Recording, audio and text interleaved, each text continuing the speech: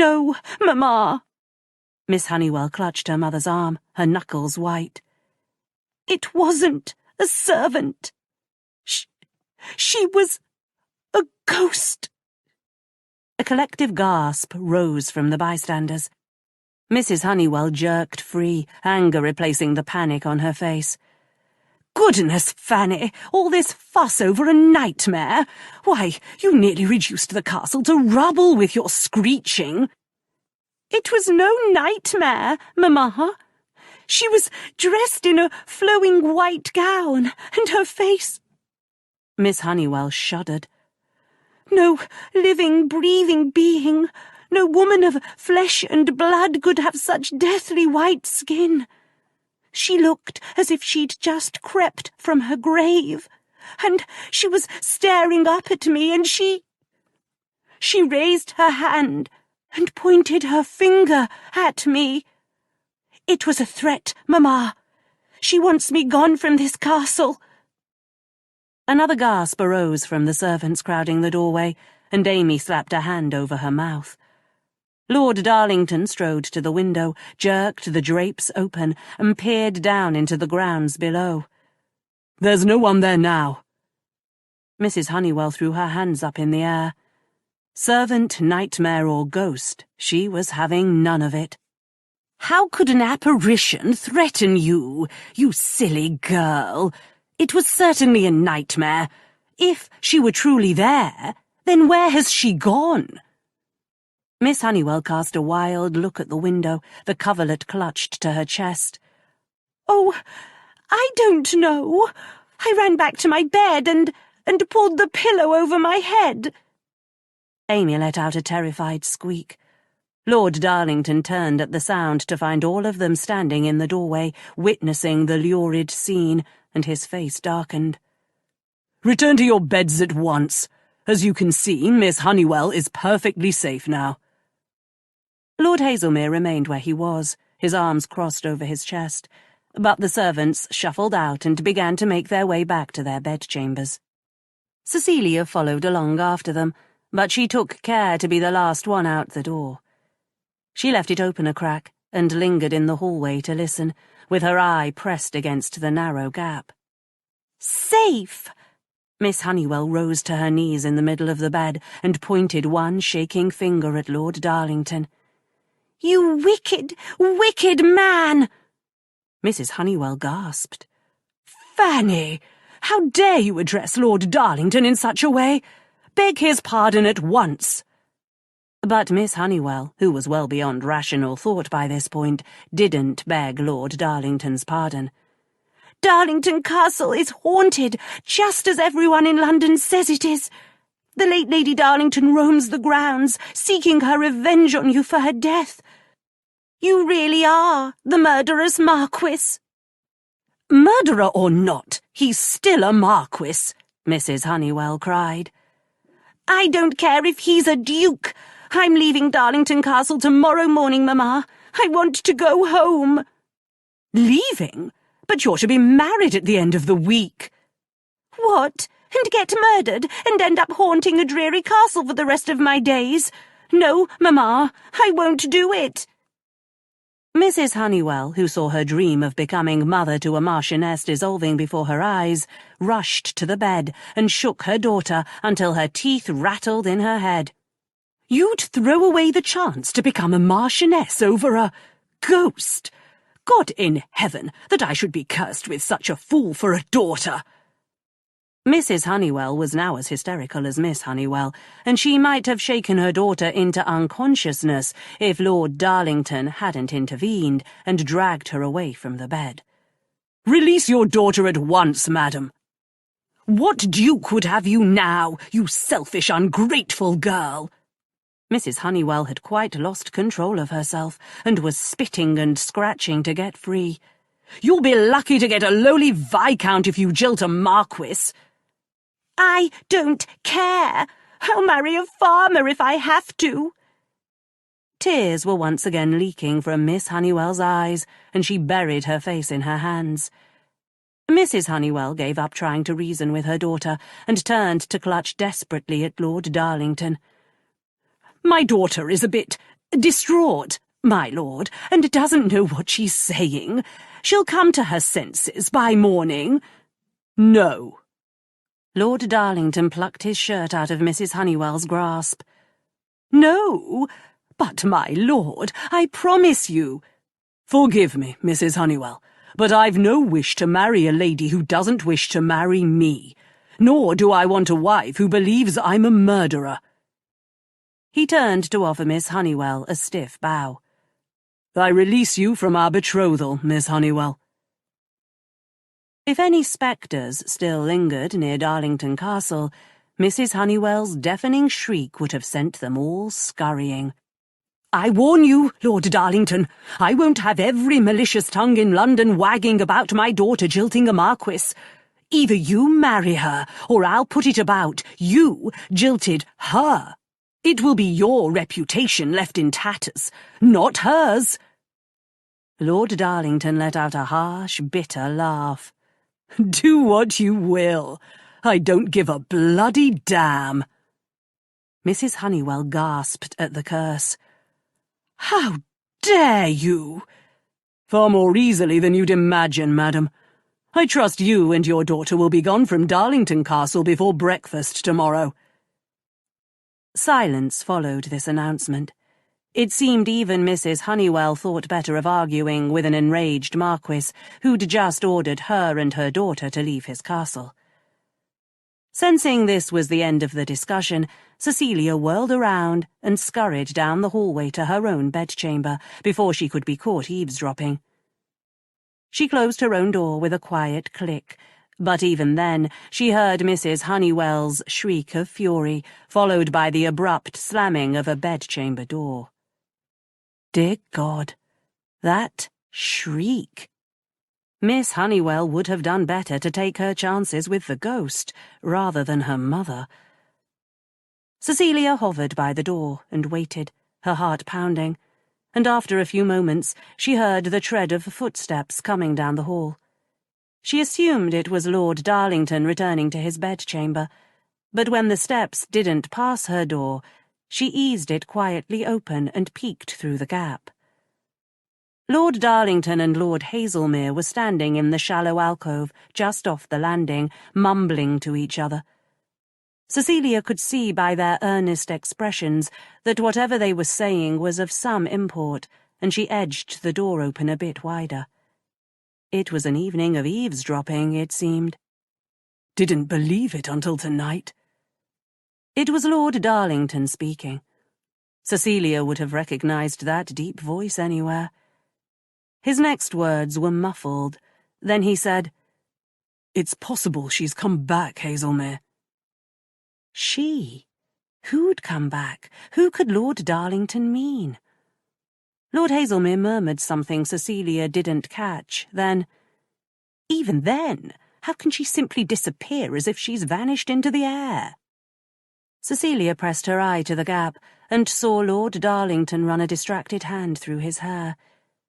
He said something else, too low for Cecilia to hear, then, "Knows the area better than I do." Lord Hazelmere made a frustrated sound and mumbled a few words in reply. Cecilia held her breath, her ears straining. Oh, why couldn't they speak clearly? "Nowhere to start. Ground's too extensive." Dear God, it was maddening. Cecilia caught her tongue between her teeth to keep herself from shouting at them to speak up. "Unstable, Hazelmere. Miss Honeywell's story. Go after her." Unstable? Cecilia's hands curled in an agony of frustration. Go after who?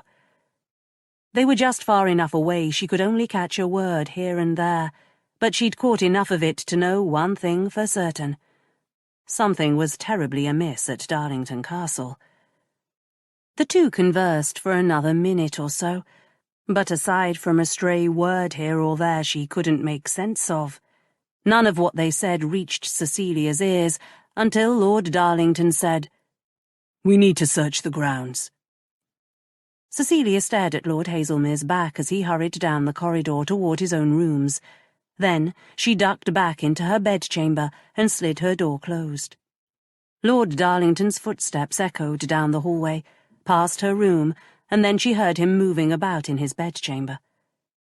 She crept toward the connecting door. She didn't dare open it, even a crack, but she could hear rustling on the other side, then the thud of boots across the floor. His bedchamber door creaked open, footsteps strode down the hallway, and then silence. Cecilia took a stumbling step back from the door, her thoughts in turmoil. She, they'd said. She, over and over again. But the only she Cecilia knew of who was in any way involved in this mystery was the Marchioness of Darlington. The dead Marchioness of Darlington. Was this a mystery, a ghost story, or a nightmare? Cecilia no longer knew, and there was only one way to find out the truth. Follow Lord Darlington and Lord Hazelmere. Not tonight. She couldn't leave Isabella alone, but she'd seize her chance when it presented itself. Tomorrow, perhaps, or the night after. Until then... She glanced over her shoulder at Isabella, who was still curled up on her side, fast asleep in her bed. Cecilia started toward her, but she paused when her gaze fell on the connecting door between her room and Lady Darlington's forbidden bedchamber. Her heart took up a dizzying, pounding rhythm inside her chest. She pressed her palms flat against the wall at her back, as if that one small act of retreat might be enough to keep her from moving toward Lady Darlington's door. What did she think she'd find on the other side of it? Some mystery Lord Darlington was hiding, some lie he'd told. A white lady or a missing marchioness, a pile of bones secreted away inside the stone walls, or Lady Cassandra, alive and well and tucked under her coverlet as if she'd been there all this time, simply waiting for someone to discover she wasn't dead after all. It was madness, utter madness, and yet... Even as everything inside her rebelled at it, Cecilia's feet were moving across the floor, every step taking her closer to the bedchamber she hadn't entered since the night Lord Darlington had caught her there. She'd promised never to enter it again, but it seemed she was every bit the liar he'd accused her of being, because despite that promise, she grasped the latch, the cold iron burning an imprint into her hand, and then she was turning it and pushing the door open, and it was too late to pray it would be locked as it was meant to be, and too late to change her mind and keep her promise. She'd already broken it. Without knowing what she was searching for, without knowing whether she hoped or dreaded she'd find it, she crept forward until she passed over the threshold and into Lady Darlington's bedchamber. She paused at the door, pulling her shawl tighter around her against the sudden cold, and waiting for her eyes to adjust to the darkness. Once they did, her breath left her lungs in a painful whoosh. Nothing had been touched. There wasn't a single item out of place. It looked precisely as it had the last time she'd been in here. The drapes were pulled across the windows, the silk bed hangings arranged against the posts, the coverlet undisturbed by a single wrinkle, and the dressing table with a few jewelled hairpins scattered across the polished surface. Hairpins? Had those been here the last time? Cecilia didn't remember there being anything on the dressing table. She crossed the room, plucked up one of the pins, and turned it between her fingers. They were a delicate silver filigree with tiny, winking sapphires at the end. No, she didn't remember these, but she might have overlooked them. The room had been dark, and she'd been distracted by Seraphina at the time. Seraphina, and then shortly after that, Lord Darlington. She set the pin down on the dressing table where she'd found it, but as she turned back toward the door, the tip of her bare toe nudged up against something. At first, she thought it was the chair leg, But when she leaned down and peeked under the dressing table, she saw a pair of richly embroidered blue satin slippers there, lined up neatly side by side, as if their owner would return at any moment and slip her feet into them. Their owner being Lady Darlington. The late Lady Darlington. Cecilia snatched her foot back, a sudden chill creeping up her neck as she turned to the dressing room on the other side of the bedchamber. She bit her lip, hesitating. There was no logical explanation why it should be so, but some inexplicable instinct was luring her toward that dressing room, urging her to explore the massive clothes press inside. This is madness. No good ever came from poking about in other people's closets. But even as her brain warned against it, Cecilia was already crossing the room, easing the door of the clothes press open and peeking inside. It was dark, but a flutter of something caught her attention. It looked like a fold of silk or satin, very much like the skirt of a gown. No, it's impossible. She reached out a shaking hand, her heart pounding. It can't be. It can't. She broke off on a gasp as her fingertips met a fold of smooth, slippery silk. No, she couldn't be seeing what she thought she was seeing. But she was. It was there, as plain as day. An elegant blue silk ball gown was hanging on its own special hanging rack, inside the clothes press. Cecilia stared at it with her feet rooted to the floor. A blue silk ball gown, embroidered slippers, and jewelled hairpins, all appearing in the Marchioness's bedchamber as if by magic. She didn't remember any of these things being here before, but mightn't she have missed them the first time? The hairpins were easily overlooked, and the shadows under the dressing table would have made it impossible to see the slippers from the door. But a blue silk ball gown? Surely she would have noticed that the first time she'd ventured into Lady Darlington's bedchamber. It seemed too substantial a thing for her to have missed. Cecilia's mind raced back to that night. She'd heard the strange scratching sound and found the bedchamber unlocked. She'd followed the sound into the dressing room, and from there to the clothes press. She'd eased the door open, and Seraphina had leapt out, frightening the life out of her, and Cecilia had chased the cat into the bedchamber without sparing the clothes press another thought. No, she'd never taken a good look inside. She couldn't be certain the gown hadn't been there all along. Of course it must have been. It was the only thing that made any sense. The only other explanation, that someone had brought the hairpins and the shoes and the gown into Lady Darlington's bedchamber since the last time Cecilia had been here, made no sense at all. Unless... Cecilia swallowed. Perhaps the villagers had been right about one thing, that the Marchioness of Darlington was back, but they'd been wrong about another. Perhaps she wasn't a ghost. Cecilia didn't believe in ghosts, or she hadn't, but there were only two explanations for the events of tonight, both of them appalling. It was either one nightmare or the other. Either ghosts truly did exist, and the White Lady was haunting Darlington Castle just as the villagers claimed she was, or Lady Darlington wasn't dead after all. She was here. Gideon couldn't see her face, and he couldn't hear her voice or the echo of her footsteps. He didn't catch her scent floating on the frigid night air, but sight, sound, and scent were no longer of any use to him, now he was chasing a ghost. Not that they'd ever been much use to him, really. A man's senses could deceive him with tragic results.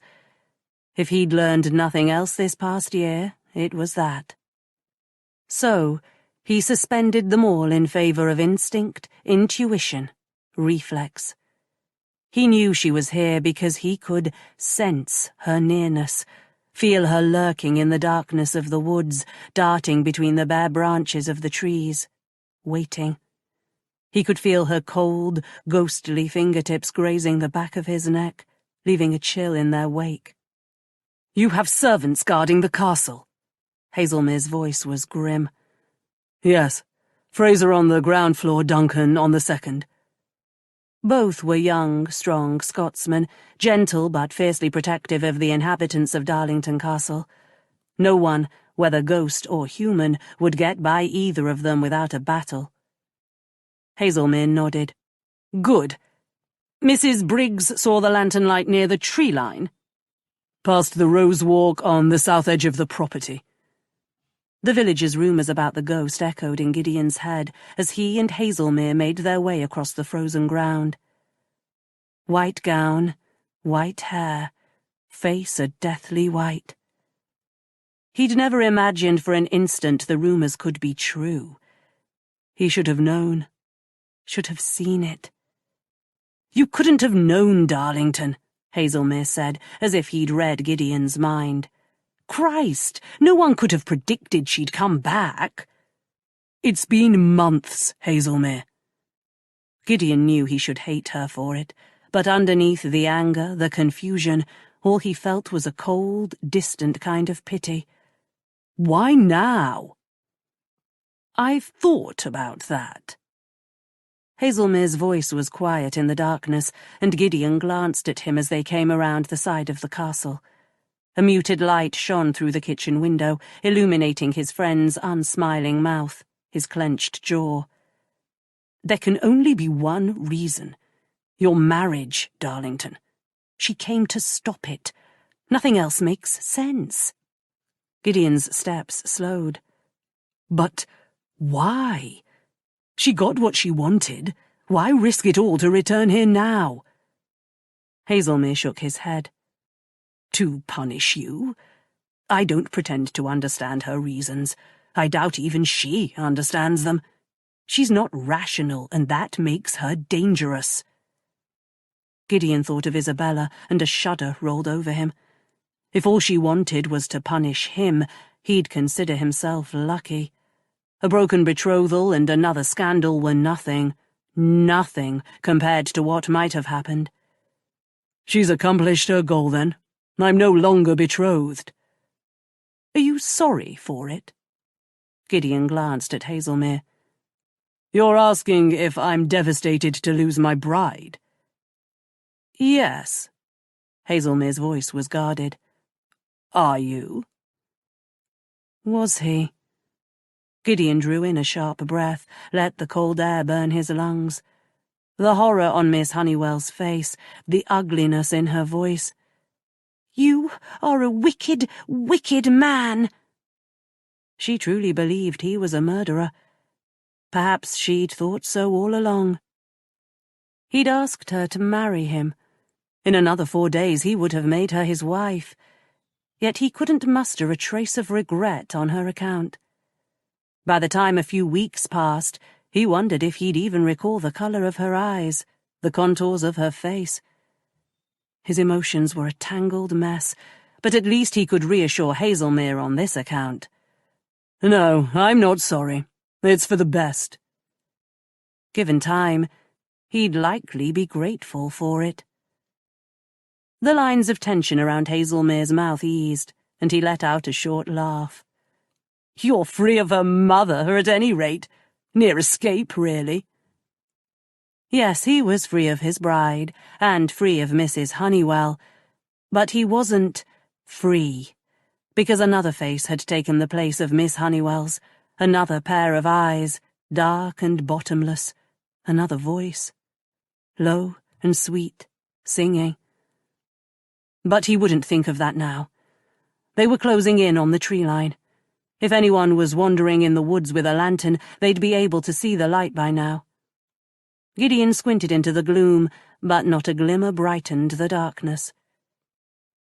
He and Hazelmere tramped through the woods for some time, bare tree branches tearing at their coats, frigid fingers of wind creeping under their collars, but there were no poachers or pranksters hidden among the trees. No white lady with a face as pale as death, her white gown trailing along the forest floor.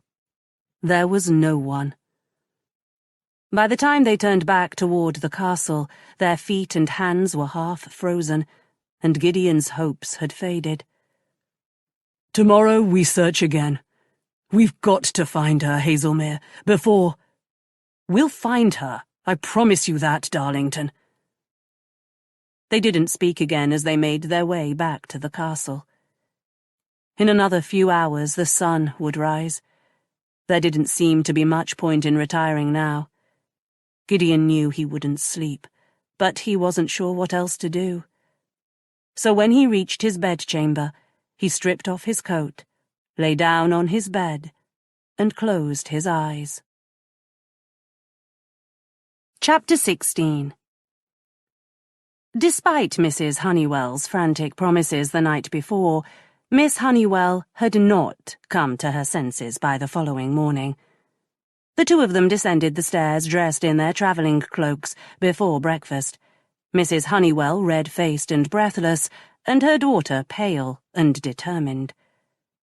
Gideon had been informed of their imminent departure and had dragged a reluctant Hazelmere with him into the entrance hall to bid them goodbye.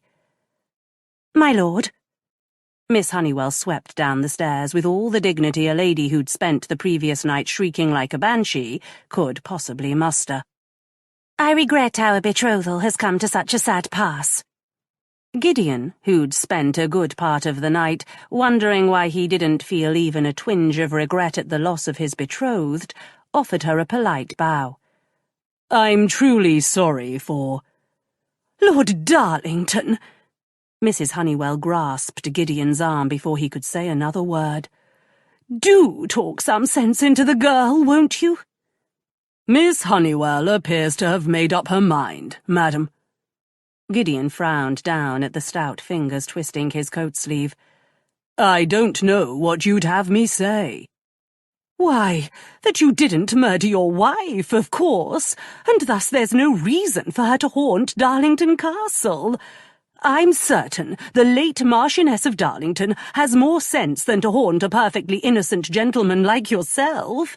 It's all a terrible misunderstanding." "I beg your pardon, madam, but I believe your daughter has made herself quite clear on that matter." Hazelmere, who'd had more than enough of Mrs. Honeywell, spoke through clenched teeth. "She believes Lord Darlington to be a murderer. Given the circumstances, I can't think why he'd wish to marry her, even if she did change her mind." Miss Honeywell glared at Hazelmere, then drew herself up stiffly. "Indeed, Mamma, you waste your breath." Mrs. Honeywell looked between the three stony faces and threw her hands up in the air. "You're a great fool, Fanny, and you'll be made to realize it soon enough when we return to London and no one who matters will deign to speak to you. But, as you say, I've wasted enough breath on you and shan't say another word on the matter." With that, Mrs. Honeywell swept out the front entrance in a dramatic swirl of skirts, marched across the drive, and with her coachman's assistance, heaved herself into the carriage. Fanny followed after her mother without a backward glance. Gideon and Hazelmere trailed after them and watched as the coach rounded the curve at the end of the drive and vanished from sight. "I'd wager my pair of matched bays Mrs. Honeywell will find she has a great deal more to say on this matter after all." Hazelmere turned to Gideon. "What say you, Darlington?" Gideon shrugged. "Only that I'm glad I'm not Miss Honeywell. Unless she marries a duke, her mother will be berating her for losing a marquis until she's old and grey. Better to marry a murderous marquis than die a spinster." Hazelmere snorted. "I can't say I'm sorry to see them go. Miss Honeywell seems a tolerable enough young lady, but she's rather dim, and God knows my most terrifying nightmare pales in comparison to her mother." Gideon ran a hand over his jaw, thinking. "We have one fewer thing to worry about now they're gone. But we both know Miss Honeywell didn't imagine that ghost lingering outside her window last night." That business with the moaning and pointing is more difficult to credit, especially given Miss Honeywell's hysterical state when we reached her bedchamber. She might have imagined it. No, Gideon blew out a breath. I don't think she did. It's obvious why our white lady would want to chase off Miss Honeywell. Well, she's gone now. Perhaps that will be the end of it. Hazelmere was doing his best to sound hopeful, but he wasn't any more persuaded by this argument than Gideon was. Miss Honeywell's departure wouldn't be the end of this. They both knew it, and Gideon couldn't allow any of his household to be put at risk. We can't take that chance, Hazelmere. Darlington Castle has seen too much tragedy as it is. It ends here. Indeed. Well then, we'll simply have to find your ghost, won't we? Gideon glanced up into the pale grey sky. The few rays of feeble sunlight that pierced the thick cloud cover hanging over the castle turned everything a strange, eerie white. Light snowflakes drifted down, the icy pinpricks hitting Gideon's upturned face. He turned back toward the entrance hall. I'll ask Mrs. Briggs to gather the servants, and tell them there will be no wedding. Hazelmere chuckled. They likely knew that even before you did, Darlington. Servants always know everything. Gideon dragged a hand down his face. It was true enough, and he'd wager one of his servants knew more than the others. I don't want anyone wandering into the grounds at night until we've put this matter to rest. What do you intend to do? Make a few changes to the sleeping arrangements. And one of his servants wasn't going to like it. She wasn't going to like it at all. You've assigned a guard to watch my bedchamber door. Cecilia stared up at Lord Darlington, certain she must have misunderstood him. Not a guard, Cecilia, a footman, and Duncan will remain in the hallway outside your bedchamber only at night. You may move about the castle as you always do during the day. Cecilia crossed her arms over her chest. But I'm to be a prisoner every night, and afforded no more freedom than a criminal at Newgate? Very well, it was a bit of an exaggeration. She didn't believe Lord Darlington was trying to imprison her, exactly, but he was hiding something. A ghost, an undead wife, a misplaced marchioness. He was chasing someone throughout the castle grounds. How curious you should assume Duncan is there to keep you in, Cecilia, rather than everyone else out. Though, now you ask, he went on, holding up a hand for silence when she would have interrupted. Perhaps it will keep you out of trouble as well. Cecilia pinched her lips together. I don't require Duncan lurking outside my bedchamber door to keep me out of trouble, my lord. You wouldn't think so, would you?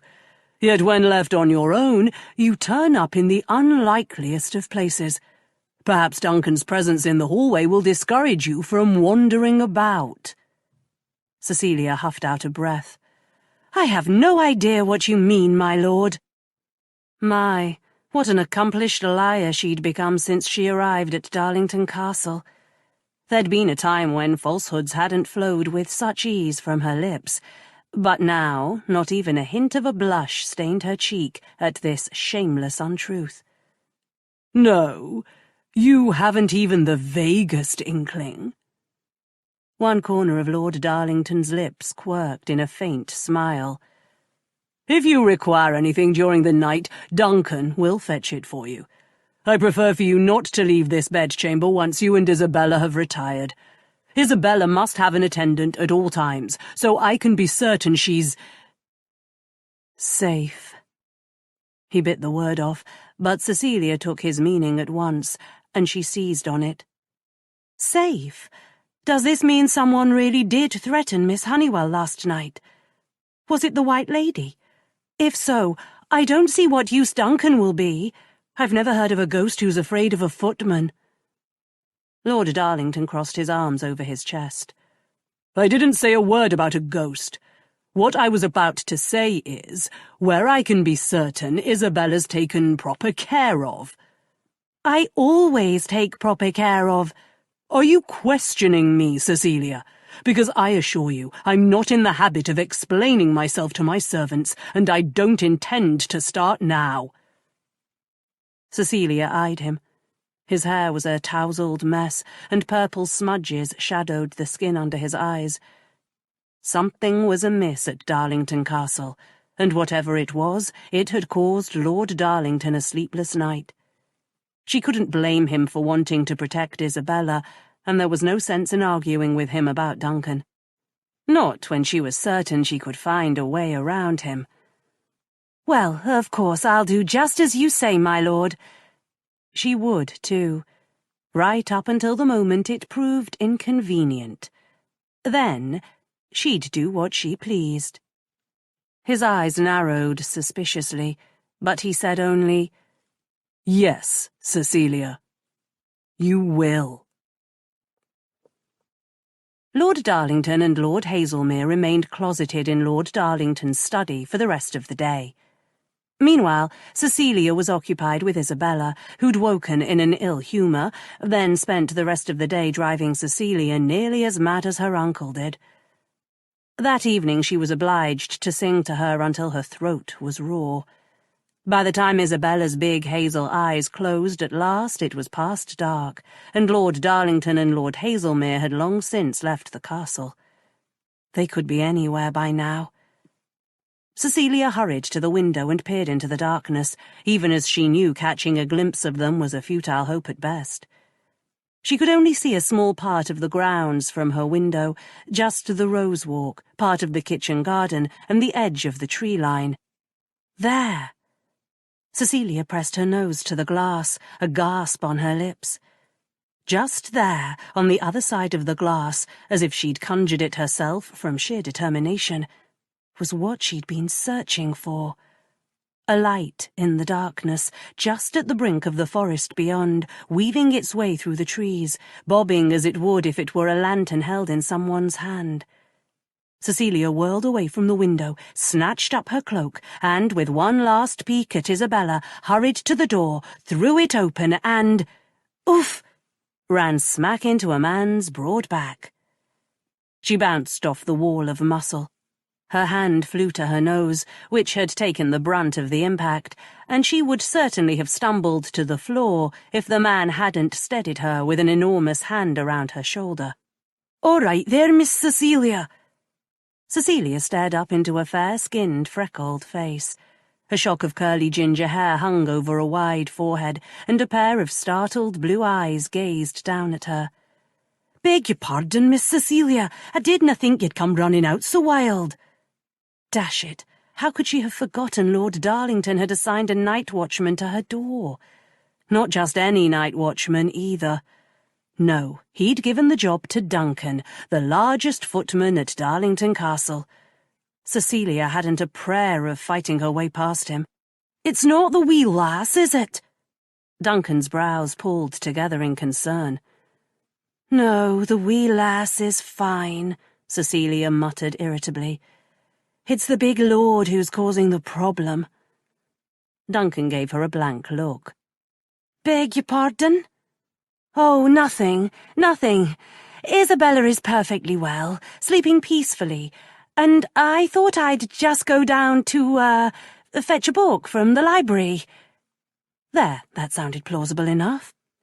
"You're taking your cloak to the library with you?" Duncan glanced down at the cloak clutched in her hands, then back at her face, his red eyebrows lowered. "Well, it does get rather chilly in the library at night, so—" "Nay, Miss Cecilia, his lordship warned me you'd try to sneak past. He made me promise not to fall prey to any tricks." "Tricks?" Cecilia's usually mild temper began to burn, and she grew more determined than ever to discover what was happening on the castle grounds.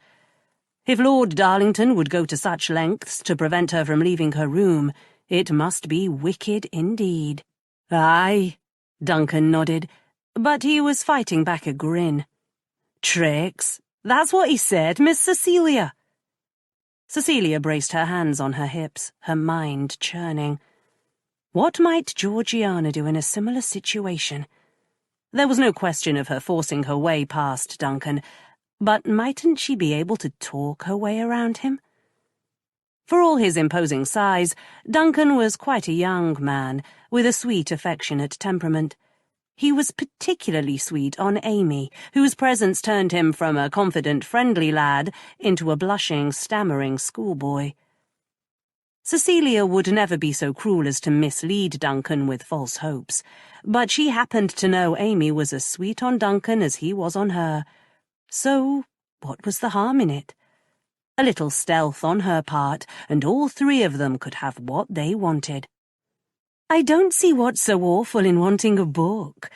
I saw a copy of Mrs. Radcliffe's The Mysteries of Udolpho on a shelf when I was down there earlier, and I promised Amy we could read a bit of it together tonight, once Isabella fell asleep.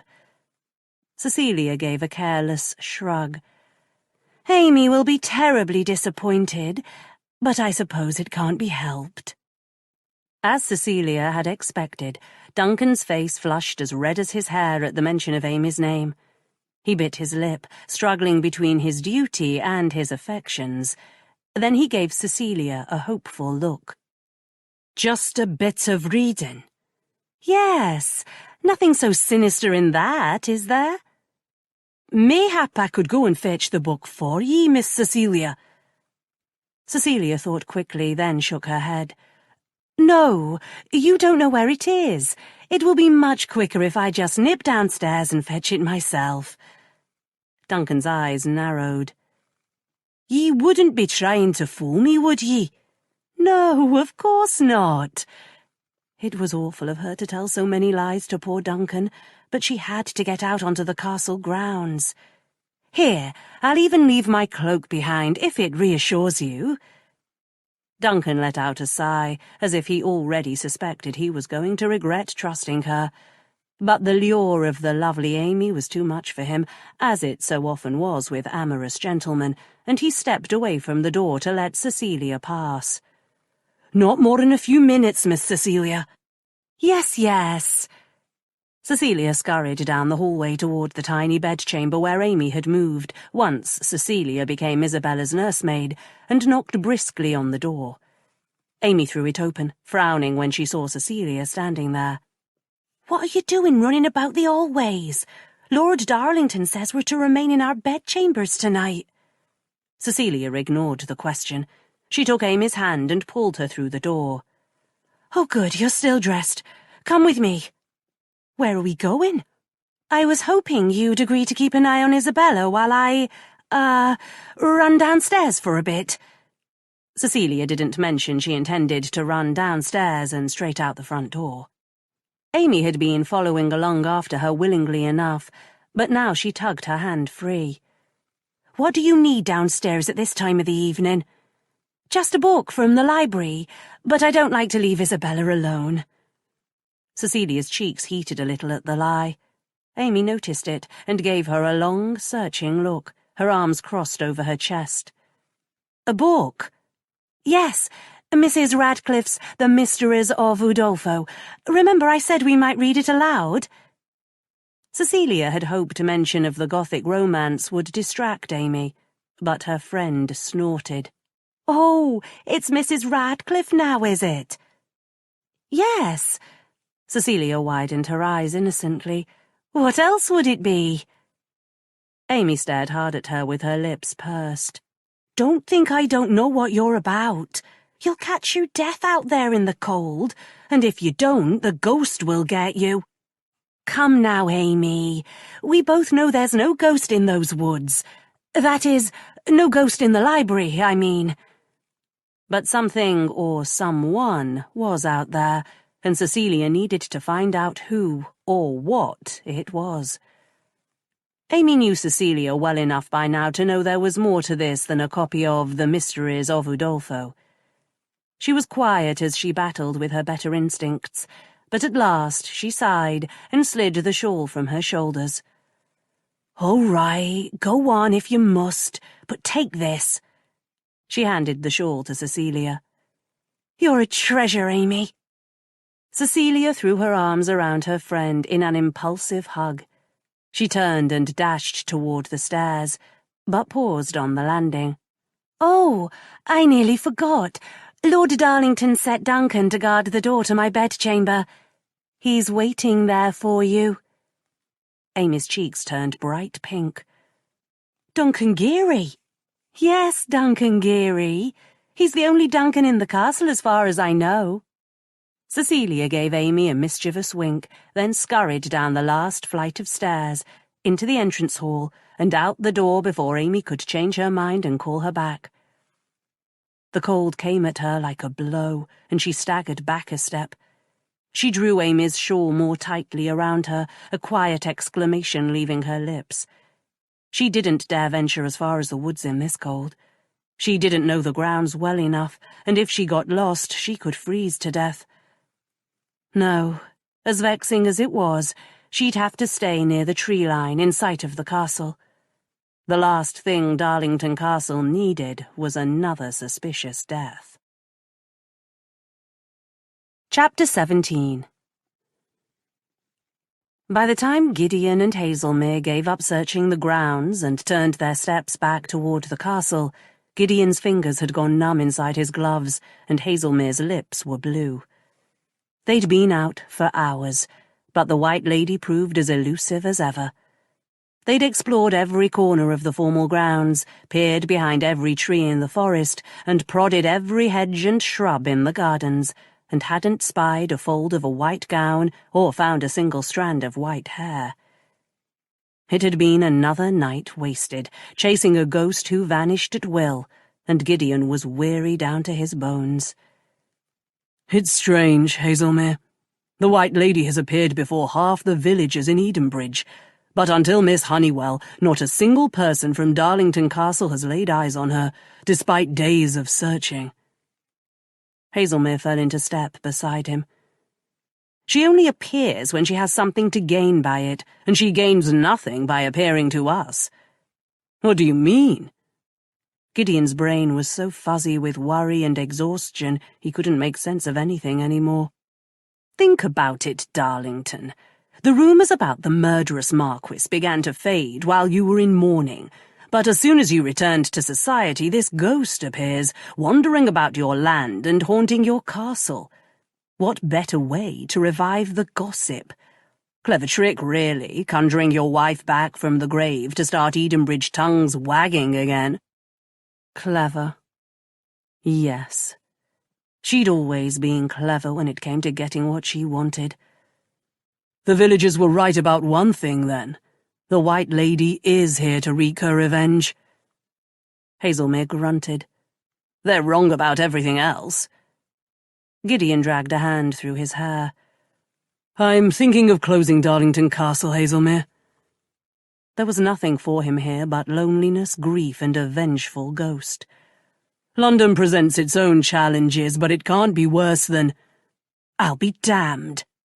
Hazelmere came to a dead stop, his gaze locked on the castle. Darlington, look! There, on the south side of the castle, near the kitchen garden. I thought I saw something. Gideon peered into the darkness, the skin on his neck prickling. What was it? Hazelmere's gaze met his. A flash of something white. Neither of them said another word as they crept from the far end of the rose walk toward the castle. Closer. And closer. There! Hazelmere's voice was low, urgent. By the gate. Do you see it? Gideon went still, every one of his senses screaming to attention. He squinted into the darkness, waiting, one moment crawling after the next, and then, to one side of the kitchen garden gate, just where Hazelmere had said, he caught a glimpse of something white fluttering in the wind. He and Hazelmere stole forward in silent accord, the frosty grass slippery under their boots, and crept toward the gate.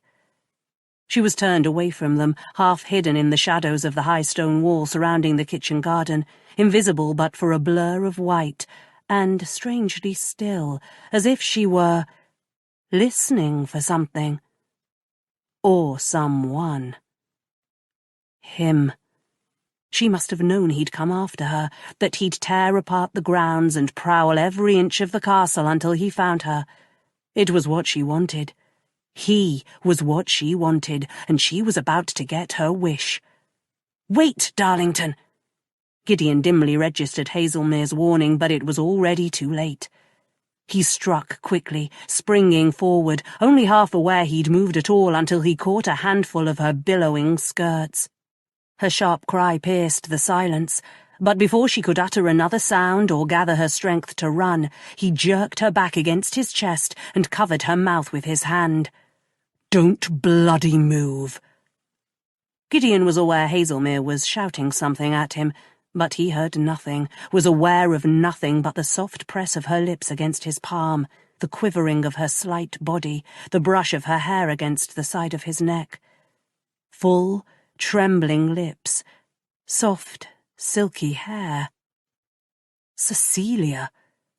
Not a ghost, not the White Lady, but Cecilia. He'd only held her once before, had never inhaled her scent, but somehow he knew the feel of her in his arms. "It's all right. I'm sorry. I won't hurt you, Cecilia," he murmured as she trembled against him.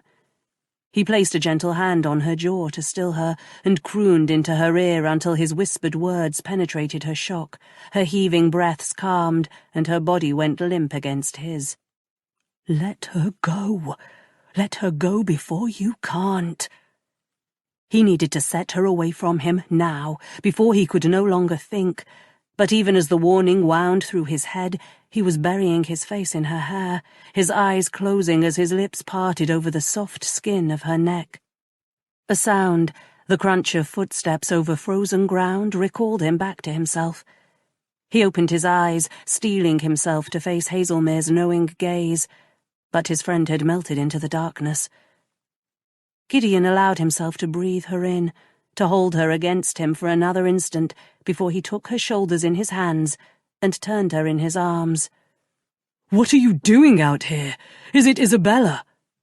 "No, Isabella's fine."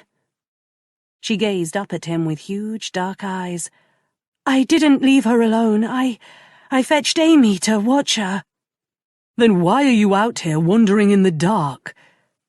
Gideon's fingers tightened on her shoulders as fear gripped him, squeezing his throat. What if the alleged ghost had come across Cecilia out here? "Did it even occur to you it isn't safe to be out here alone?" "I'm not alone.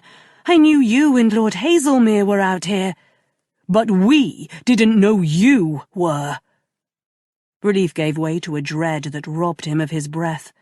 "Damn it, Cecilia. When I saw someone moving in the garden, I thought you were—" Gideon dragged a frantic hand through his hair. "I might have hurt you." "No, you wouldn't. You'd never intentionally hurt—" "Don't you understand? I'd have done it thinking you were someone else." Gideon covered his eyes with his hand. "I told you to stay in your bedchamber, but you followed us out here onto the grounds even after I'd forbidden it." "You never forbade me to—" "Stop it, Cecilia. You know damn well I don't want you out here. Why do you think I put Duncan on your door? To keep you and Isabella safe. I shouldn't have to tell you not to sneak about the grounds at night alone, in the dark. Haven't you any sense at all?" Cecilia's fingers curled into his coat. "I wasn't—" "But you're not accustomed to following orders, are you? You're no servant." Gideon jerked her into his arms and tugged her against his chest, the last vestiges of his control dissolving like mist in the frigid night air. He was no longer betrothed, and she was in his arms, warm and soft and tempting. Her scent enveloped him as his lips skimmed her temple, and he couldn't stop himself from burying his face in her hair again. "I knew it the first moment I saw you. I should have sent you away then, but I couldn't bear to—" "What?" She gazed up at him, searching his face. "What couldn't you bear?" "To let you go." He'd told himself over and over he was betrothed, that it was wrong of him to want Cecilia, that he could never have her. He'd tried to stay away from her, not even to look at her, but with every day that passed he only wanted her more. "Why did you come to Darlington Castle? What do you want from me?" She braced her hands on his chest, her eyes dark and wild as she gazed up at him. "I just want the truth, Gideon. I want you to tell me the truth." His eyes dropped closed at the sound of his name on her lips, and for that one blissful moment, when her body was pressed against his, he wanted to tell her everything. Everything he knew, everything he suspected, everything he wished he could forget. He wanted to take her to his bed and lose himself in her until her gasps and cries chased the darkness from his mind, and he could pretend he was like any other man, if only for a few hours. But his truths were twisted and ugly, and they his alone to bear. "No, you don't. You don't know what you're asking for. You don't want that darkness in your head." "What darkness?" She tore free of him then with such suddenness, Gideon was left with his arms still out, clutching at air. "What's happening at Darlington Castle, Gideon? Who did Miss Honeywell see from her bedchamber window? Was it a ghost, the ghost of your dead wife? Or is she not really dead after all?" "What?" He stared at her, shocked. I don't understand." "Is your Marchioness truly dead, Gideon? Or have you been chasing her all this time?" Cecilia's voice dropped to a whisper. "Is her death a lie, or part of some twisted game? Is it true, what the villagers in Edenbridge whisper about you?" "Are you asking if I'm a murderer?" Gideon's arms fell to his sides, his body going still. Do you truly believe that of me, Cecilia?" "No, I don't know. I don't know what to believe anymore. But I know something is terribly wrong at Darlington Castle. The villagers say no one ever saw Lady Darlington's body. They say you murdered your wife and denied her a proper burial. Is she hidden in the walls of Darlington Castle, Gideon, as the villagers claim she is?" The air seemed to grow darker and colder around Gideon then. A chill rushed over his skin, skeletal fingertips that left a thin layer of ice in their wake. It didn't occur to him Miss Honeywell, his betrothed, the woman he'd intended to marry, had accused him of the very same crime a day earlier. She didn't matter. Miss Honeywell, her mother, his broken betrothal, none of it mattered.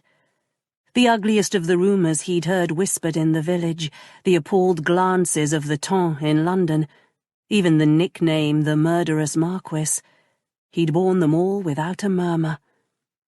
But nothing had ever hurt him as much as Cecilia's words did. They flayed him open like the strike of a whip, tearing through the scars there and opening the raw, bloody flesh beneath. All the ugliness, all the lies and loss of the past year, the grief and the pain and the betrayals came oozing out of the gaping wound, threatening to drown him. And this time, it did matter. Because this time, it was her. So, for the first time since Cassandra's death all those months ago, Gideon clawed his way free of the blackness. With quick, jerky movements, he stripped off his coat, draped it around Cecilia's shoulders, then took her hand. "Come with me." Cecilia's eyes went wide. "What? Where are we going?" "You said you wanted the truth." Without another word, Gideon led her from the kitchen garden gate into the rose walk. "Gideon, where are you—" Cecilia broke off with a gasp as she stumbled against him in the darkness. Gideon didn't slow, but he wrapped his arm around her shoulders, leading her farther and farther into the grounds, the grass crunching under their feet, their steps seeming endless to Gideon, until at last the rough outlines of Darlington Chapel emerged from the darkness, the tall, narrow spire rising into the sky. They passed under the arch with the enormous cross at its peak, then through the stone gate. Gideon's throat closed as he led Cecilia through the tiny churchyard to the neat row of graves at the back, where centuries of Darlington marquises and their families had been laid to rest. Each one was marked by a tombstone with the deceased's name and the dates of their births and deaths carved into the white marble. Here lies, departed this life, in loving memory. "Read them," Gideon commanded, his voice low and hoarse. Nathaniel Theophilus Rhys, the 4th Marquess of Darlington. Cecilia turned to him uncertainly, and he nodded at the next gravestone. Diana Caroline Rhys, the 4th Marchioness of Darlington. Her voice was so hushed, Gideon had to lean closer to hear her. My aunt and uncle, my father's elder brother and his wife. Who else, Cecilia? Nathaniel Theophilus Rhys, Cecilia read, her voice not quite steady. 5th Marquess of Darlington, and Frances Isabella Cornelius Rhys, 5th Marchioness of Darlington. My mother and father, Gideon said tightly. All the firstborn males in the family bear the same name. Keep going.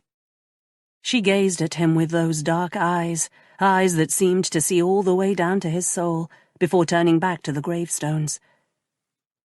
Nathaniel Theophilus Cornelius Rhys, 6th Marquess of Darlington. The chasm in Gideon's chest grew wider as he stared down at Nathaniel's grave. My brother, he said quietly. My father added my mother's maiden name to his. Gideon's lips felt numb, his mouth dry. The next grave, Cecilia. Whose names are carved onto that headstone? Cecilia's gaze followed his, moving over the names carved into the marble, and he knew it, could see in her sudden stiffness and the pained sound that ripped from her throat the moment she saw it and realized the truth. Read the names, Cecilia. Read them aloud. She gazed down at the headstone, lines of pain and grief etched into her pretty face, and then, to Gideon's shock, she knelt down on the frozen ground, heedless of the cold, hard surface abrading her knees, and traced one finger over the names carved into the stone.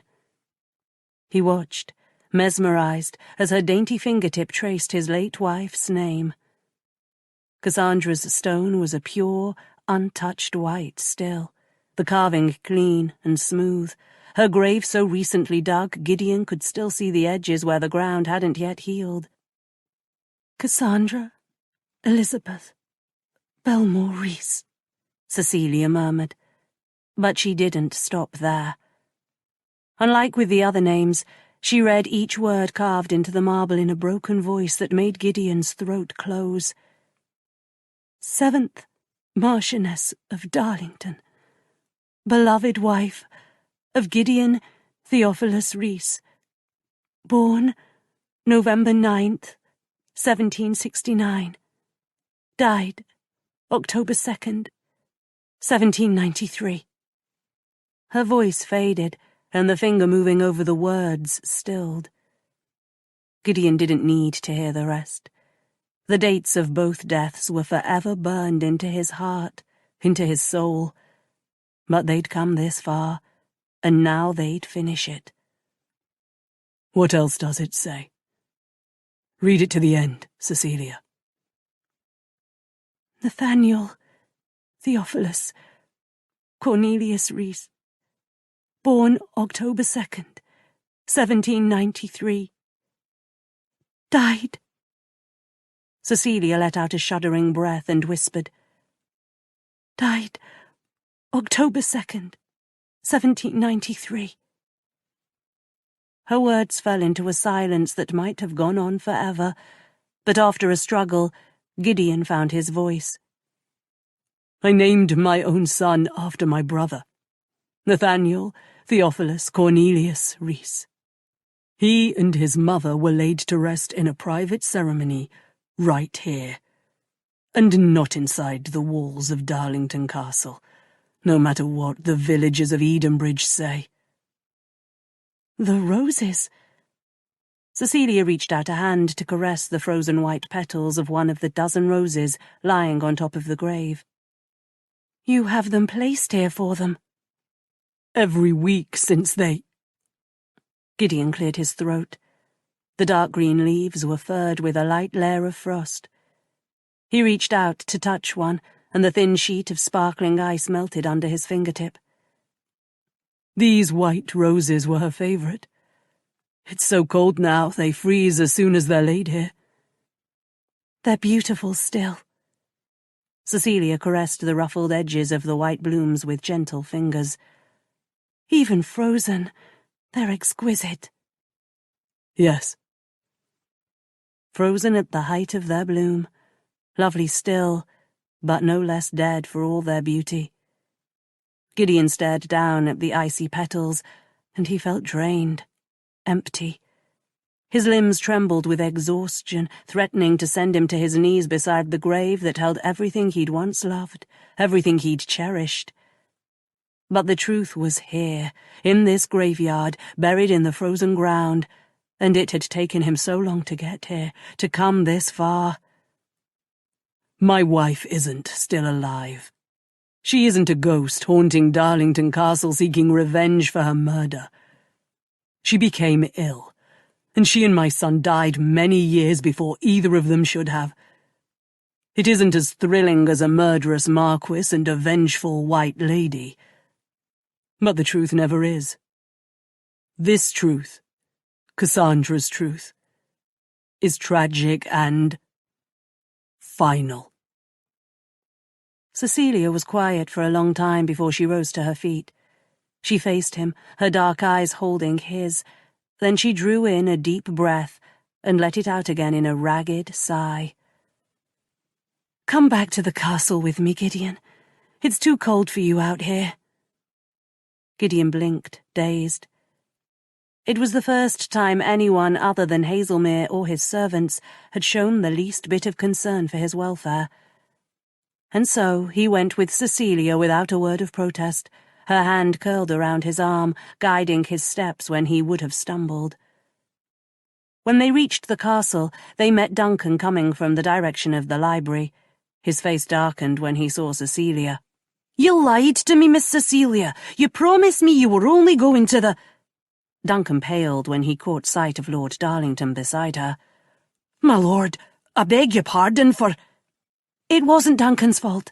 I did lie to him. Cecilia darted an apologetic glance at the footman. I'm sorry, Duncan. Go to your bedchamber, Cecilia. Gideon nodded toward the staircase. Unless the castle catches fire, I don't expect you to leave it again tonight. She gave him an uncharacteristically meek look and moved toward the stairs, her hand dropping away from his arm. Yes, my lord. Come with me, Duncan.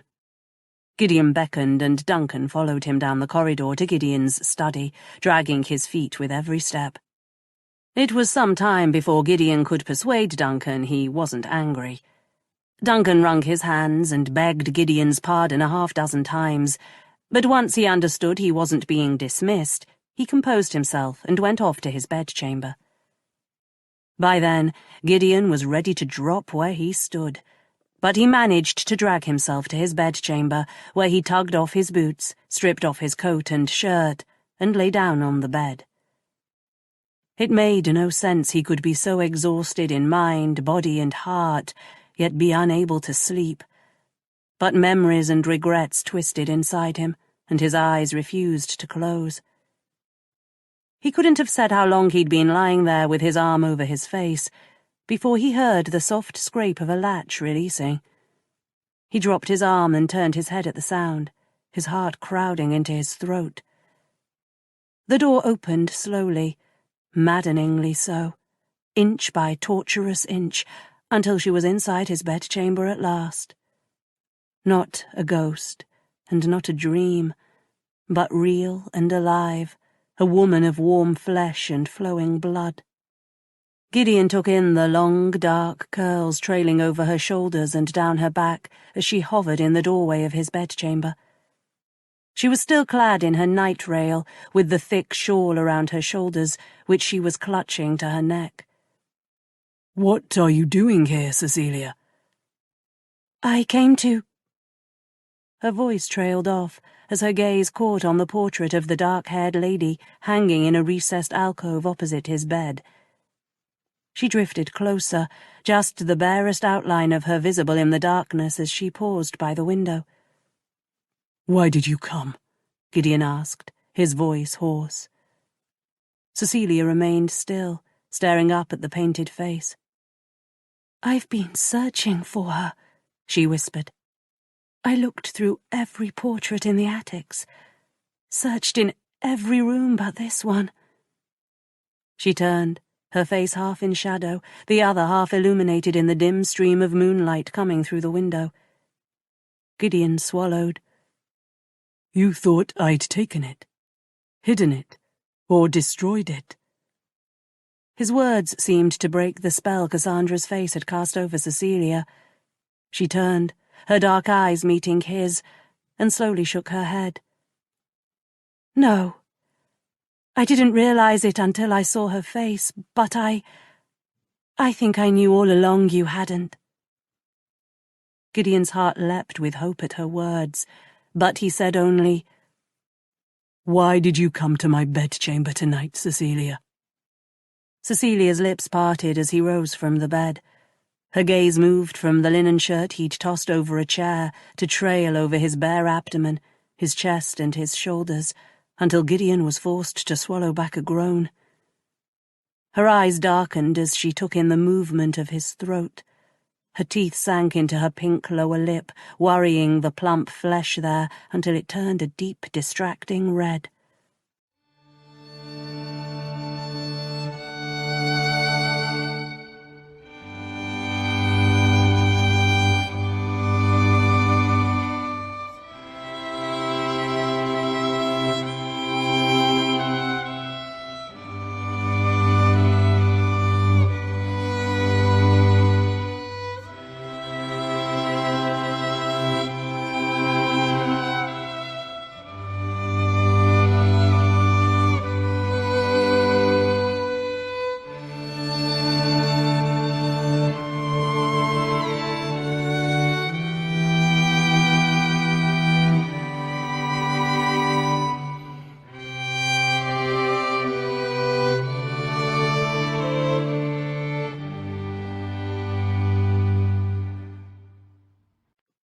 "I asked you a question."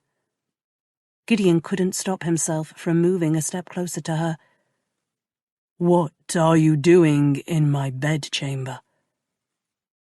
She was so close he could feel the warm drift of her breath over his neck, her scent of soap and clean linen teasing his nose. "I was worried about Duncan. He didn't do anything wrong. I misled him into thinking—" "You've no need to worry about Duncan. I'm aware you lied to him. Is that all, then? Or is there some other reason you entered my bedchamber?" She jerked her gaze away from his body, her eyes finding his, but by then it was too late. He'd seen the flush in her cheeks, the catch of her breath, the way her pulse quickened in her throat. Her dark eyes moved over his skin like a caress, and God forgive him, but he wanted her eyes on him. He wanted her to look at him, to see him. Wanted her to want him. I thought I should return your coat."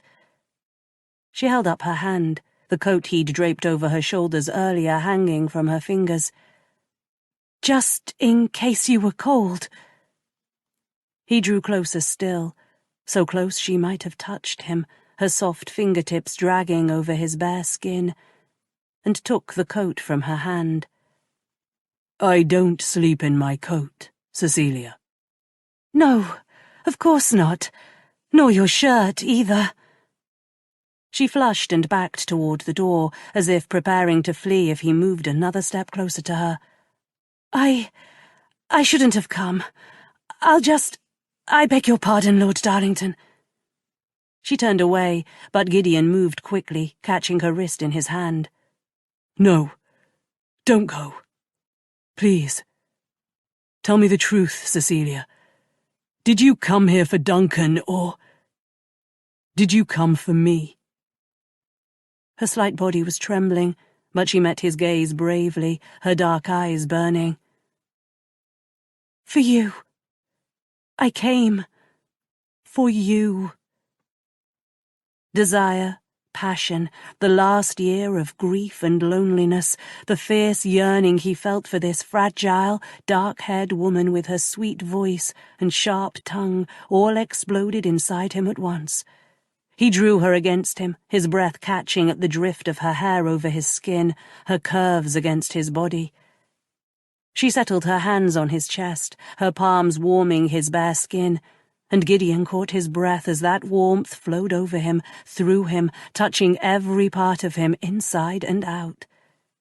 He went still, closing his eyes, savouring the feel of her soft hands on his chest, his shoulders, his neck and face. "Gideon, look at me." Gideon's stomach jumped at that sweet voice, a voice he'd come to crave, lower now than when she sang, with a hint of huskiness. He opened his eyes to find she'd risen to her tiptoes and was gently urging his face down, closer to hers, her dark eyes on his lips. He caught his breath on a moan when her lips found his. Her kiss was hesitant, shy, as if she'd never kissed a man before and wasn't quite sure how to do it. But the soft, damp drag of her full mouth against his made his lower belly clench with want, and nothing mattered then but getting closer to her. "Your mouth is so sweet, Cecilia." He wrapped his arms around her waist and lifted her against him so he could take her mouth more deeply. Her shawl fell to the ground, leaving her in just her night rail, and he gathered her closer, a broken groan tearing from his lips. God, it was maddening, the way her rounded hips fit into his hands and the line of her delicate thighs pressed against his. Did she know what it meant, that he was this hard for her? "Cecilia, wait, sweetheart." But Cecilia didn't wait. She pressed a kiss behind his ear, then trailed her lips lower, her teeth grazing his neck before she pressed an oddly chaste kiss to the vulnerable notch of his throat. Gideon sank his hands into her hair, stilling her as he opened his mouth over hers, his kiss deep and wild and fierce. She gasped when he sucked her plump lower lip into his mouth, and her fingernails dragged over his sensitive flesh as her hands curled against his chest. "Shh, let me." He dragged his tongue over that pouting mouth once more before he slipped it between her lips.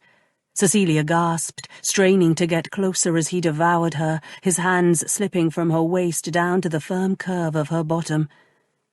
He didn't realize he'd lifted her against him, his erection cradled snugly against her soft belly, until he heard her gasp. He lifted his mouth, dazed, and realized his hips were moving sinuously against hers. "Cecilia, wait." A despairing groan tore from Gideon's lips at the loss of her, but he took her gently by the shoulders and set her away from him. "We can't. I shouldn't be. You need to go back to your own bedchamber." She gazed up at him with dark, searching eyes before shifting her hand over his heart. "Aren't you tired of being cold, Gideon? Here." She patted his chest. "Aren't you tired of being cold here?" He stared down at her, his heart beating a wild rhythm under her palm. How did she know? He'd been cold for so long, and he was tired. God, he was so tired. No one had touched him since Cassandra's death, not his body and not his heart. All that time his heart had been like those icy white roses frozen inside his chest. Months and months had passed, and all that time he'd never once been warm. He didn't need to say so. Cecilia saw the answer in his face. "Come with me." She took his hand, drew him toward the bed, and eased back the coverlet. "Get into bed, Gideon." He wanted to. God, he wanted to. But he wouldn't take advantage of the only woman who'd shown him any kindness since the murderous Marquess was born. "Just to sleep." She nodded at the bed. "I don't want you to be cold tonight." Gideon gazed into those sweet, dark eyes, and God help him, he couldn't say no.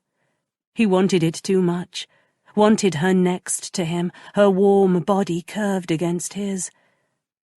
So he did as she bade him. He climbed into the bed and held his arms out to her. The coverlet rustled, the bed beneath him dipped under her slight weight, and then she was there, curled against him, her head resting on his chest. "Go to sleep, Gideon." Gideon closed his eyes, and for the first time since he'd lost his wife and son, he slept throughout the night, dreamless and warm. Chapter 18. Cecilia dreamed of anguished blue eyes and frozen white roses. The dream was disturbing in a way she didn't understand, in a way a dream never had been before, and she woke with a start, her night rail damp and a gasp on her lips.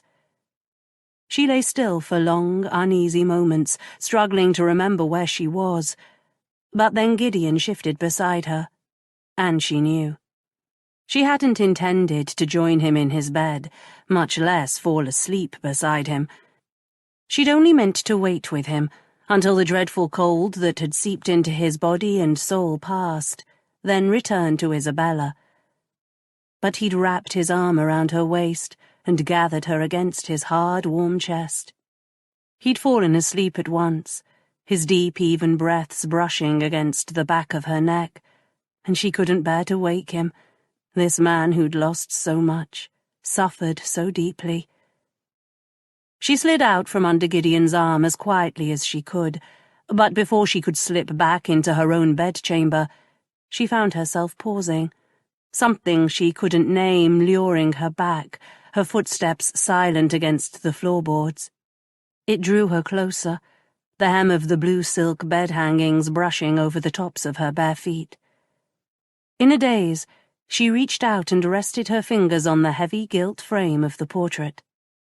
She hadn't come here for her. When she'd entered his bedchamber, she'd thought only of Gideon. It wasn't until she saw the portrait that she realized, of course, she'd be here. It was, of every other place in Darlington Castle, the only place she belonged. Lady Cassandra, the 7th Marchioness of Darlington. Cecilia edged closer, staring up at Lady Cassandra's face. Had she seen it before? There was something familiar about her features, as if Cecilia were looking into the face of a friend, not a stranger. Cassandra was fair-skinned and blue-eyed, with high cheekbones, a slender nose, and a determined jaw that was just a touch too square to be considered strictly pretty. She hadn't been a beauty like Lady Leonora, who was, without dispute, a dazzling, glittering diamond of the first water, with a face so perfect it almost hurt to look at her. Not Cassandra. The firm jaw, the kindness in those blue eyes. There was nothing about Cassandra's face that could ever hurt a soul. Lady Leonora was a blinding diamond, but Cassandra was softer, subtler, more easily overlooked, perhaps, but her beauty was deeper than her skin, like a ruby with a banked fire at its center. Cecilia stared up into the blue eyes, speechless. She felt as if she knew her, as if she'd always known her. And Gideon. She turned to look at him, her heart twisting at the vulnerability in his face, his defenselessness. The shadows in his eyes were hidden from her now, the deep lines of pain etched about his mouth relaxed in sleep. It wasn't the face of a man who'd murdered his wife. She padded on bare feet back to her own bedchamber, ready to collapse with fatigue, but it wasn't just her body that was exhausted. It was her heart, too. It gave a miserable lurch in her chest when she recalled the look on Gideon's face last night as he stood above the white marble headstone that bore his wife and son's names. Her heart might not be so heavy now if she'd done what it had urged her to do then. Beg his pardon, plead for his forgiveness for her careless words. But she hadn't known what to say, what to do, and now it felt as if the moment were gone. As if she were too late. It was still dark outside. Not more than an hour or two had passed since she fell asleep.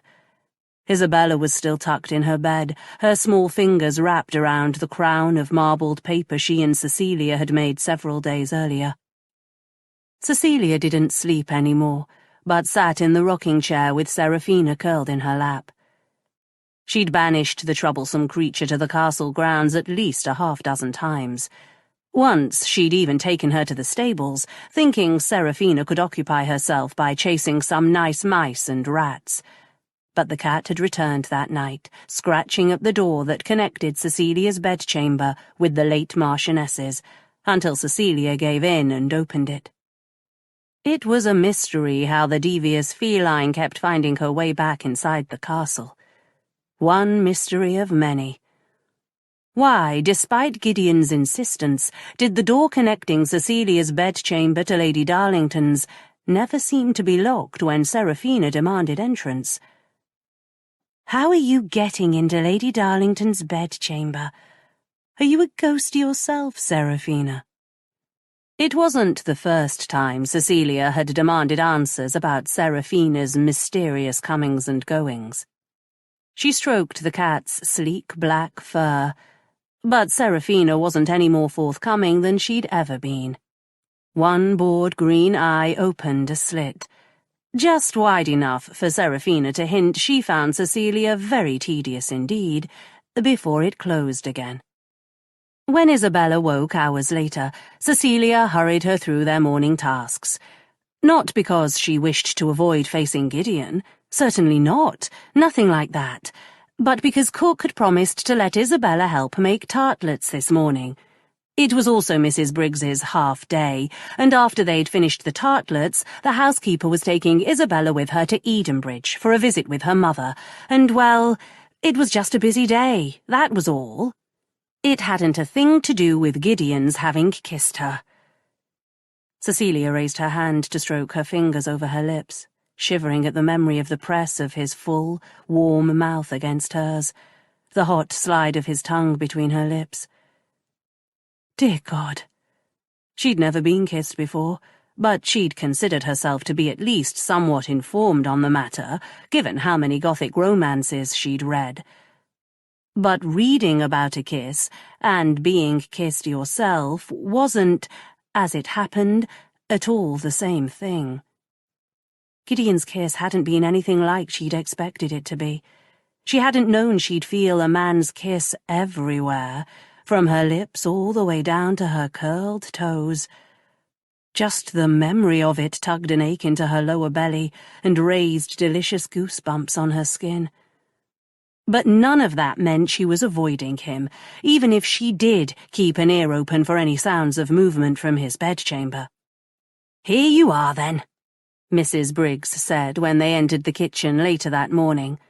"Cook's got the first pan finished already, Isabella." Isabella clapped her hands. "Will we have any apple tartlets? Apple is my favourite." "Since Cook has a mountain of sliced apples prepared, I think so." Mrs. Briggs gave Isabella a fond pat on the head, then turned to Cecilia with a cheerful grin. "We'll be back after supper. I've sent Amy to the second floor to gather linens and air out the guest bedchambers." "Yes, of course." Cecilia waved as Mrs. Briggs and Isabella went to join the cook on the opposite side of the kitchen, then turned her attention to the young man sitting at the table. He appeared much less enthusiastic to see her. "Good morning, Duncan." No response. Duncan was sitting at the kitchen table, a plate of fresh apple tartlets before him. His back was to Cecilia, and he didn't turn around. Cecilia rounded the table with a sigh and seated herself across from him. "I'm sorry about last night, Duncan. I shouldn't have misled you. Lord Darlington doesn't blame you. I told him it was all my doing." Duncan reluctantly met her gaze. "It's all right, Miss Cecilia." It didn't sound as if it was all right. "I truly am sorry, Duncan. What can I do to make amends?" His face coloured, and he glanced up at her from under thick, ginger-coloured lashes. "That book you mentioned last night, it's a romantic book." "Mrs. Radcliffe's The Mysteries of Udolpho? Oh, yes, it's terribly romantic, and also wonderfully terrifying. Why do you ask?" Duncan dropped his gaze. "Young lasses like romance, don't they? Do ye suppose Miss Amy might like that book?" "I dare say she would, yes." Cecilia struggled to hide her smile. "You might even like it yourself, Duncan." Duncan's cheeks burst into flames. "Ah, well, I only asked on Miss Amy's account, but if ye had a mind to read that book aloud to her, mayhap I could listen too." Cecilia reached across the table and squeezed his hand. "I think that's a wonderful idea, Duncan. You'll be outside my door again tonight?" "Aye, Miss Cecilia. His lordship said so." "Very well, then. We'll fetch Amy and read a chapter tonight after Isabella falls asleep, shall we?" Duncan beamed at her. "Right then, Miss Cecilia. I'll see ye tonight." He stuffed the rest of his tartlet into his mouth, then snatched 2 more off the plate and shoved them into his pocket before ambling out of the kitchen, whistling under his breath. Well, that was one problem solved, anyway. Cecilia sat at the kitchen table for a bit, eyeing the plate of tartlets, and willing her stomach to cease its uneasy roiling, before giving it up for lost and going in search of Amy. Amy wasn't upset with her as Duncan had been, but she was nearly expiring with curiosity, which was much worse. "Duncan says Lord Darlington brought you back to the castle himself last night after he caught you creeping about the grounds, and he looked angrier than Duncan had ever seen him. Is it true?" Cecilia dropped the pile of linens she was carrying on the settee at the end of the bed with a sigh. "I wasn't creeping. I was sneaking or prowling or spying. Innocently looking around." Amy snorted. "Were you now? Is that what you told Lord Darlington?" Cecilia hadn't had much time to tell Gideon anything, but she kept her lips stubbornly sealed. The less information Amy had about last night's, activities, the better. Amy took up a sheet from the pile on the settee. "I did warn you not to follow him and Lord Hazelmere out there, didn't I? Honestly, Cecilia, I can't think why you'd want to prowl about in the first place. What did he do with you once he caught you?"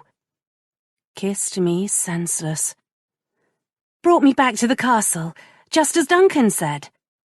Amy snapped the sheet open over the bed with an impatient gesture. "What, that's all? There must have been more to it. What did he say? Did he scold or lecture or threaten to dismiss me? No." Cecilia paused, her hand clutching a corner of the sheet. Now she thought of it, why hadn't he threatened to dismiss her? He'd done so before, and for a far less drastic infraction. Instead, he'd taken her to his wife and son's grave. He'd confided in her and let her comfort him. Amy cocked her head to the side, considering this. "Lord Darlington's not one for threats. If he was going to dismiss you, you'd be gone by now, and I'd be making these blasted beds all by myself." Cecilia tried to return Amy's crooked grin, but everything she thought she understood about Gideon had tipped sideways in her head, until she could no longer make sense of anything. "Here, give me that." Amy pulled the end of the sheet from Cecilia's slack hand. What were Lord Darlington and Lord Hazelmere doing when you found them?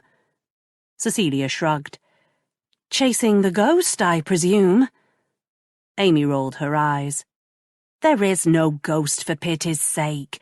You can't truly believe otherwise. Cecilia didn't know what she believed anymore. What about Miss Honeywell's claim a ghost in a white gown, with a deathly white face, was lurking beneath her window? Do you suppose she invented it? Who knows what she saw? I'll tell you what, that one's pretty head is as empty as a bellows.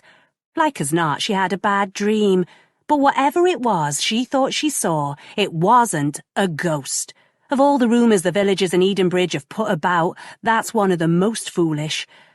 Not the most foolish, mind you, but close. Oh, what else do they say? Cecilia didn't care much what the gossips claimed, but just this once she welcomed the distraction. They say Lord Darlington's the murderous Marquess. Pure nonsense put about by that awful Mrs. Vernon. You'd think they'd have more sense than to listen to a wolf in sheep's clothing like her, but there's people who always want to believe the worst. Cecilia couldn't help but agree. The Edenbridge villagers must be more foolish than most to believe the word of a servant who'd been dismissed for theft. You'll hear any number of other wild stories, Amy went on. The villagers like to gossip, you know, and every rumour is more outlandish than the one before. Like, some say as Lady Darlington's buried in the castle walls, but others claim she's at the bottom of the moat. Then there's the bit of foolishness about Lord Darlington being in love with Lady Leonora. In love with Lady Leonora? Cecilia gripped the edge of the mattress to stop herself from falling face first into the bed. In love with his brother's wife? Amy snorted. Yes, the way they tell it, Lady Leonora fled the castle when he tried to make her marry him after Lady Cassandra died. Cecilia gasped. Marry his brother's widow? Hush! Amy shot a wary glance at the open door. They say as he always loved her, and after his brother and wife both died, he saw his chance to have her, and he took it. If he always loved Lady Leonora, why would he have married Lady Cassandra? Any man scoundrel enough to pursue his dead brother's wife is scoundrel enough to do it before that brother has turned cold in his grave. Lady Leonora was already a widow when Gideon returned to Darlington Castle. If he'd wanted her, he might have chased her. Instead, he'd courted Cassandra. Well, it's nonsense, isn't it? Amy made a disgusted noise. Mind, these are the same people who think there's a white ghost drifting about in the woods. I don't believe a word of any of it myself. Cecilia fell heavily into the chair beside the bed. No, it couldn't be true. She'd seen for herself the grief on Gideon's face as he'd stood by his late wife's grave. That kind of despair couldn't be feigned. Amy was right. These were the same villagers who claimed the late Lady Darlington had been buried inside the castle walls. No, it was impossible, unthinkable, unbearable. Everything inside her recoiled at the thought. Or was it just her heart that recoiled? She imagined Gideon caressing Lady Leonora's flawless white skin, running his long fingers through her silky, midnight tresses, and gazing into her beautiful blue eyes. Her stomach churned with nausea, but she choked back the bile crawling into her throat. Lady Clifford had sent her here to discover the truth, but she'd never get to it if she insisted on letting her emotions overrule her logic. Very well, then. Logic. Logically speaking, it was difficult to imagine any man who'd seen Lady Leonora's face hadn't fallen in love with her. Logically speaking, I never should have kissed Gideon. If you ask me, that nonsense about Lord Darlington being in love with Lady Leonora is partly to blame for the rumour he'd murdered his wife. They say he did away with Lady Cassandra so he could be with t'other one, but Mrs. Briggs says it's all nonsense, and Are you all right, Cecilia? You're whiter than the sheets. Yes, I'm quite well. Cecilia's legs were quivering like a jelly still, but she rose from the chair and gave Amy a weak smile. Pure nonsense, I'm sure. Just as you said. Come on then, let's finish up these beds, shall we? Much to Cecilia's relief, the topic of Gideon and Lady Leonora didn't come up again, but she couldn't put it out of her mind for the rest of the day. By the time she climbed the stairs to her bedchamber that evening, Amy's words felt as if they'd been carved into her skull. Cecilia wasn't sure whether to be relieved or ashamed at having avoided Gideon for the entire day, but either way, her luck ran out when she reached the landing on the second floor. He was in the small picture gallery, his body unnaturally still, staring up as if mesmerized at one of the portraits. At first, Cecilia thought it must be his brother's, but when she got closer, she saw it was the portrait of Lady Leonora that held all his attention. He didn't seem to notice Cecilia, not even when she crossed from the stairway to the end of the corridor and paused beside him. She studied his profile, wondering at the strange look on his face as he stared up at the beautiful woman on the canvas. His jaw was so tight it looked as if it would shatter at a touch, but there was despair in his gaze. Slowly, Cecilia turned her attention to the portrait, stunned once again at Lady Leonora's exquisite face. She'd never seen such pale, perfect skin or such luminous blue eyes. But there was something unbearable about her beauty. It wasn't a warm or welcoming face, as Lady Cassandra's had been, but overwhelming. Cecilia dragged her gaze away from it with a shudder. But if Lady Leonora's beauty made her shrink back, it seemed to have a different effect on Gideon, who was still staring up at her as if he couldn't bear to tear his gaze away. Was it possible the villagers were right, and Gideon truly did have a tendre for his brother's widow? He loved his niece, doted on her, in fact. Wasn't it possible his affection for Isabella arose from a passionate attachment to her absent mother? Perhaps he was lavishing all his frustrated love for Lady Leonora on her daughter. Perhaps he'd refused to let her take Isabella with her when she fled, because he'd hoped Isabella's presence would lure her back to Darlington Castle. Cecilia didn't want to believe it, but the look on Gideon's face, the way his breath seemed to be trapped inside his lungs. She cleared her throat, suddenly desperate to make him look away from that treacherous face. I've never seen a more remarkable face than hers. I can't help but wonder what it would be like to see her in person. Overwhelming, I imagine. Gideon startled, as if only now realizing Cecilia was there. It's a good likeness of her. Cecilia nodded, but she avoided looking back up at the portrait as she fumbled for something more to say. She wanted to ask if Gideon thought she'd ever return to Darlington Castle, or if he hoped she would. But something made her bite her tongue, something she feared was a desire not to hear his answer. It was a good likeness of her, I should say. It was painted a decade ago, when she first came to Darlington Castle, after she and Nathaniel married. By the time she left again, she looked quite different. Different in what way?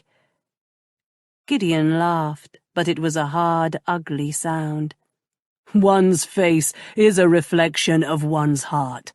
What's inside your heart makes itself known on your face. Cecilia swallowed. What was in Lady Leonora's heart? Gideon turned to Cecilia, a bitter twist to his lips. Ice. Ice. It seemed a strange word to describe the lady he loved, unless he felt she'd betrayed him. Then it was the perfect word, wasn't it? Just the word a jilted lover would use. They were cousins, you know, he added. Lady Leonora and my wife. Cousins? Cecilia turned to him, surprised. I didn't realize. Yes. After my brother's death, Lady Leonora summoned Cassandra to Darlington Castle to act as her companion. I met Cassandra then, and we married 6 months later. Do you think they look alike? Gideon's attention had drifted back to Lady Leonora's portrait again, an unreadable expression on his face. Cecilia followed his gaze, but she flinched away before meeting Lady Leonora's frigid blue eyes. Perhaps there was a similarity in their features, but to Cecilia's eyes, no two ladies could look less alike. No. That caught Gideon's attention. Why not? One is a diamond, the other a ruby. That was what Cecilia thought when she'd first seen Cassandra's portrait, that Lady Leonora was like a dazzling, glittering diamond, so bright it hurt to look at her, whereas Cassandra... One is fire and the other ice. Gideon traced his fingertip down the bridge of her nose, over her parted lips and across her jaw, his gaze following the path of the caress. Cassandra's heart was written on her face. Her beauty came from here. He lay his palm in the center of Cecilia's chest, over her heart. Just as yours does. Cecilia gazed up at him, mesmerized. It seemed like a lifetime ago she'd looked into his eyes and thought them cold. When she looked into them now, she felt she could happily drown in those warm blue depths. It didn't occur to her they were standing in a place where anyone could pass by and see them. She didn't think of that as Gideon's lips drew closer to hers. She thought of the sweet warmth of his breath against her mouth, his large, gentle hand resting over her wildly beating heart. She never considered refusing him. She simply tilted her head back and offered her mouth to him. His lips hovered over hers with a desperate groan, as if he'd waited a lifetime to kiss her and couldn't wait another moment. But even so, he was slow, gentle, nibbling and teasing and taking tiny sips from her lips as if she were the sweetest wine and he had all of eternity to taste her. Gideon. Cecilia didn't recognize her own voice. It was so husky, a plea hidden just at the edges. Subtle, but Gideon heard it and responded with another hungry groan. Cecilia slid her fingers into his hair, her fingernails dragging over the back of his neck as she tugged his head down to hers. She opened her lips to him, urging him closer, making no secret of her desire for him. He gasped against her mouth, cupping her face in his hands. He slid his tongue between her lips, the kiss going on, until Cecilia was weak-kneed and breathless. I want to taste you here, sweetheart. Let me. Gideon sank his hands into her hair to drop a dozen tiny kisses over her neck, his tongue darting out to taste her skin. She cried out when his mouth, hot and open, pressed into the arch of her throat. Gideon! He sucked and nipped at her tender skin, and Cecilia held on to him, overwhelmed with unfamiliar sensations.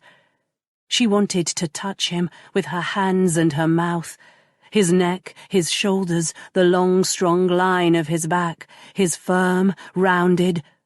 Come with me, sweetheart.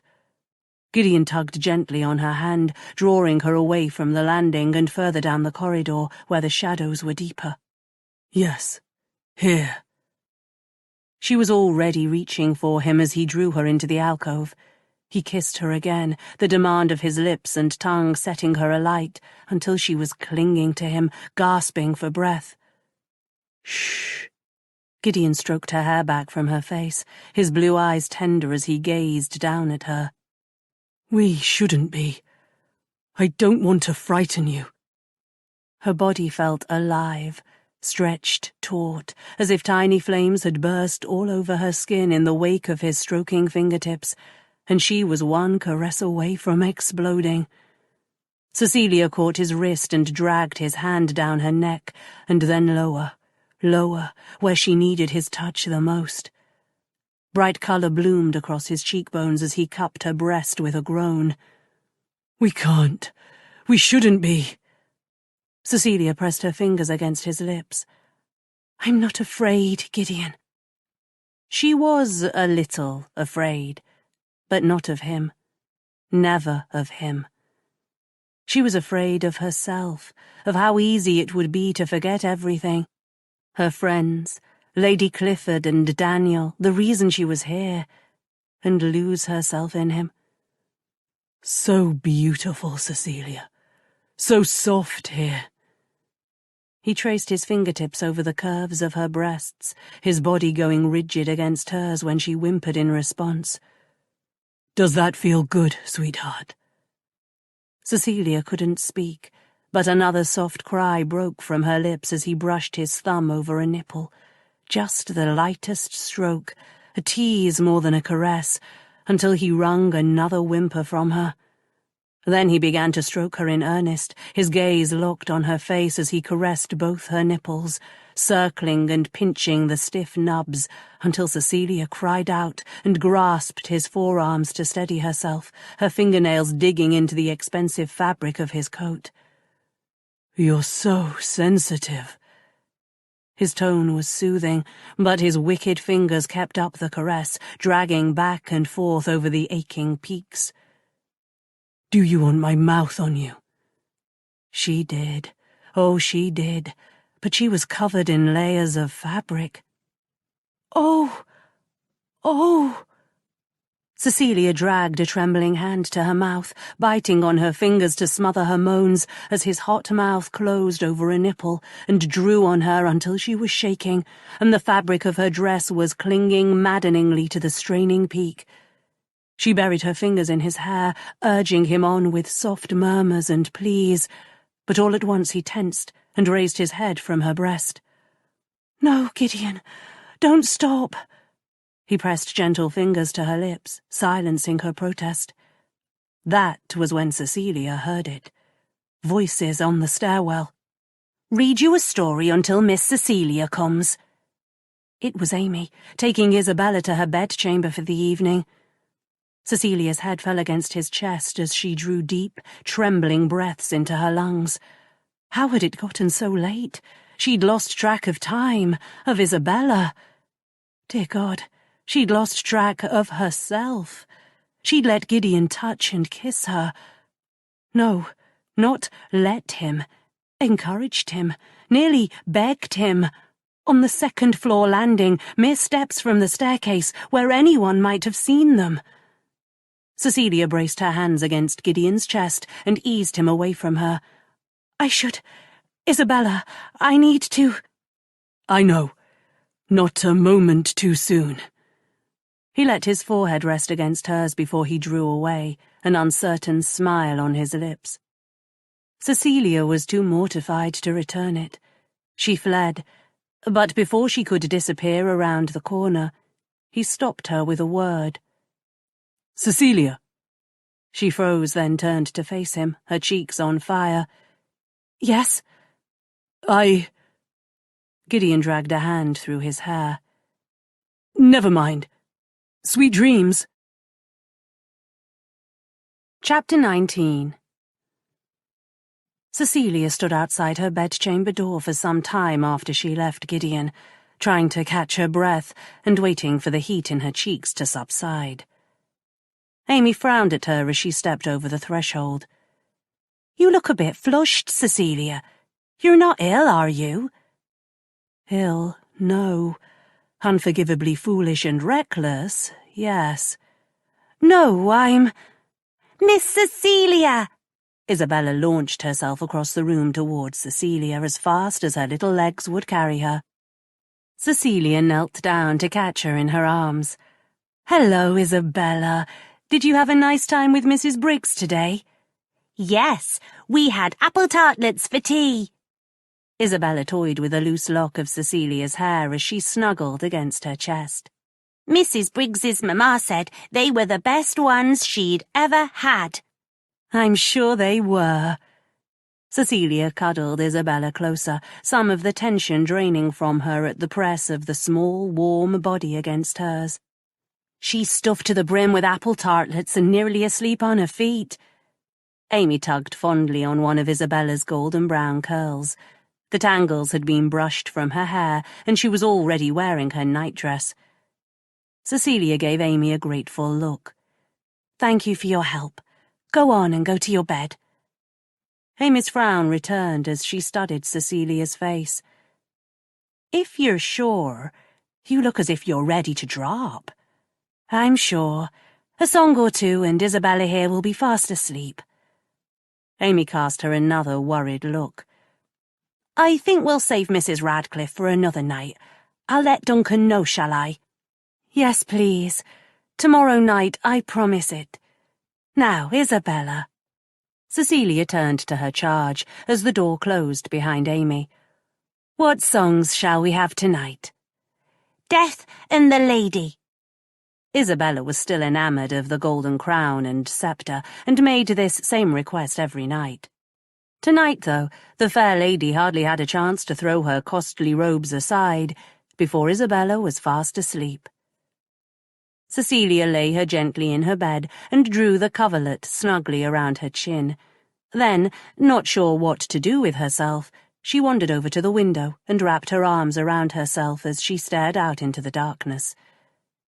It was a deep, penetrating darkness tonight, the moon shrouded under a thick layer of clouds. There would be snow soon. Cecilia had smelled the crisp, dry scent of it lingering in the cold air when she'd taken her afternoon walk today. If not tonight, then tomorrow or the next day, perhaps. She stood there for long, quiet moments, the only sound in the room the crackle of the fire and the gentle whoosh of Isabella's deep breaths. Cecilia turned from the window at the sound, a smile rising to her lips at the sight of Isabella curled up in her little bed. Her outing today had done her a world of good. She'd drifted off into a peaceful slumber with her small hand cradled in Cecilia's. But Cecilia's smile faded as she turned back to the window. Isabella was such a lovely little girl. She would never tire of burying her nose in those thick curls and inhaling her fresh, sweet scent. It was a difficult scent to describe, but it reminded Cecilia of clean skin and new milk. And that was the trouble, wasn't it? She rested her forehead against the cold glass, a sadness that was becoming familiar washing over her. That scent, the silky brush of Isabella's curls against her cheek. They didn't belong to her. They weren't hers to keep any more than Gideon was. Tonight, he'd said one's face was a reflection of their heart. Cecilia had grown to love his face, but there were parts of Gideon's heart that remained a dark mystery to her. How could she bear to delve into the deepest, darkest secrets he hid there after she'd slept in his arms? How could she ever see him as anything but the man whose kiss weakened her knees, whose smile stole her breath, whose blue eyes made her heart soar in her chest? "If Lady Clifford thinks you're fit for this business, lass, then you're fit." But she wasn't fit, and she never had been. Lady Clifford should have sent Georgiana in her place, or Emma. Neither of them would have let her emotions run amok as Cecilia had done. Neither of them would have become overwrought and made such a mess of things. Neither of them would have fallen in love with him. But Cecilia had. She was in love with Gideon, and there was no going back from that, no way to change it, no way she could ever look at him and see anyone other than the man she'd come to love. The way Gideon touched her, so gently, and his expression when he gazed at her, so wary and hopeful at once, the love in his eyes when he looked at Isabella, the grief in his voice when he spoke of his late wife. How could such a man be a murderer? He couldn't. Whoever Gideon was, whatever secrets he held in his heart, nothing would ever persuade Cecilia he could have committed such a violent crime. But while he made her heart flutter madly in her chest, Cecilia couldn't guess as to the state of his heart. The one thing she did know was he was keeping secrets from her. Who was he chasing through the castle grounds at night? Cecilia was convinced he knew the identity of the White Lady, but he hadn't confided in her. If he cared for her at all, why was he hiding the truth from her? Or were his kisses and caresses simply a diversion, while he hoped and prayed for Lady Leonora's return to Darlington Castle? Perhaps he truly did love Lady Leonora, and had all along. His betrothal to Fanny Honeywell may have been a ruse from the start, a way to lure Lady Leonora away from her betrothed and back to him. As for Lady Cassandra, Gideon hadn't murdered his wife. Nothing would ever make Cecilia believe he had, or make her doubt the sincerity of his grief, but she had no way of knowing if he'd loved her or not. Mrs. Briggs had said Gideon worshipped his elder brother. Perhaps he'd hoped his marriage to Cassandra would put an end to his shameful passion for his late brother's widow. Cecilia's head spun with unanswered questions, but in the end, none of it mattered. Lady Clifford had sent her to prevent Fanny Honeywell from marrying the murderous Marquess. Miss Honeywell was gone, the betrothal broken, and now there was no longer any reason for Cecilia to remain at Darlington Castle. She'd done what she'd been sent here to do. She hadn't uncovered the whole truth, but if something dark had happened at Darlington Castle, if there was a mystery hidden inside these stone walls, if some evil had unfolded here, it hadn't been at the hands of the murderous Marquess. Because he didn't exist. Gideon was no murderer. He was a man who'd suffered unspeakable loss, who'd nearly been broken by grief, and she'd lied to him. To all of them. Isabella, Amy and Duncan and Mrs. Briggs. She could never make amends to them for that. But she could leave Darlington Castle, leave Gideon in peace before this wild passion between them went any further. Before Isabella grew more attached to her, only to have Cecilia abandon her in the end. She'd be returning to London with a wounded spirit and a shattered heart, but no good would come of her staying here any longer. Tomorrow, then. She'd give her notice tomorrow, and be on the stagecoach back to London before... Mrrr! Cecilia jumped, her heart leaping into her throat. Seraphina! Why must you creep up on me like that, you dreadful thing? Seraphina weaved around her legs, then darted over to the door leading into the Marchioness's bedchamber, and sat, staring at Cecilia with imperious green eyes. Cecilia pressed a weary hand to her forehead. Not tonight, Seraphina. Mrrr! Seraphina scrabbled frantically at the bottom edge of the door with both paws, as if trying to dig her way underneath it. Cecilia frowned. You're insistent tonight. I'm certain the door must be locked. She marched across the room and grabbed the latch. See?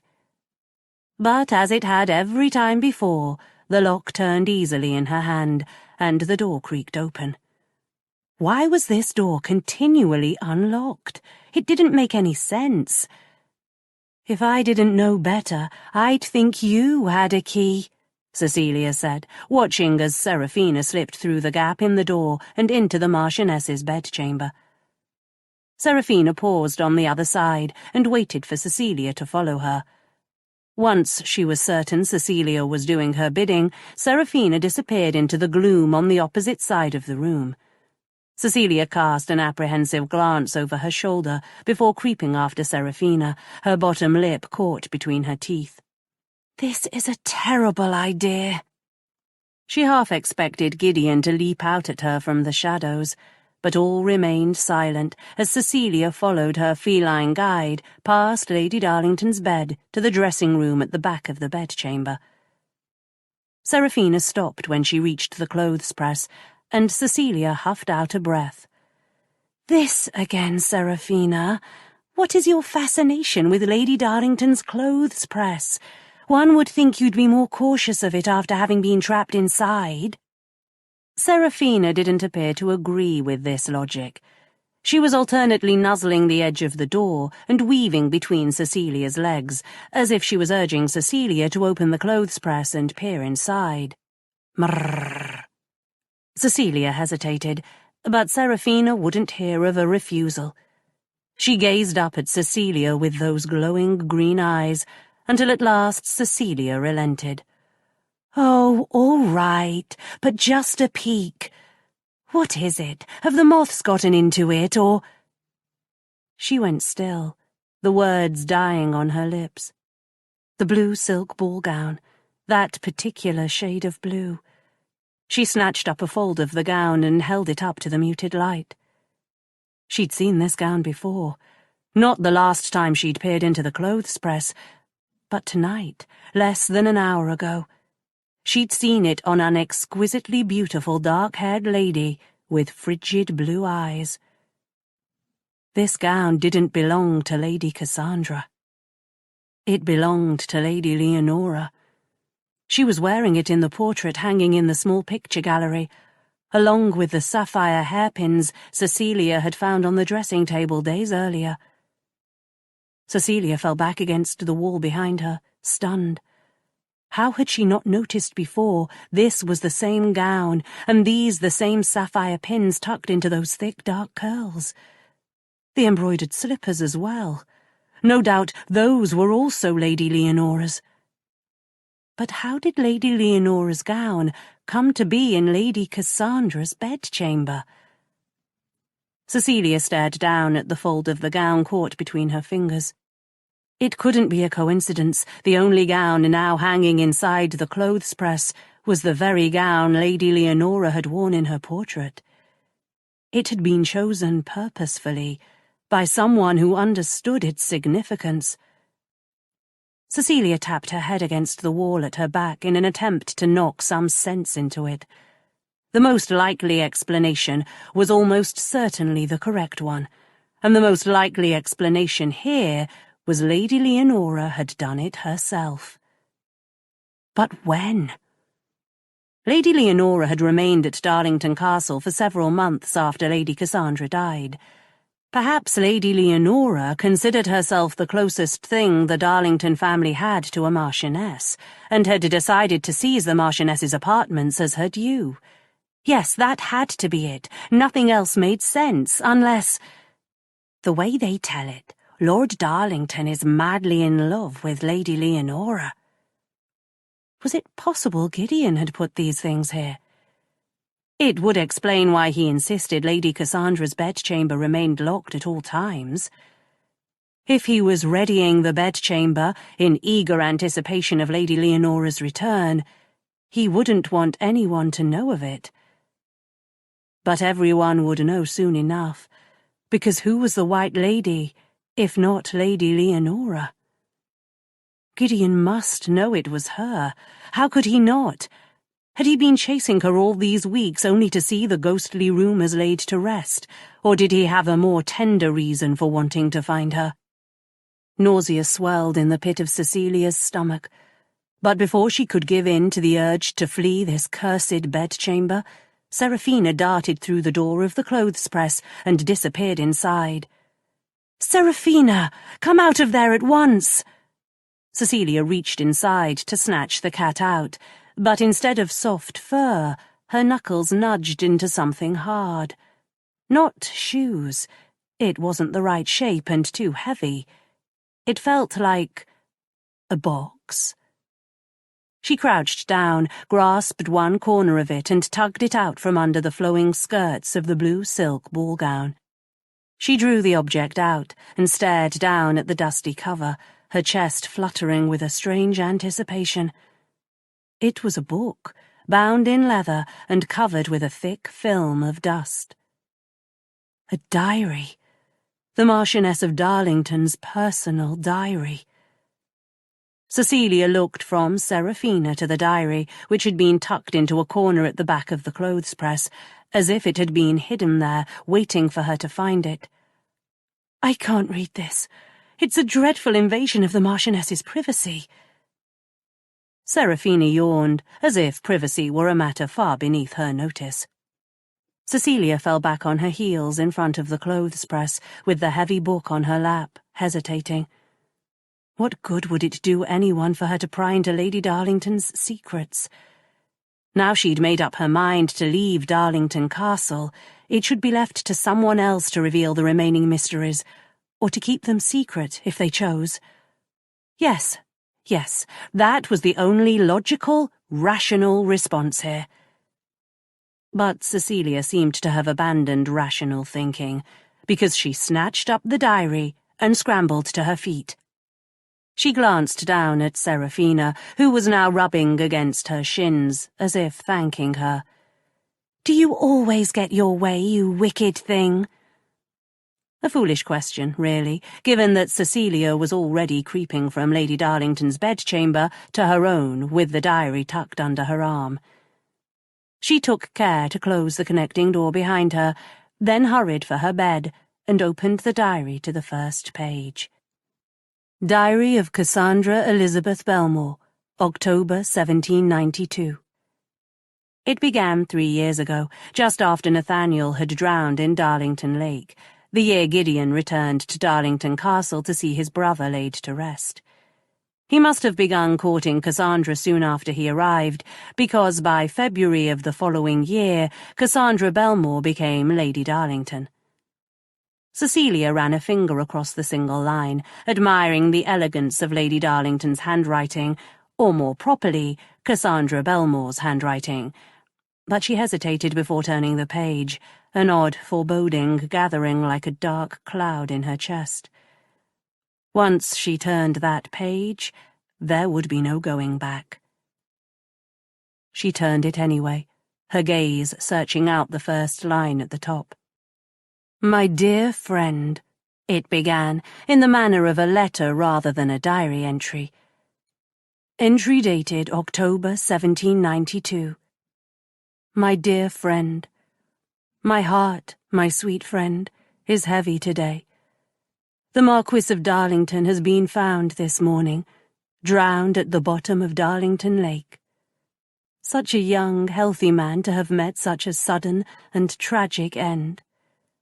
Nathaniel's brother has arrived from London, overwhelmed with shock and grief. I've never seen a man more devastated.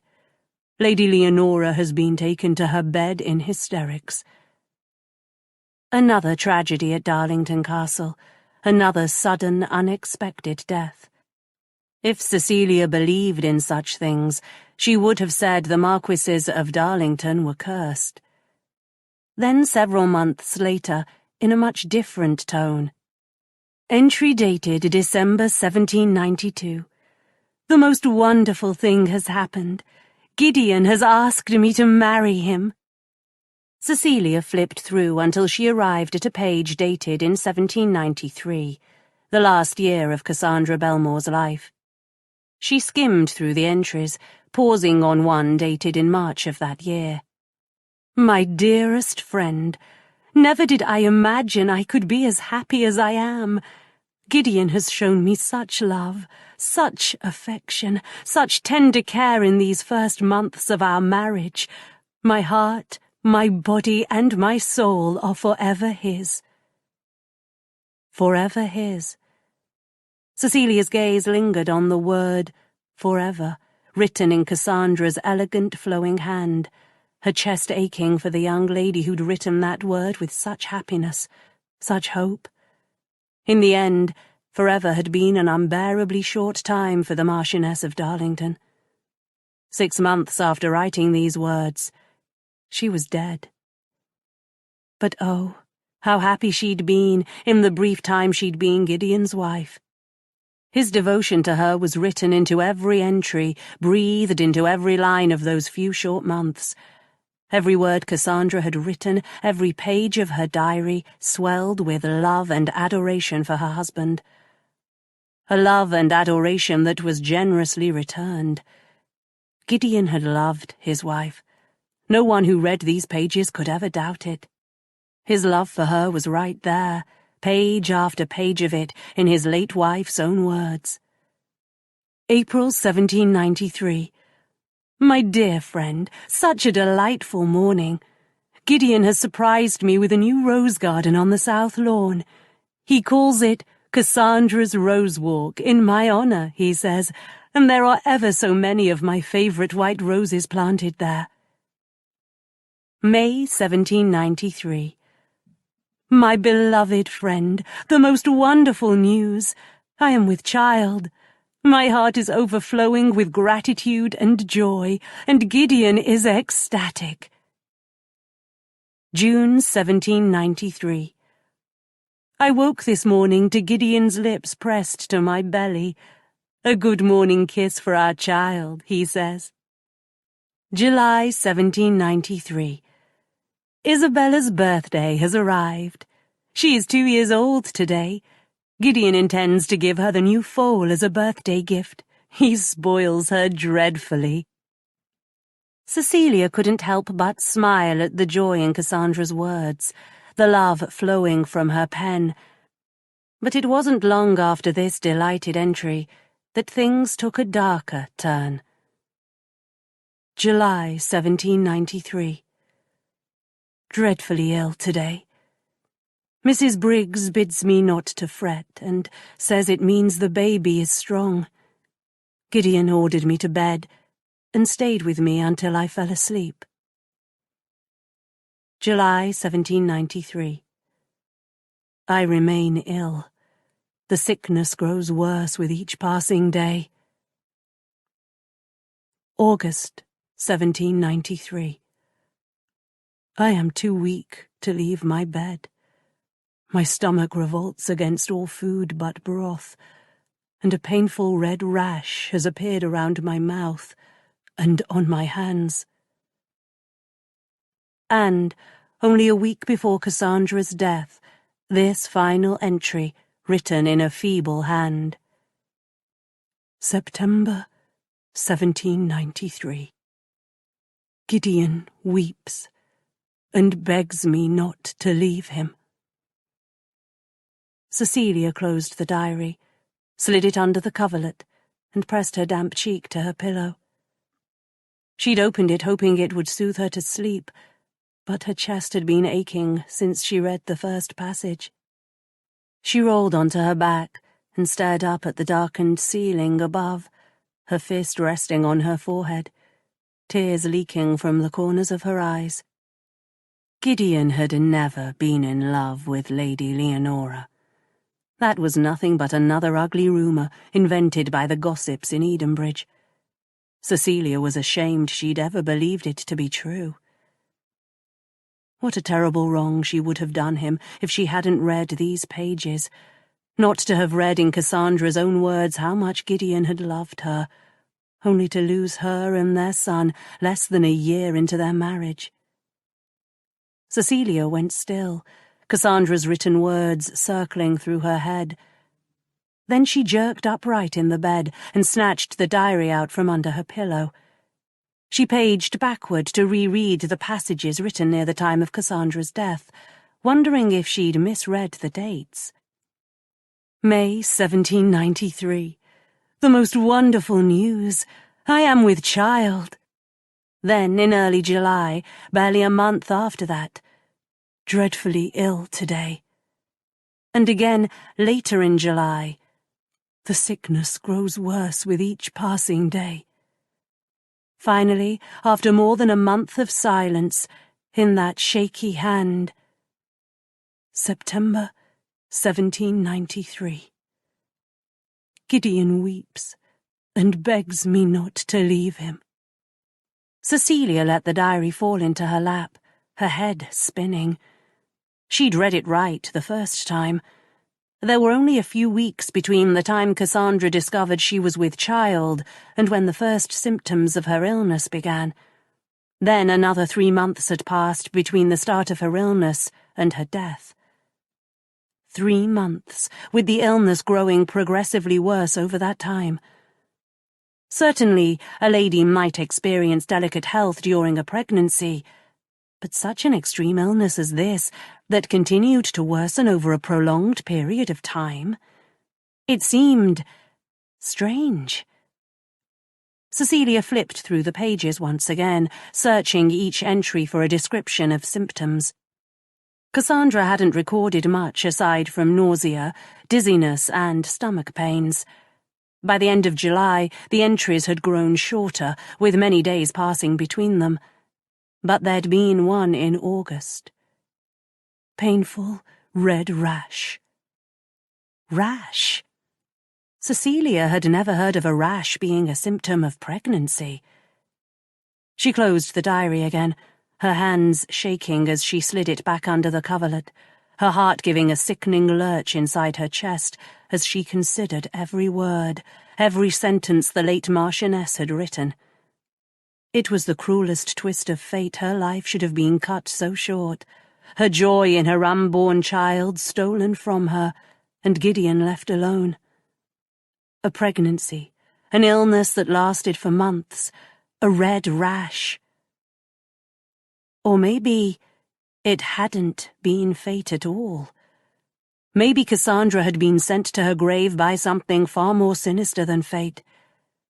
Because it didn't sound as if Cassandra had succumbed to a mysterious illness. It sounded as if she'd been poisoned. Chapter 20.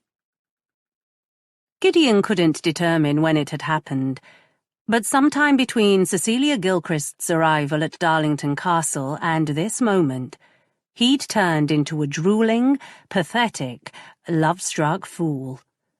Well, he wasn't drooling, thankfully, but it was bad enough even so. What sort of Marquess hovered at the door of his bedchamber, his breath held and his ear pressed to the wood, listening for the sound of a woman's voice? This was his castle. His bedchamber. His door. He had every right to go through it, every right in the world. Yet his stomach was in nervous knots and his palms damp, as if he were some sort of spellbound adolescent. He wasn't even going in there to see Cecilia, for God's sake. It was his niece's bedchamber, the niece he'd bid a good morning every day since her birth. He always saw Isabella before he went about the business of the day, but now he was frozen in place, and for no better reason than Cecilia was on the other side of that door. He rested his forehead against it with a groan. Their kiss last night, those delirious moments when he'd taken her lips, pressed her curves against him, heard her soft sighs and whimpers in his ear. Since then, he'd thought of nothing but that kiss. He'd dreamed of it. Of her. And had woken with a pounding heart and a cock as rigid as an iron spike. This from a man who purported to be a gentleman, and one who heartily disapproved of noblemen who debauched their servants. The trouble was, it had been weeks since he'd thought of Cecilia as a servant. He wasn't certain he ever had. But she was, in fact, his niece's nursemaid, and now, after a lifetime of restraint, he'd done the unthinkable. What was he meant to say to her this morning after such a kiss as that? Worse, what if he lost his wits and swept her into his arms as soon as he laid eyes on her, with Isabella as witness? She'd grow up and fall victim to a rogue, and it would be all Gideon's fault. But he'd simply have to take the risk.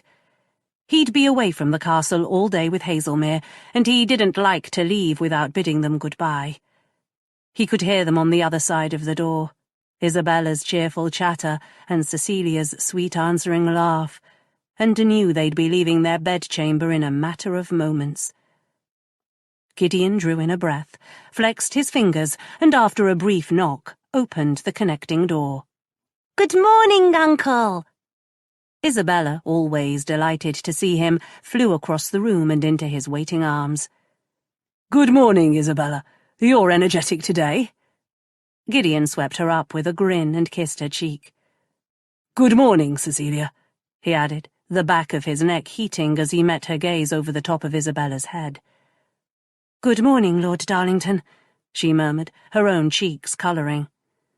You look pretty this morning."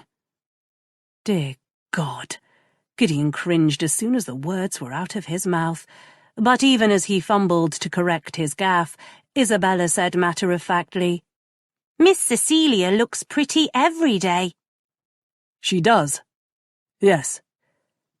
Gideon's gaze held Cecilia's. She was dressed much as she was every day, in a plain grey gown with a white apron over it, her dark hair pulled severely back from her face. But he could no more tear his gaze from her than he could a miracle unfolding before his eyes. Gideon cleared his throat. "What will the two of you do today?" "A long walk in the kitchen garden, I think." Cecilia glanced at the window, tapping her finger against her bottom lip. "I'm certain it's going to snow, and I'd like for Isabella to have some fresh air before it does." Gideon didn't like to order Cecilia to stay indoors, but both he and Hazelmere would be gone from the castle until dark tonight. Duncan and Fraser were here, but he didn't like Cecilia and Isabella wandering the grounds while he was gone all the same. But he wouldn't say so in front of Isabella. "Go on and finish your breakfast, Isabella." Gideon set her back on her feet. "I need to have a word with Miss Cecilia." "All right." Isabella dashed back to her half-eaten plate of tartlets. Cecilia's cheeks flushed a deeper pink when Gideon took her arm, but she followed him through the connecting door and into his bedchamber. "Lord Hazelmere and I ride to Surrey today. I'd rather you and Isabella remain inside the castle until we return." "Surrey? But why?" Gideon hesitated. He and Hazelmere weren't getting anywhere searching the castle grounds by themselves. It was too much for two men to cover alone, so they were going to fetch a half-dozen of Hazelmere's burliest footmen and bring them back to Darlington Castle. They'd been chasing a phantom long enough. Gideon wanted this thing done. But he didn't want to discuss the White Lady with Cecilia. Not yet. For now, the less Cecilia knew about her, the better. "Lord Hazelmere's sister, the Duchess of Kenilworth, and her son arrived at Hazelmere House yesterday. They sent word to Lord Hazelmere last night, and naturally he wants to see them." It wasn't a lie, exactly. Her Grace had made frequent and unexpected visits to her brother's estate this winter. Hazelmere was uncharacteristically close-mouthed about the reasons why, but Gideon had begun to wonder if it had something to do with the Duke. Cecilia searched his face, her dark eyes intent. "Is there some reason it would be unsafe for us to venture outside the castle walls?" Yes. Something wicked was gliding through the darkness. Not a ghost, but something more sinister. Gideon didn't say so, however. He said only, "It's cold and threatening to snow. I'd rather you remain indoors today." Her face fell, and her eyes dropped away. "I see." It wasn't the answer she'd hoped for. Gideon closed the distance between them and took her hand. Just her hand. He wouldn't risk touching any other part of her while his bed was mere steps away from where they stood. "It's just for today, Cecilia, while Hazelmere and I are gone. I'll take you and Isabella for a walk in the kitchen gardens myself tomorrow." Cecilia nodded. "I suppose we can find some other way to amuse ourselves?" "Thank you." Gideon couldn't resist raising her hand to his lips. Her eyes darkened as his mouth brushed her knuckles, and he had to bite back a moan. "We can spend all of tomorrow afternoon in the kitchen gardens if you like. I promise it." "Tomorrow, then." Cecilia's gaze dropped to their entwined fingers. Then she gently drew her hand away. All day long, Cecilia had to remind herself she was relieved Gideon was away from Darlington Castle for the day. Each time she recalled he was gone, her heart sank in her chest, and she'd have to scold herself back into equanimity again. It was a long, frustrating day. Instead of the snow she'd expected, the sun struggled through the clouds for the first time in days. Its feeble rays touched the frosted grounds, transforming them into a sparkling garden of diamonds, mocking Cecilia with their beauty. Isabella soon grew bored and restless, and teased with a child's mercilessness for a visit to the garden. Cecilia was as tempted to venture outdoors as Isabella was, and it wouldn't have been the first time she'd disregarded Gideon's wishes. But she remained firm in her refusal, as it turned out to be much easier to ignore a command from the arrogant Marquess of Darlington than it was a request from Gideon, softly spoken, his blue eyes pleading. By the time Isabella's bedtime arrived, the poor child had succumbed to a storm of frustrated tears. After she'd cried herself into an exhausted sleep at last, Cecilia, who'd forgone her dinner to soothe her, fetched Amy, then ventured down to the kitchens to see what tidbit she might forage. She found Mrs. Briggs at the table having a nip of sherry. "You look worn to the bones, you do." Mrs. Briggs fetched another glass, poured a measure for Cecilia, and put a plate of bread and cold ham before her. "Isabella was in a bit of a state today. She missed Lord Darlington, I dare say, the poor lamb." "We both did." Cecilia raised the sherry glass to her lips, considering Mrs. Briggs as she sipped at it. All of Gideon's servants were tight-lipped about the doings at Darlington Castle, particularly anything to do with Lady Cassandra's death. Mrs. Briggs was the most tight-lipped of the lot, perhaps because of all the servants she knew the most. She'd known Nathaniel and Lady Leonora, had rejoiced in Isabella's birth, and celebrated Lady Cassandra's and Gideon's marriage. She'd mourned Nathaniel's tragic death along with the rest of the family, and she'd been here when Cassandra drew her final breath, and she and her stillborn infant were placed in the cold ground. Mrs. Briggs knew everything. It would be a tricky business to pry it out of her, but while Mrs. Briggs never gossiped, she could be coaxed into reminiscing. After reading Lady Cassandra's diary, Cecilia felt as if she knew her, almost as if she and the late Marchioness had somehow become friends. No, not that precisely, but how strange it was, how peculiar that of everyone at Darlington Castle, the key to unravelling the mystery of Cassandra's death had come from Cassandra herself. It was as if she'd put that diary into Cecilia's hands, whispered her secrets into Cecilia's ear. Gideon loved me, and he'd never hurt me. Then the darker, more sinister secret. Poison. It was as if Cassandra trusted Cecilia, and only Cecilia, to reveal the truth, not just for her own sake, but for Gideon's. Cecilia fortified herself with another sip of sherry, then set her glass aside. "Tell me about Lady Cassandra, Mrs. Briggs. What was she like?" "You're curious this evening, Cecilia. Why do you want to know?" There was no mistaking the hint of disapproval in Mrs. Briggs's voice. Cecilia hesitated. It felt like a betrayal of Gideon's confidence, but if she wanted answers, she had no choice. "Lord Darlington took me to Lady Darlington's grave, Mrs. Briggs. Hers and their son's." Mrs. Briggs nearly dropped her sherry glass. "He took you? Well, my goodness, Cecilia. I've never known him to do that with anyone before." No, Cecilia didn't suppose he did, but she didn't care to share with Mrs. Briggs the reasons why Gideon had made an exception for her. "He said she died of an illness." "Aye, she did. We thought it was the child at first, of course. The stomach sickness, I mean. But I've seen my share of ladies in the family way, and I never saw anyone as ill as the poor Marchioness. It was dreadful to watch her grow weaker with every passing day." Mrs. Briggs shuddered. "One could hardly recognise her by the end. She'd grown so frail." "She was ill for some time, I believe." Mrs. Briggs nodded. "Months, yes. Then the child came too early, and the poor Marchioness couldn't Well, that was what ended it. Who tended her during her illness? Her cousin, Lady Leonora?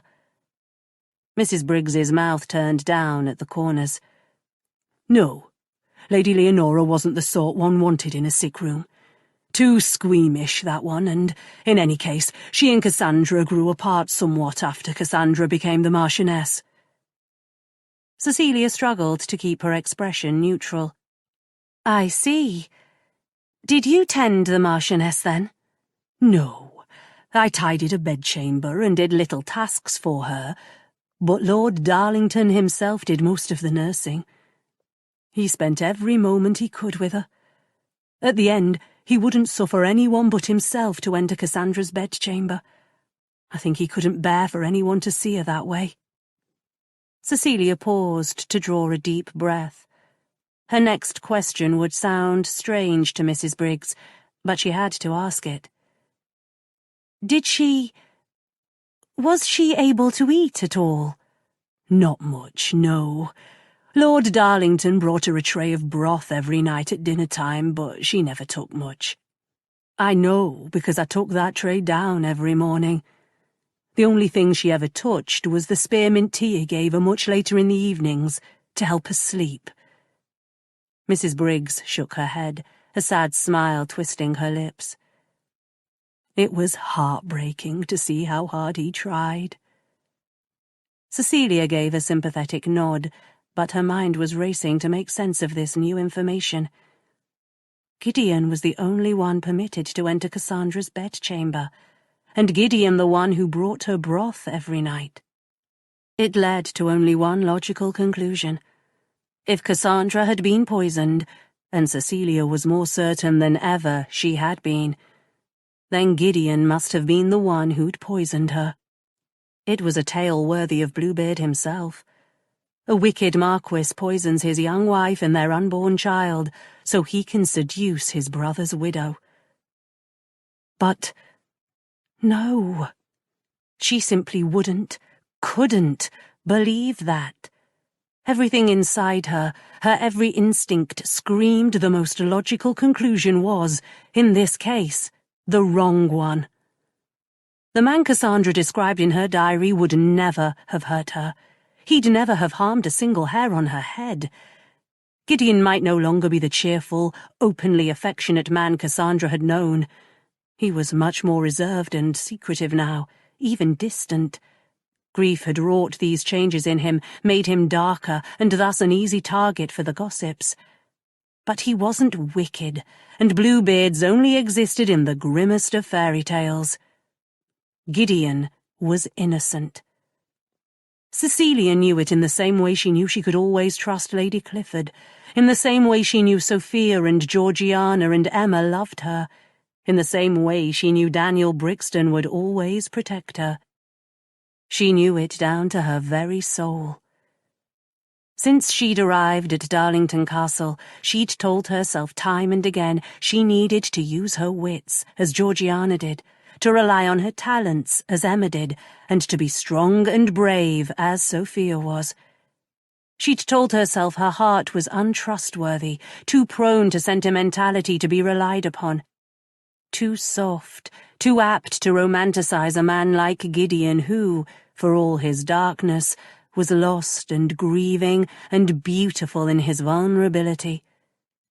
She'd told herself she couldn't trust her heart to lead her to the truth. But all this time, she'd been wrong. Her heart whispered Gideon was innocent, and, at last, she would allow herself to listen to it. Someone had poisoned Lady Cassandra, but it hadn't been Gideon. Whoever had done it had escaped justice thus far, but they wouldn't escape forever. Cecilia would make certain of it. "I'm off to bed. Mind you eat the rest of your dinner." Mrs. Briggs nodded at Cecilia's plate, then pushed her chair back from the table. "Good night, Cecilia." "Good night, Mrs. Briggs." Cecilia sat in the darkened kitchen for a long time after Mrs. Briggs left, trying to fit the puzzle together from the pieces Mrs. Briggs had given her. Never seen anyone so ill, frail and weak, broth and spearmint tea. Cecilia's brow furrowed, her mind lingering over that last thing. Spearmint tea. The plant she and Isabella had found in the kitchen garden, the one she'd thought was some variety of lavender. It smelled strongly of spearmint.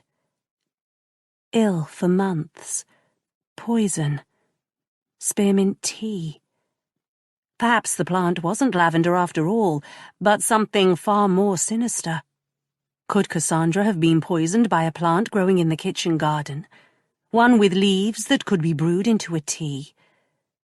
She rose from her chair and passed through the arched doorway of the kitchen and down the corridor into the entrance hall. It was silent, without a soul wandering about, and the door leading into the courtyard and the kitchen garden beyond it beckoned to her. Once she got a few sprigs of the plant, she could look it up in Culpepper's Complete Herbal. She'd seen a copy of it on a library shelf when she'd gone in to fetch The Mysteries of Udolpho to read to Duncan and Amy the other night. It would take some searching through the illustrations to find the plant, but find it she would. But first, she needed to make a trip to the kitchen garden. Except she'd told Gideon she'd stay inside the castle today. If one chose to quibble over words, it wasn't daytime any longer, darkness having fallen while she and Mrs. Briggs were talking, but that was splitting hairs indeed. Whatever Gideon had thought was a threat during the day surely became much more so at night. That was always the way with threatening things. They thrived in darkness. Was the White Lady truly a threat, though? Gideon must think so, or else he wouldn't have warned her to stay inside the castle. But despite having pretended to be a ghost and frightening Edenbridge out of their feeble wits, the White Lady hadn't hurt anyone. Still, it was a risk. Cecilia bit her lip. She could put off the task until tomorrow, but it was already snowing. The plants she needed could be buried by morning. Even if she did manage to get to them, they might look entirely different after languishing under a heavy snow, and she'd no longer be able to recognize them in Culpepper's Complete Herbal. It was the work of a few moments only. It would be the quickest thing in the world for her to dash out the door and through the courtyard to the corner of the kitchen garden, snatch up a few stalks of the spearmint-scented plant, and dash back inside again. Cecilia straightened her shoulders, her mind made up. She'd known there'd be risk before she agreed to come to Darlington Castle. She wasn't without her own resources, nor was she as easy a target as she appeared to be. Only the dim light from the entrance hall lamps followed Cecilia out the door and into the courtyard beyond. Dear God, it was cold, and the sharp, dry scent of snow tickled Cecilia's nose.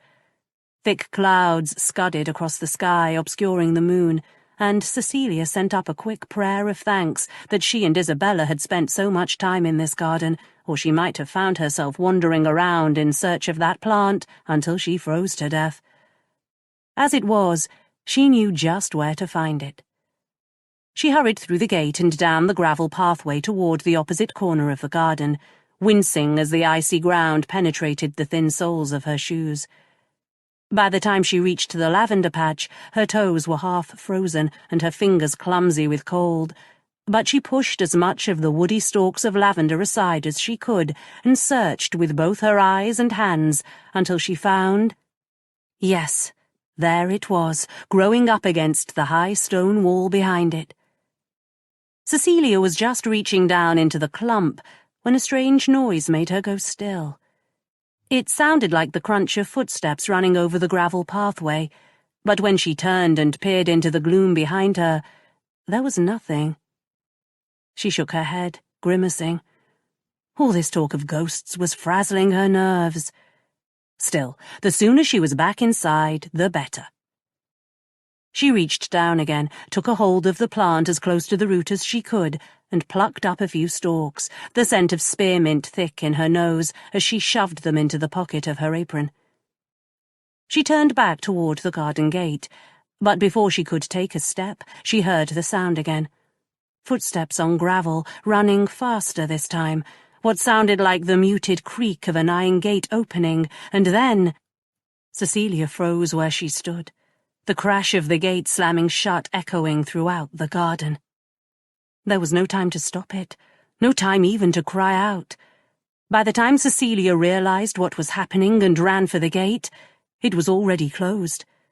She grabbed the latch and shook it desperately, but it didn't move, and a quick glance at it confirmed the sick suspicion twisting in her stomach. Whoever had slammed the gate closed had latched it from the outside. Of all the doors in this blasted castle that were meant to be secure, this had to be the only one that actually was.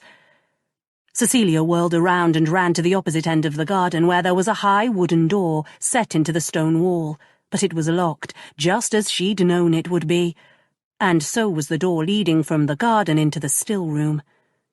She turned back to face the garden, her gaze darting this way and that in the darkness, searching for an escape, but it was no use. The wall had been built to keep animals out. It towered over her, as did the arched gate at the front, which had been set into the stone wall. As she stood there shivering, the snow falling from the sky quickened, and the downy flakes grew heavier. She didn't have a coat or boots, and the wind was sneaking up her skirts and down the back of her neck, turning her flesh to ice. No one knew she was out here. Amy would miss her when she didn't return to Isabella's bedchamber, but the kitchen garden was the last place they'd look for her. It could be hours before anyone found her. Cecilia pressed her body close against the castle wall and huddled there to shield herself as best she could from the raw, bitter wind biting through the thin layers of her clothing. Someone would come after her. When she didn't return to Isabella's bedchamber, Amy would send Duncan out to look for her. He'd find her out here, sooner or later.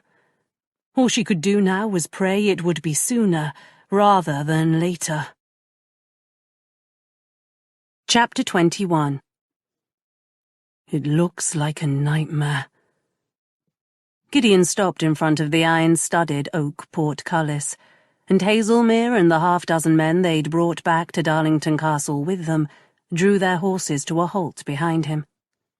Had it only been 3 weeks ago he'd stood in front of the castle that had once been his home and cursed it as a living nightmare, the withered heart at the centre of all his shattered dreams. It looked as grim now as it had then, but when he gazed up at it, his chest no longer tightened with bitterness. No shudders of revulsion rolled down his spine.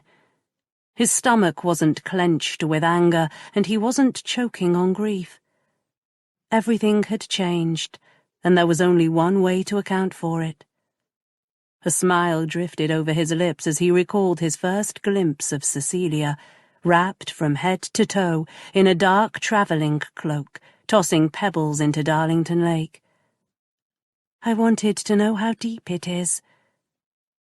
Perhaps he should have realized even then she'd tilt everything sideways, turn it upside down, then right side up again, but forever changed. Perhaps he should have known she'd do the same thing to his heart. Such a small woman to cause such an upheaval. Such a quiet coup. She'd conquered him before he realized he was under siege.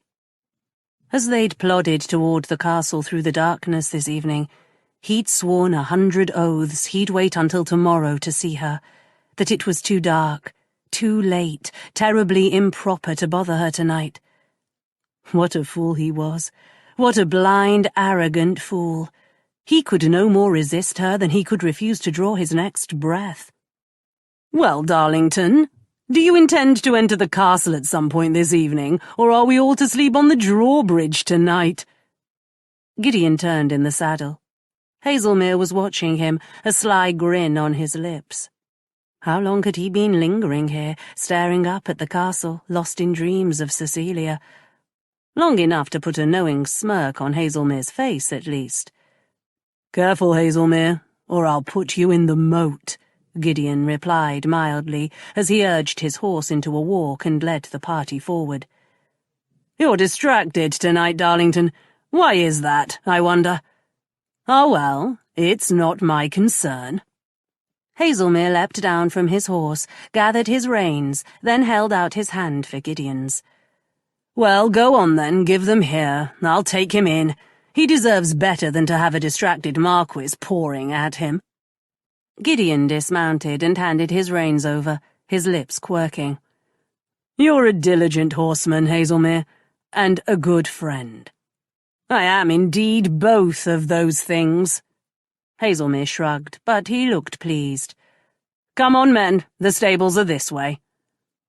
Gideon forced himself to wait until the men had rounded the side of the castle before he hurried over the footbridge.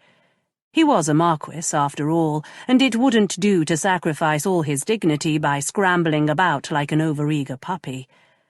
But as soon as they were out of sight, he darted through the courtyard and into the entrance hall. He took the stairs 2 at a time. He didn't pause to remove his coat or boots when he reached his bedchamber, but rushed through the connecting door, his heart soaring with desire and love and anticipation, only to crash again when he entered Isabella's bedchamber. His niece was sound asleep in her bed, but it wasn't Cecilia dozing in the rocking-chair by her side. It was Amy. The thud of his boots echoed in his ears as he hurried across the room. He crouched in front of the rocking-chair so he wouldn't frighten Amy by looming over her, then nudged her gently awake. "Amy, where's Cecilia?" Amy blinked groggily, frowning at Gideon as if she'd never seen him before. "Who?" "Cecilia, Amy. It's late. Where is she?" Gideon was making a great effort not to shake Amy into full consciousness and interrogate her as if she were a criminal. "Lord Darlington?" Amy rubbed her bleary eyes and blinked again before focusing on him. "Oh, I beg your pardon, my lord. I must have dozed off." She sat up straighter in the chair. "Isabella—" "Isabella is fine. She's fast asleep. Where is Cecilia?" Gideon repeated with growing urgency. There was no reason to be alarmed, as Amy often watched Isabella when Cecilia left the room, but a knot of foreboding was gathering at the base of his spine. Amy stared at him in confusion for another moment, but then understanding dawned, and she shot up from her chair so quickly she nearly knocked Gideon backward. "Oh, my goodness, what time is it?" "It's late, Amy. Past midnight." "Oh, dear." Amy wrung her hands, her face turning pale. "That's not— She should have been back ages ago." Gideon didn't like the panicked look on Amy's face, but he wasn't yet ready to alarm the whole castle. He took a deep breath and forced himself to speak calmly. "Back from where? Where did she go?" "Down to the kitchens to have a bite of dinner. Cecilia stayed with Isabella until she fell asleep, as she always does, but Isabella was fussy and Cecilia missed her meal. But that was hours ago, Lord Darlington." An icy chill rushed over Gideon, followed by a dark, nameless dread. "How long, Amy? 1 hour? 2? When did you last see her?" 8 o'clock or so, I think. She said she'd come right back up, but I fell asleep and didn't realize how much time had passed." Hours. 4 at least, maybe more, and no sign of her. It seemed an eternity. Gideon fought back the fear clawing at his throat. "The last you knew then she was going to the kitchens." Perhaps Mrs. Briggs had seen her. "Yes, You don't suppose she ventured out onto the grounds alone again?" Amy looked panicked. "She wouldn't be so foolish as that, would she?" "No," Gideon said, with more conviction than he felt. Cecilia had promised him she wouldn't leave the castle today, but she had a mind of her own. She wouldn't hesitate to disregard her promise if she felt it necessary. She'd never risk Isabella's safety, but God knew she wasn't nearly as careful of her own. "I don't like this." Amy began pacing in front of the fireplace, her fingers twisted in her apron. "Where could she have got to?" "It's all right, Amy. I'll find her." If Cecilia had turned up in the kitchens, Mrs. Briggs must have seen her. He'd have to wake his housekeeper, but there was no help for it. "Stay here with Isabella until I return." Gideon didn't wait for Amy's reply, but strode from the bedchamber into the corridor, every instinct urging him to rush outside and have Hazelmere order his men to search the grounds, while he and Gideon tore the castle apart, stone by stone, until they found Cecilia. 4 hours. Good Lord, anything could have happened to her in that time.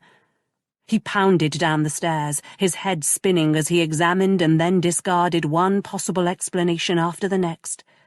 Had she been trapped in some remote part of the castle? The attics, perhaps?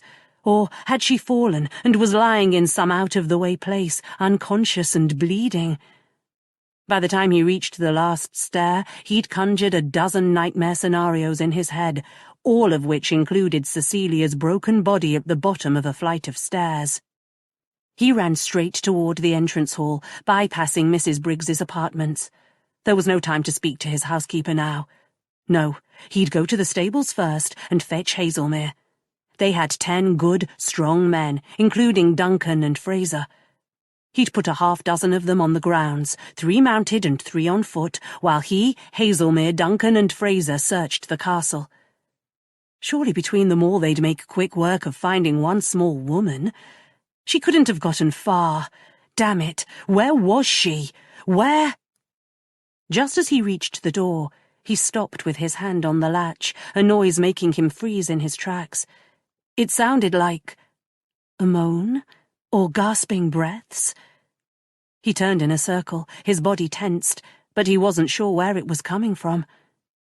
He waited, ears straining and every muscle twitching, until at last he heard it again. A cry so faint he might have believed he'd imagined it. Not a moan this time, but a plea for help, coming from the direction of the drive. Gideon sprang forward, throwing the front door open with a crash. But what he found on the other side made him stumble backward in horror. It was Cecilia. Thank God it was her. But even in this dim light, he could see how deathly pale she was. Her strange clumsiness, and the slow, heavy steps with which she crept up the drive. She was limping, and her arms were thrust out at her sides, as if she thought she'd topple over at any moment. Cecilia! Her name left his lips on a strangled breath. Cecilia! Her gaze had been fixed on the gravel beneath her feet as she made her painstaking way up the drive, but at the sound of his voice her head came up, and when she saw him there, her face just crumpled. Gideon! She swayed where she stood, but Gideon leapt for her, catching her before her knees gave way, and she collapsed onto the gravel drive. Shh, love, I've got you. He wrapped his arms around her trembling body and swept her up, gathering her tightly against his chest. I'm sorry. I didn't think I was doing anything dangerous. I broke my promise. Hush, it's all right. Gideon stroked her hair back from her damp forehead. You're all right. But she wasn't all right, because his hand came away wet with blood. Gideon was shaking badly, but he managed to turn her head toward him with a gentle nudge of her chin, and that was when he saw it. Blood, livid against her pale skin, running from her temple down her neck. Her dark hair was matted with it, her white apron stained with it, as if she'd used it to try and staunch the flow. Her hands were scraped bloody as well, her palms torn to shreds, and the hem of her grey skirt was ripped. She was clutching at his shirt, mumbling something about the kitchen garden and footsteps and a locked door, but Gideon hardly heard a word of it. He just kept murmuring to her, his voice low and soothing as he carried her into the castle. As it happened, Hazelmere and his men entered behind him, having finished in the stables. "Darlington, what are you—" Hazelmere began, but he trailed off with a curse when he caught sight of Cecilia, limp and bleeding in Gideon's arms. "Jesus, what happened? Is she—" "She'll be all right." She would be, because Gideon wouldn't hear of anything else. "But I need to get her upstairs and into bed. Summon Mrs. Briggs for me, will you, Hazelmere? Have her find Duncan and Fraser as well. I want everyone accounted for." Hazelmere nodded. "Of course. Good man." Gideon didn't wait, but turned and hurried up the stairs with Cecilia in his arms.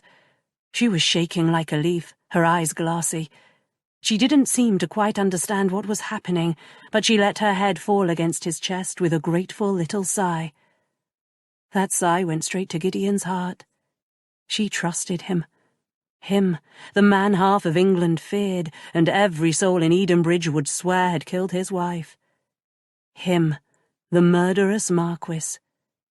She trusted him. Behind him, he could hear Hazelmere speaking to his men. "Search out Darlington's men, then meet me on the second floor for further instructions. Look sharp, boys, we don't want anyone else getting hurt." "Aye, my lord." It was Fletcher, Hazelmere's top man. "You heard his lordship, lads. Off we go." In the end, there was no need for Hazelmere to wake Mrs. Briggs. The sound of half a dozen men mounting her staircase was enough to bring her running. She came to an abrupt halt when she saw what was taking place, her eyes wide and fingers clutching at the neckline of her robe. "Heavens above, Lord Hazelmere, where did all these men come from? What's happened?" "Cecilia's been injured. I'm not sure of the details, but I believe Lord Darlington would appreciate your presence, Mrs. Briggs." "Injured? Oh, my goodness, yes, of course." Mrs. Briggs didn't wait to ask any further questions, but scurried up the stairs, her robe flapping against her ankles. Amy was pacing and muttering to herself when Gideon returned to Isabella's bedchamber with Cecilia. When she saw her friend, pale and bleeding in Gideon's arms, she gasped and covered her mouth with her hand. "Oh no! What's happened?" "Something to do with the kitchen garden, footsteps and a locked door, that's all I know." Gideon carried Cecilia across the room and lay her gently in her bed. "Cold." Cecilia scrabbled for the blankets, her hands shaking. "So cold." Amy made a strangled noise and started towards Cecilia, but she hadn't gotten a step before Mrs. Briggs swept into the room, instructions already on her lips. "Amy, dear, will you fetch some hot water from the kitchen and a few rags from the scrap pile too?" Amy ran to do Mrs. Briggs's bidding, but she jerked to a halt when she reached the bedchamber door. Hazelmere and his men had joined the party by now, with Duncan and Fraser in tow. The entire castle was gathered outside Isabella's bedchamber, shuffling their booted feet and whispering among themselves. Amy fell back with a gasp. "There's a crowd of men in the hallway." "Yes, I know, dear. Those are Lord Hazelmere's men, and I dare say they're harmless enough. Go on now, there's a good girl." Amy skirted around the men, eyes as big as saucers, and fled down the stairs. "Now then, Cecilia. No, don't close your eyes, dear. We can't let you sleep quite yet." Mrs. Briggs inspected the wound at Cecilia's temple, prodding gently with her fingers. "It's quite a gash, my lord. Deep, but not dangerous." "Are you certain?" Gideon was hovering over the bed. He'd seen his share of bloody wounds, including a gentleman whose shoulder had been run through with a sword in a duel, but nothing had ever disturbed him as much as the blood smeared across Cecilia's pale skin. "There, it's all right. I'm all done," Mrs. Briggs soothed when Cecilia flinched. She patted Cecilia's hand before turning to Gideon. "Quite certain, yes.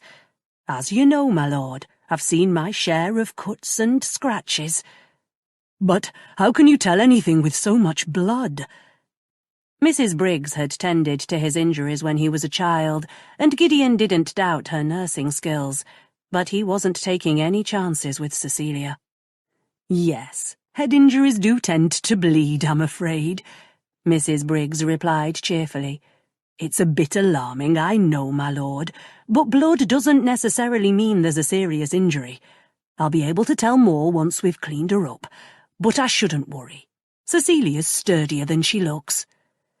"She doesn't look that sturdy to me," Gideon muttered. To his anxious eye, she looked like a crumpled rag doll tossed aside by a careless child. "Her hands are torn up as well, and she was limping up the drive." "Oh dear, your hands are a bit of a mess, aren't they?" Mrs. Briggs tutted as she inspected Cecilia's palms. "I imagine those cuts hurt, don't they, Cecilia?" "Not too much, really. Cecilia's dark gaze was fixed on Gideon's face over Mrs. Briggs's shoulder. "They sting a little." Mrs. Briggs chuckled. "Well, you're not the complaining sort. I knew that from the first moment I met you." They heard Amy's voice in the hallway then, shooing the men away from the door. A moment later she appeared with the basin and cloths, which she brought to Mrs. Briggs. "Thank you, Amy. Now, take Isabella back to your bedchamber with you for the night, dear. She'll be better off there, where it's quiet." Incredibly, Isabella had slept through the chaos. She murmured sleepily when Amy scooped her up, but she didn't wake. Gideon followed Amy out the door and motioned Hazelmere aside. "What happened?" Hazelmere's voice was grim. "I'm not sure yet. Cecilia's a little incoherent, but it sounds as if she may have gotten locked inside the kitchen garden. I'll find out more when Mrs. Briggs is finished with her." "Locked outside? In this cold?" Hazelmere's mouth fell open. "Jesus, Darlington, she might have frozen to death." "I think that was the idea, Hazelmere."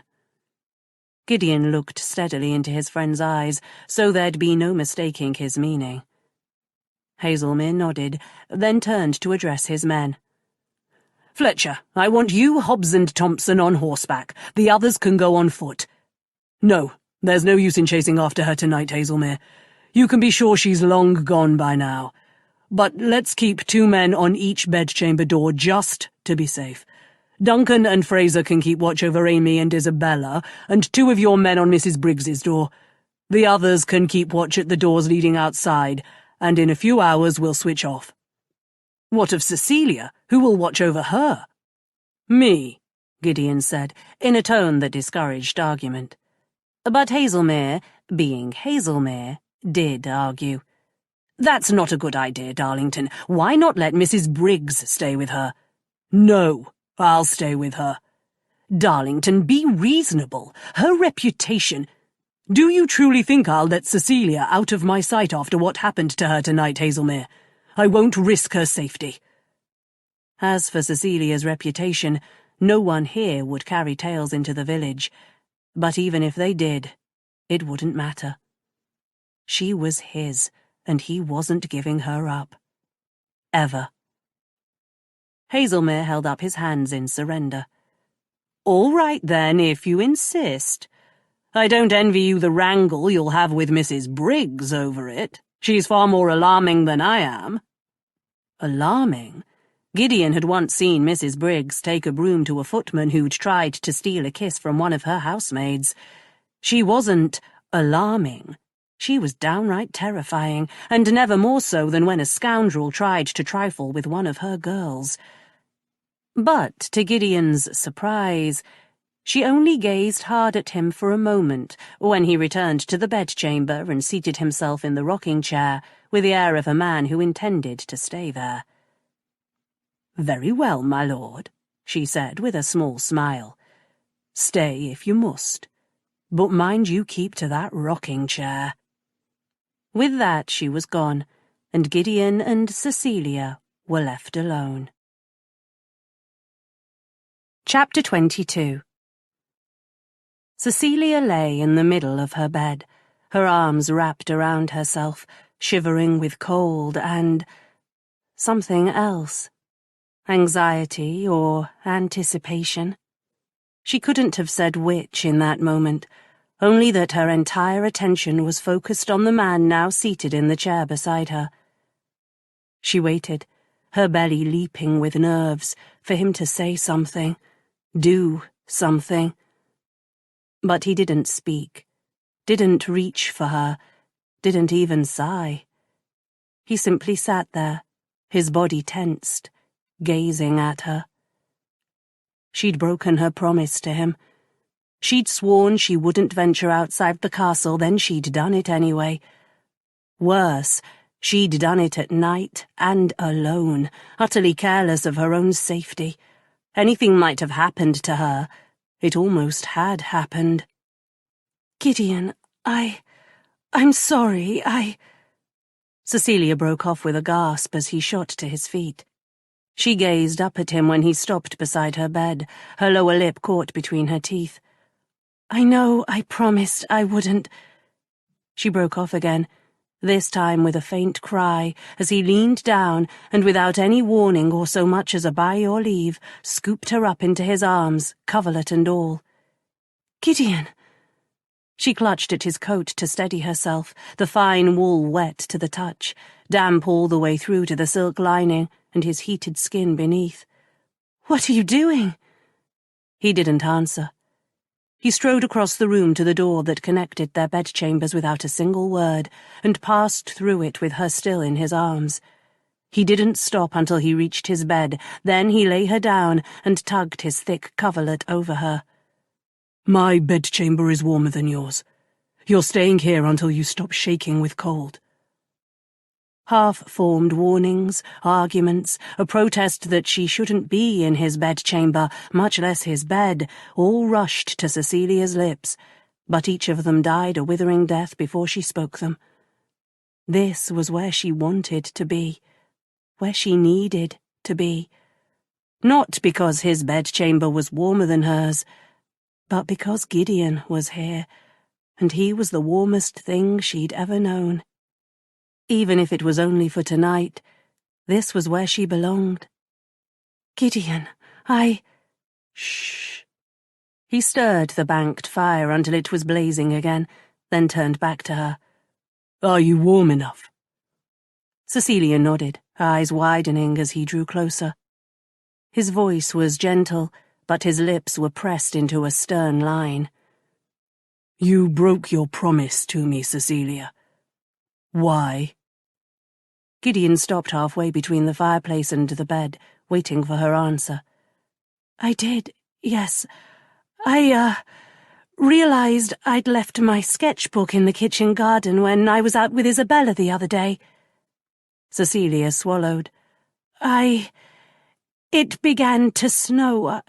I didn't want it to be ruined, so I just nipped out to fetch it." "Your sketchbook," Gideon repeated, searching her face. "Yes, I'm sorry, Gideon. I should have waited until morning." She was sorry. So sorry to lie to him. But there were so many unanswered questions still, so many mysteries as yet unsolved. Cecilia peeked up at him from under her lashes, hesitating. She'd prodded and poked into every corner of this castle, searched his attics and quizzed his servants. But the one thing she hadn't done was simply ask Gideon for the truth. "Gideon, why have you insisted Lady Cassandra's bedchamber remain locked all these months?" He blinked, surprised at the question. "Because of Isabella." "Isabella? What did Isabella have to do with Lady Cassandra's bedchamber?" Gideon blew out a breath. "A week after Cassandra died, Isabella woke in the night and crept into Cassandra's bedchamber, searching for her. I found her there the next morning, huddled in Cassandra's bed, shivering, with dried tears on her cheeks. It was—" He dragged a hand through his hair, his face pained. "Unbearable. After it happened a second time, I had the bedchamber doors locked." Cecilia gazed up at him, her throat working, and wondered why she hadn't known it at once, when everything he was, everything he did, was for Isabella's sake. Yes, I see." She wanted to say more, to tell him everything then, her real reasons for venturing into the garden tonight, what she'd read in Cassandra's diary, her suspicions about Cassandra's death. But she bit her lip before any of these truths could spill out. Because they weren't truths. Not yet. They were suspicions only. She had no evidence, just her instincts and a half-dozen of the purple-tipped stalks she'd picked in the garden tonight, hidden in her apron pocket. There were too many uncertainties still, too many questions she had no answers to. She wouldn't turn Gideon's world upside down until she knew beyond a doubt that she was right. "I asked you to remain inside the castle. Because I was concerned for your safety. Gideon drew closer and pressed gentle fingers to her lips, hushing her when she tried to speak. The Darlington Castle ghost, Cecilia. The White Lady. She's my brother's widow, Lady Leonora. Cecilia stared at him, stunned.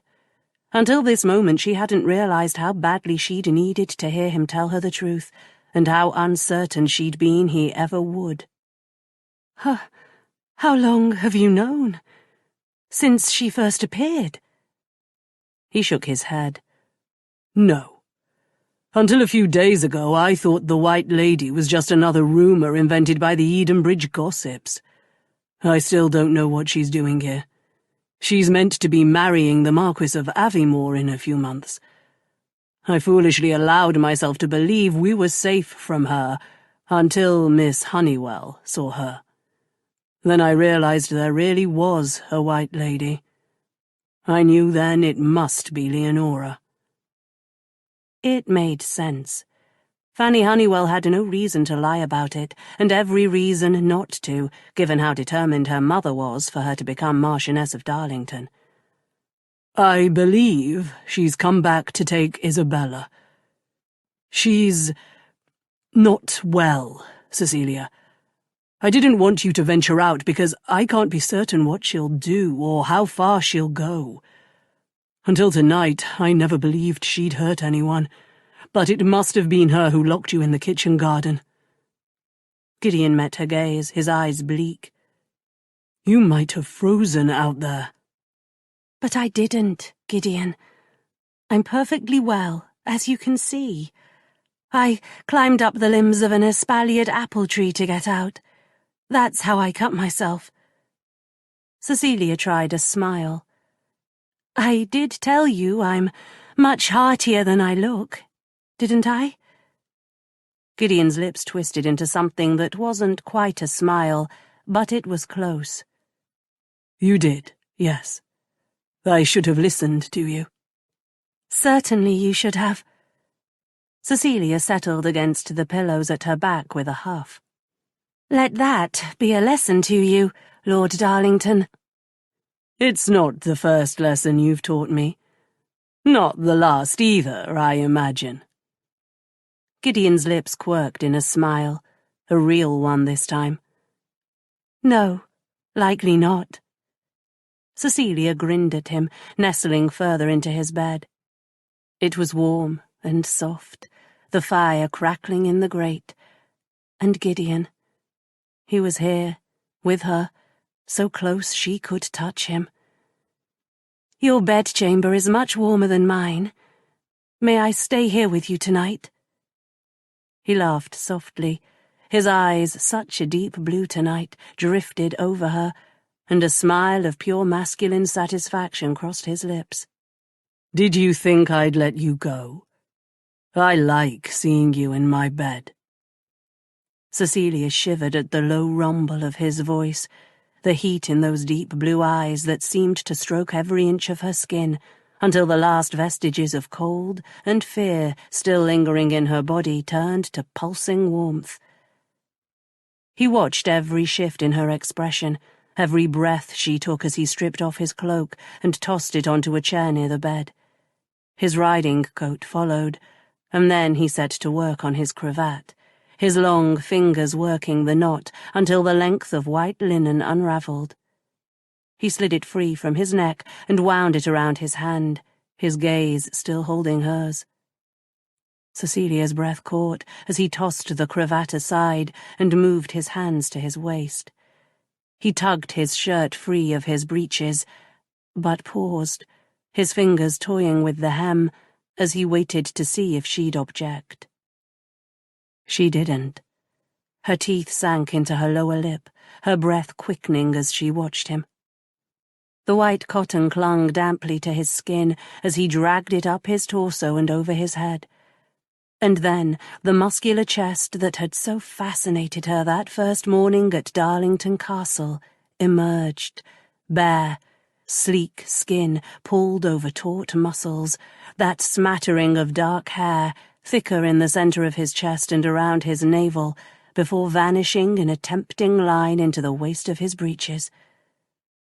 Cecilia waited for him to come to her, to join her in the bed, to stretch out beside her and press his body to hers. Her fingertips ached to stroke his bare skin, but he paused beside the bed to take her chin gently between his fingers and raise her face to his. "Look at me, Cecilia." His deep blue gaze flickered over her features, lingering on her parted lips, the flush on her cheeks, the madly beating pulse at the hollow of her throat. She wrapped her fingers around his wrist. "Come to bed, Gideon. Come keep me warm." His eyes slid closed, and he drew in a long, shaky breath. Cecilia understood then he'd been waiting for her invitation, for her to welcome him. Her heart squeezed in her chest, a wrench both painful and sweet. And then she was in his arms, her cheek pressed to his warm skin, his steady heartbeat a rhythmic thump in her ear. They were quiet for a time. Gideon ran his fingers through her hair in long, sensuous strokes, raising goosebumps over every inch of her skin. Finally, she lifted her head to glance up at him. You're not angry with me?" "Not at the moment, no. I make no promises for tomorrow." He nuzzled her neck, the rough stubble on his face scraping her sensitive skin. Cecilia dragged her fingertips down his chest to his stomach, a small smile rising to her lips as his muscles tensed under the caress. Her skin felt as if it were about to burst into flames everywhere their bodies touched. She closed her eyes to savor the slow movement of Gideon's hand in her hair. She listened to the crackle of the fire and, just for now, she let herself float in his warmth, his touch, the crisp, masculine scent of his skin. She should have fallen asleep, but even as the languorous warmth stole over her and her limbs melted against his, she remained awake, every inch of her alive and clamoring for his touch, a strange hot knot pulled tight inside her lower belly. "When I arrived home tonight, and Amy said you were missing, I think I went a little mad." Gideon curled his big hand around her hip and pulled her tighter against him. "I was afraid for you. I can't lose you. I'm in love with you, Cecilia." His voice was quiet, but his body was shaking against hers. Gideon, the strongest man she'd ever known, was shaking at the thought of losing her. Cecilia could feel his love for her in the way he held her, the break in his voice, the pounding of his heart against her ear. Tears sprang to her eyes at the sweetness of him. This man who'd lost so much, yet could still feel so deeply, loved so fiercely.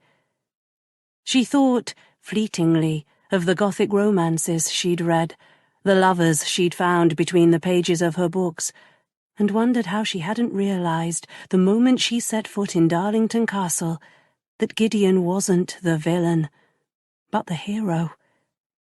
This was love. Love for a real flesh-and-blood man who'd suffered unspeakable loss and grief, a man who had every reason to be bitter and angry, but still had the courage and strength to love again. "I love you too, Gideon." She pressed a fervent kiss to the center of his chest. "I'm in love with you." Gideon's breath caught, then his chest moved underneath her cheek in a sigh, as if he'd waited an eternity for those words. "Sweetheart," he whispered, dropping a soft kiss on her temple. Cecilia clung to him, joy and love and despair gathering like a storm inside her, both beautiful and heartbreaking at once. This love was more than anything she ever imagined love could be. She wanted to give him everything. All she carried inside her, everything she had and everything she was his. But it wouldn't matter in the end.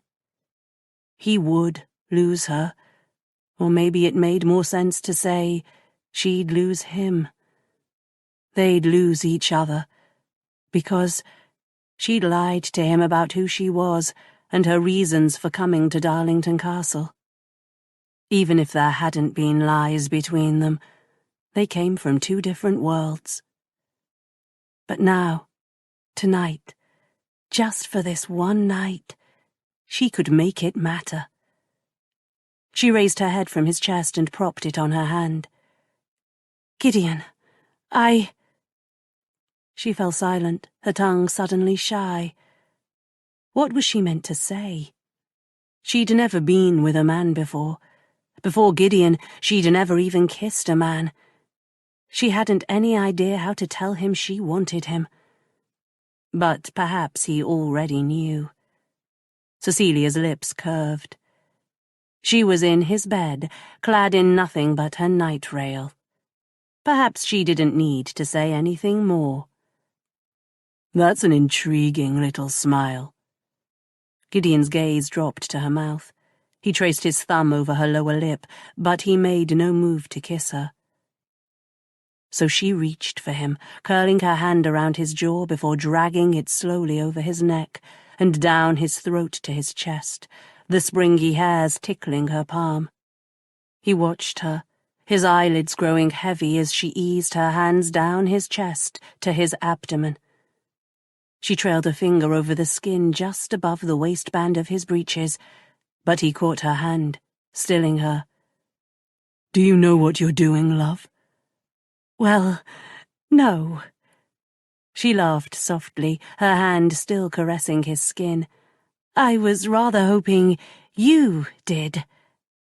He dragged his knuckles down her cheek. He gazed at her for a long time without speaking, his blue eyes filled with heat and shadows. "I know this. If you stay here with me in my bed tonight, I won't let you go until I've made you mine." His. She'd never wanted anything more, and she told him so, in the best way she knew how, by gently pulling his hand from her face and placing a sweet, gentle kiss in the center of his palm.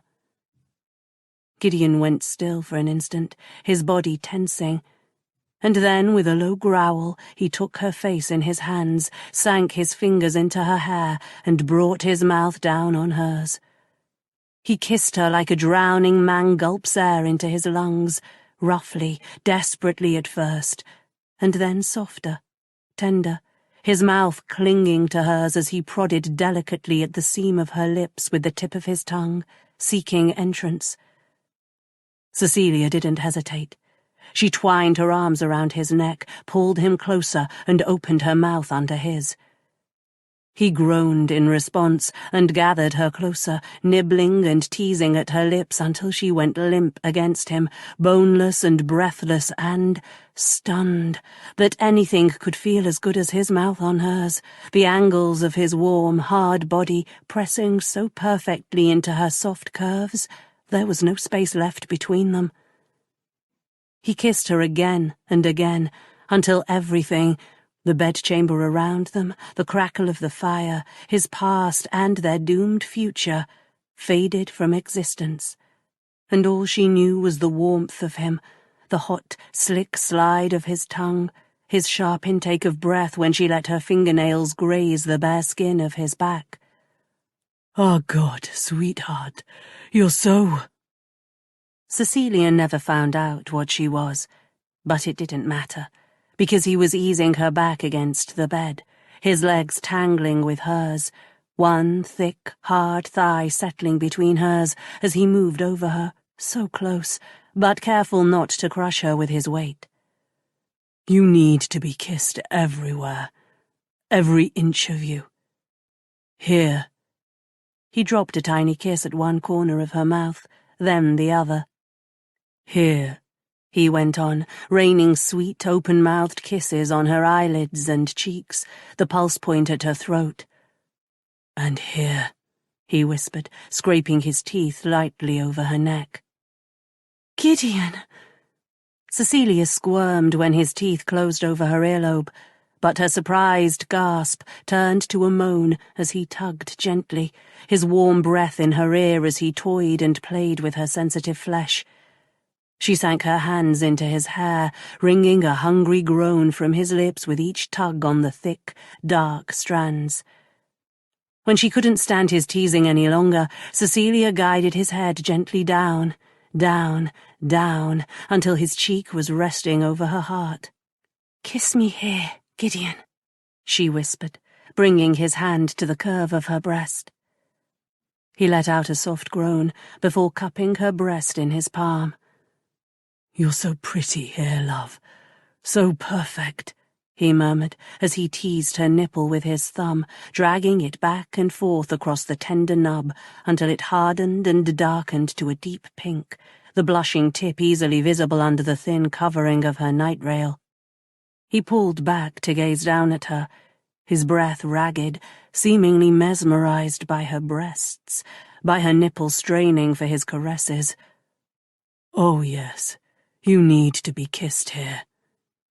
He licked his lips, hovering for a long, teasing moment over her before he leaned down and drew her nipple into his mouth. Cecilia gasped and sank her trembling fingers into his hair to hold him against her. Dear God, his mouth was so hot, so insistent as he sucked and licked at her. He dallied there for long, breathless moments, wetting the fabric of her night rail before drawing back to gaze at her with hot blue eyes. He hung over her, a red flush across his cheekbones. "God, look at you, love. So hard, straining for me. Do you like my mouth on you?" "Yes. Please."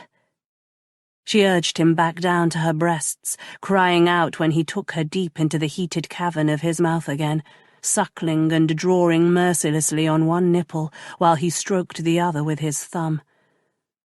This exquisite torture went on and on until both her nipples were flushed and peaked for him, and Cecilia was squirming against the bed, unable to contain her breathless cries and whimpers.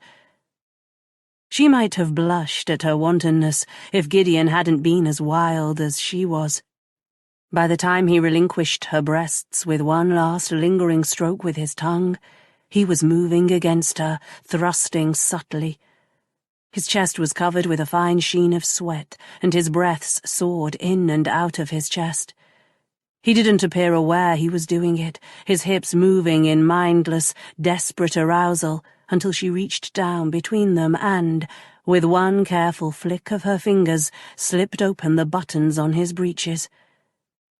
He froze then, swallowing. "Cecilia, are you sure Is this what you want?" She smiled and reached up to tug gently on a dishevelled lock of his dark hair. He looked so young and boyish with it falling in his eyes, and it was so soft she wanted to play with it forever, to wake up with her fingers buried in those thick waves. "Yes, I want you, Gideon." She didn't hesitate, but took his hand and dragged it down her thigh to the hem of her night rail, and closed his fingers around it.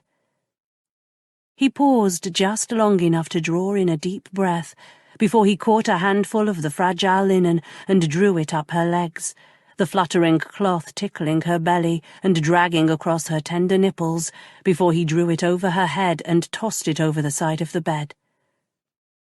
Cecilia fell back against the pillows with a shy smile as Gideon gazed down at her, his breath not quite steady as he took her in with feverish blue eyes. "Is that a blush, sweetheart?" A soft smile crossed his lips as he touched gentle fingers to her cheek. "Here, and here too." He followed the sweep of pink from her face down her neck, his smile fading as it swept over her breasts and lower, lower. "Such perfect skin," he murmured as he splayed his big hand over her lower belly. "So soft and white, but for that sweet blush." Cecilia couldn't speak, couldn't move, could only gaze up at him, mesmerized by his murmurs and the gentle stroke of his hands over her skin. He couldn't seem to get enough of her, touching her everywhere. Her neck and shoulders, the tender skin under her breasts, the soft swell of her belly, until at last his hands settled on the inside of her thighs, and he eased them gently apart. He caught his breath as he looked at her center, his big, strong hands holding her open for his gaze. Cecilia felt her blush deepen, but it never occurred to her to try and cover herself or push him away. She wanted him to look at her, wanted to see the desire in his eyes as he gazed down at her. God, look at you, so pink and beautiful here.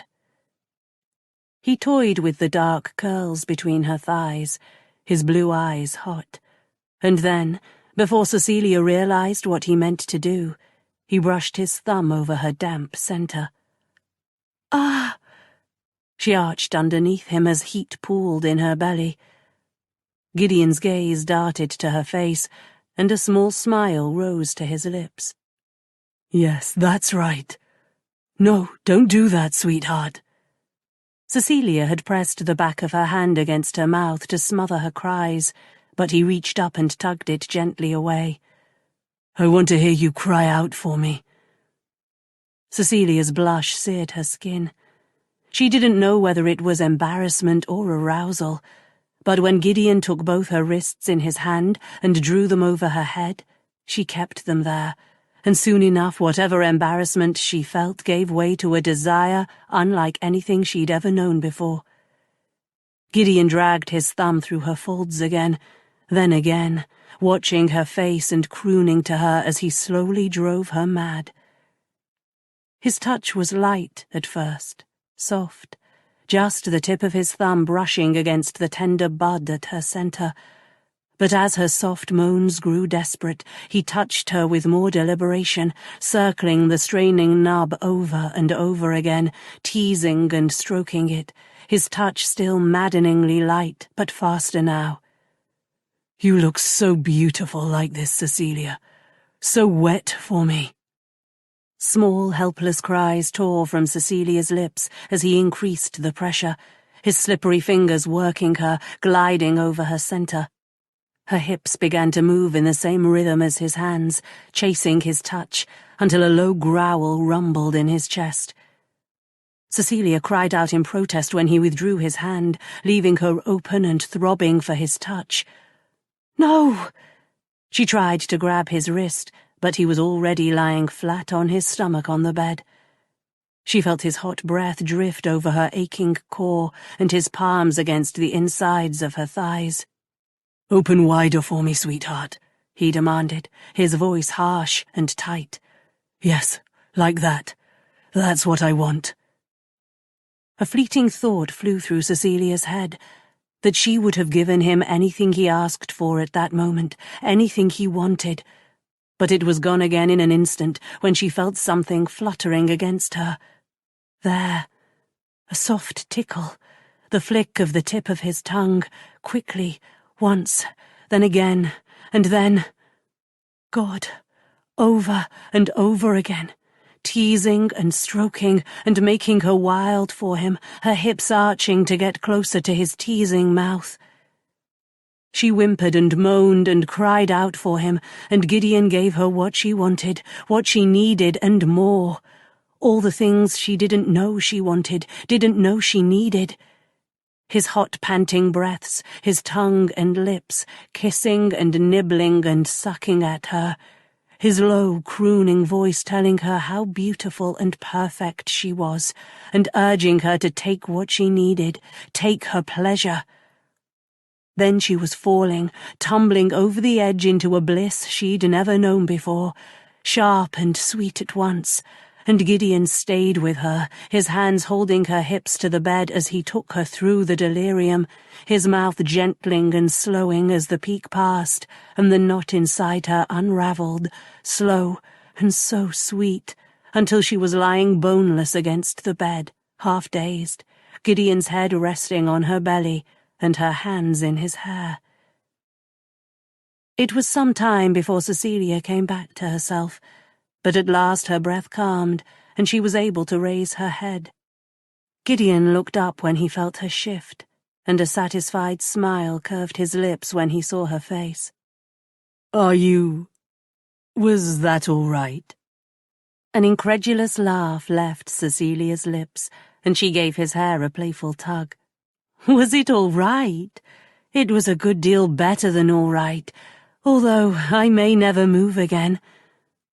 Gideon's smile widened, as if he was pleased to find he'd rendered her comatose. He lifted his head from her belly as she held out her arms to him, and he shimmied up the bed to gather her close. He pressed a kiss on her forehead, then eased her head against his chest. Go to sleep, sweetheart. Sleep? But surely that wasn't all. No. At one time she might have thought so, but she did live in London, and she was one of Lady Clifford's pupils. She'd seen a number of things another young woman might not have, and heard even more. Whatever few mysteries remained had been dispelled by Sophia after her marriage to Lord Grey. Cecilia knew very well the long, hard length Gideon was trying to keep from prodding into her hip meant he hadn't taken his pleasure, and that he was certainly suffering now because of it. She also knew he was attempting to be decent and noble. The ridiculous man. Well, she wouldn't have it. The bedroom was no place for decency and nobility. Cecilia raised her head from Gideon's chest, and before he knew what she was about, she'd scrambled to her knees. Her expression must have given her away, because Gideon's eyes widened as his gaze met hers. Cecilia, what are you? I'm not ready to sleep yet. She braced her hands on his chest, and with one quick move, settled herself on top of him, her thighs straddling his hips. Her gaze moved hungrily over his bare chest and flat stomach. I'm not tired, she murmured, teasing her fingers through the line of dark hair that disappeared into his breeches. His mouth opened, but he struggled to get any words past his lips as his heated gaze moved slowly over her bare, flushed skin, lingering on the curves of her breasts. I don't think we should— He trailed off to watch, mesmerized, as she played with that trail of springy hair on his belly, her fingernails scraping lightly against his bare skin, until she slipped her hand under the waistband of his breeches and drew him out, hard and aching, from the crumpled folds of his falls. Cecilia, he swallowed, his gaze meeting hers. I'm awake, Gideon. Cecilia hesitated, shyness overtaking her, but his long, hard length was throbbing against her palm, and the need in his eyes, the ragged edge to his breath, decided her. I've never been wider awake in my life, she murmured as she began to caress him. Cecilia, Gideon broke off with a gasp as she dragged her hand up and then down again, her eyes opening in wonder at the slide of that thin, silky skin over the heated length beneath. She bit her lip as she met his gaze. Is this right? Gideon stared up at her, his eyelids falling to half-mast and his lips parting as she kept stroking him. Yes, he choked out on a low groan. He shifted underneath her, spreading his thighs wider as if he couldn't stop himself. It's so good, sweetheart. He didn't need to say anything more. His body, his broken moans, his strangled breaths, told her everything she needed to know. Cecilia tightened her grip around him and watched, transfixed, as he began to meet her every stroke with a subtle thrust of his hips. Cecilia slid her thumb up to circle his tip, her tongue darting out to touch her bottom lip when his hips jerked. I could watch you like this all— Oh! A groan tore from his lips, and the next thing Cecilia knew, she was on her back, with a large, aroused Marquess on top of her, nudging her legs apart with his hips. Do you want me, Cecilia? He slipped his hand between her thighs and parted her swollen flesh with gentle fingers to stroke her. "Do you want me here?" "Yes," Cecilia sighed, twining her arms around his neck. "I want all of you." Gideon's body was taut with leashed desire, but he held back, his lips in her hair and on her neck and breasts, circling and rubbing her eager nub, tearing whimpers from her throat. He waited until she was thrashing against the bed before he slipped one long finger inside her. Cecilia's mouth sought his as she arched into his touch. "Gideon, please." "Shh. I've got you." He pressed a tender kiss to her lips, but still he took his time, reducing her to quivering flesh, until at last, dear God, yes, at last, with a guttural groan he eased the tip of his hard length inside her. He paused when he met resistance, his every muscle tensing with the effort to remain still. "Don't want to hurt you." "No, don't stop." Cecilia arched against him, clawing at his sweat-slick back. Gideon groaned again, then with a quick shift of his hips, thrust inside. Cecilia gasped at the sharp burst of pain, but Gideon crooned to her through his panting breaths until the pain faded and her body eased around him.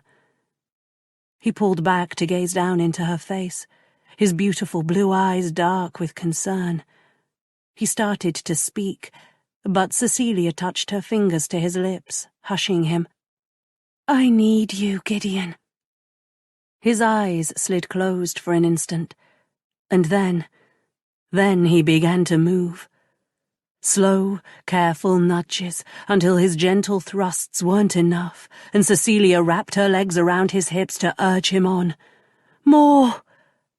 A desperate groan tore from Gideon's lips as he surged forward.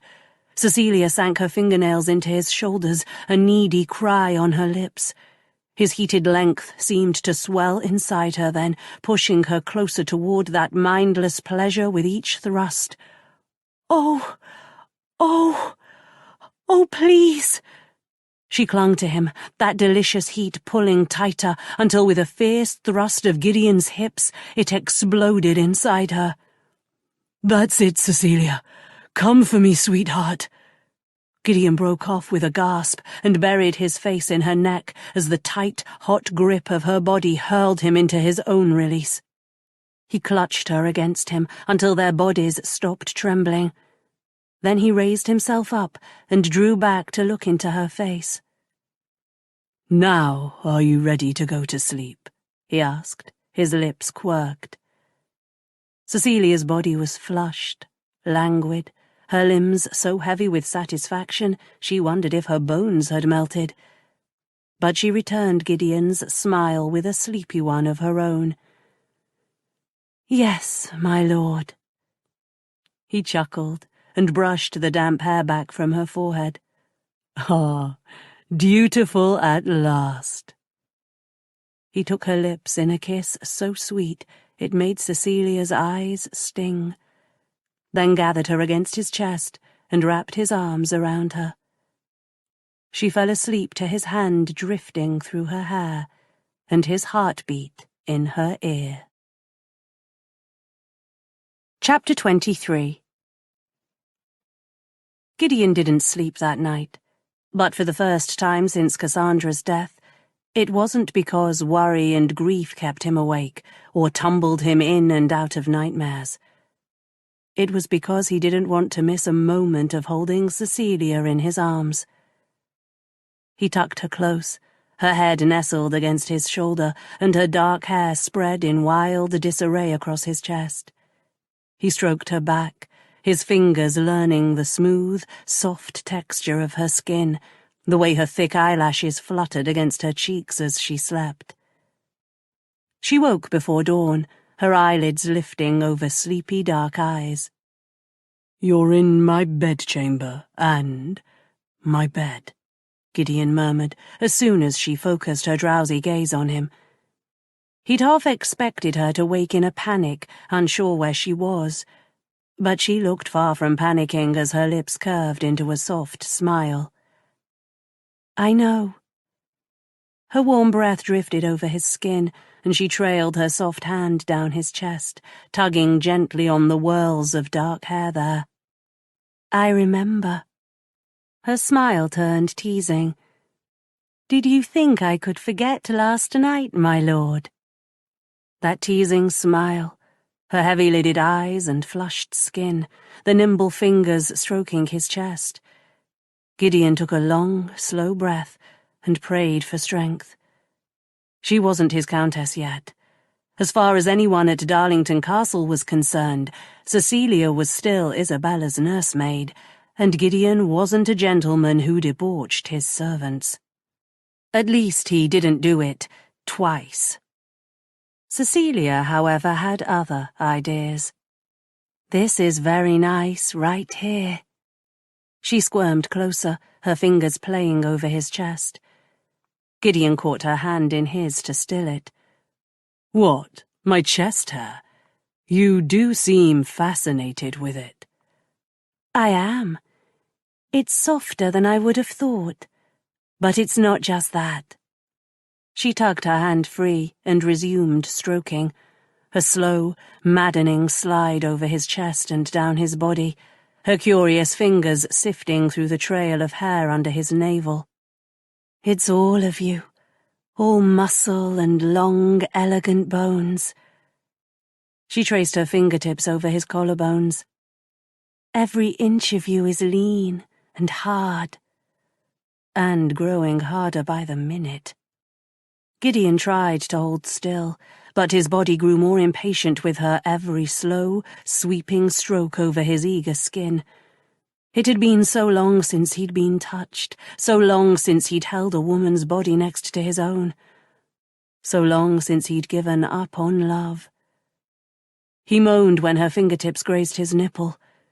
Cecilia. She did it again, a gentle tweak that made his eyes roll back in his head.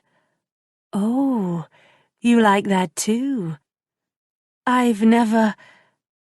No man has ever touched me there before.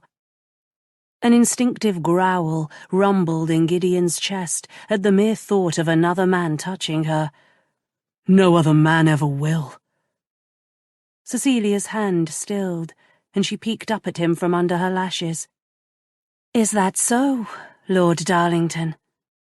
It is. Gideon reached for her hand and pressed a kiss to her palm. Are you this possessive with all your servants? She leaned over him and pressed a kiss to the center of his chest. No, Gideon bit out, gritting his teeth against the pleasure of her warm lips exploring his flesh. But it's been some time since I regarded you as my servant. If I ever did. Cecilia didn't appear to be listening to him. She nipped at his chest, pressed an experimental kiss to his nipple, then drew back to study the effect. Oh. Her eyes widened when it hardened, then her lips curved with an impish smile. She kissed him there again, lingering this time, then drew back and ran her thumb over the damp peak. Oh, God. Gideon's breath left his lungs in a rush, blood pooling between his legs, fierce desire unfurling in his belly. He was doing his best not to writhe under her touch, but his cock was hardening, twitching insistently against the coverlet. Cecilia watched in fascination as the touch of her fingers and lips made it jerk and strain for her. She licked delicately at his nipple like a cat licking up cream, tearing one low groan after another from his throat. When she lifted her head at last, his nipple was hard and aching, and his entire body was flushed with arousal.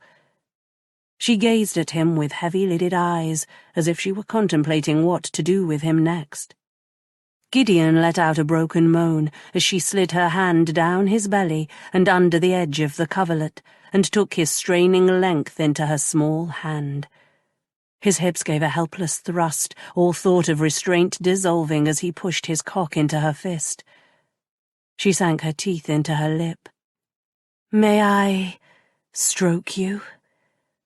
Gideon's battle with his conscience was a brief one. He simply wanted her too much to resist. Please. His voice was hoarse. Her lips parted as she began a slow, languid stroking. Gideon arched into the caress, which was somehow both too much and not enough at once. Harder, love. Like this. He closed his hand over hers and showed her how he liked to be touched. Yes, he hissed, his hand falling away as her fingers tightened around him, giving him the firm, fast strokes he needed. Run your thumb over their head, he begged in a choked whisper. Cecilia circled the slippery head with a dainty thumb, her cheeks flushed with arousal as she watched him jerk and moan beneath her. Tell me what you want, Gideon. I want to see you. I love watching you like this. Gideon arched his neck, tipping his head back against the pillow as her caresses grew bolder, her firm, slow strokes enough to drive him mad, but not enough to satisfy. It went on for what seemed an eternity to Gideon, one tormenting stroke after another, until his chest was sheened with sweat and he was thrashing against the bed, incoherent pleas falling from his lips. Come here, love. Yes, like that.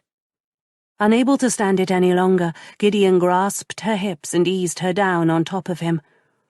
Closer, sweetheart, so you're... Oh, God, yes.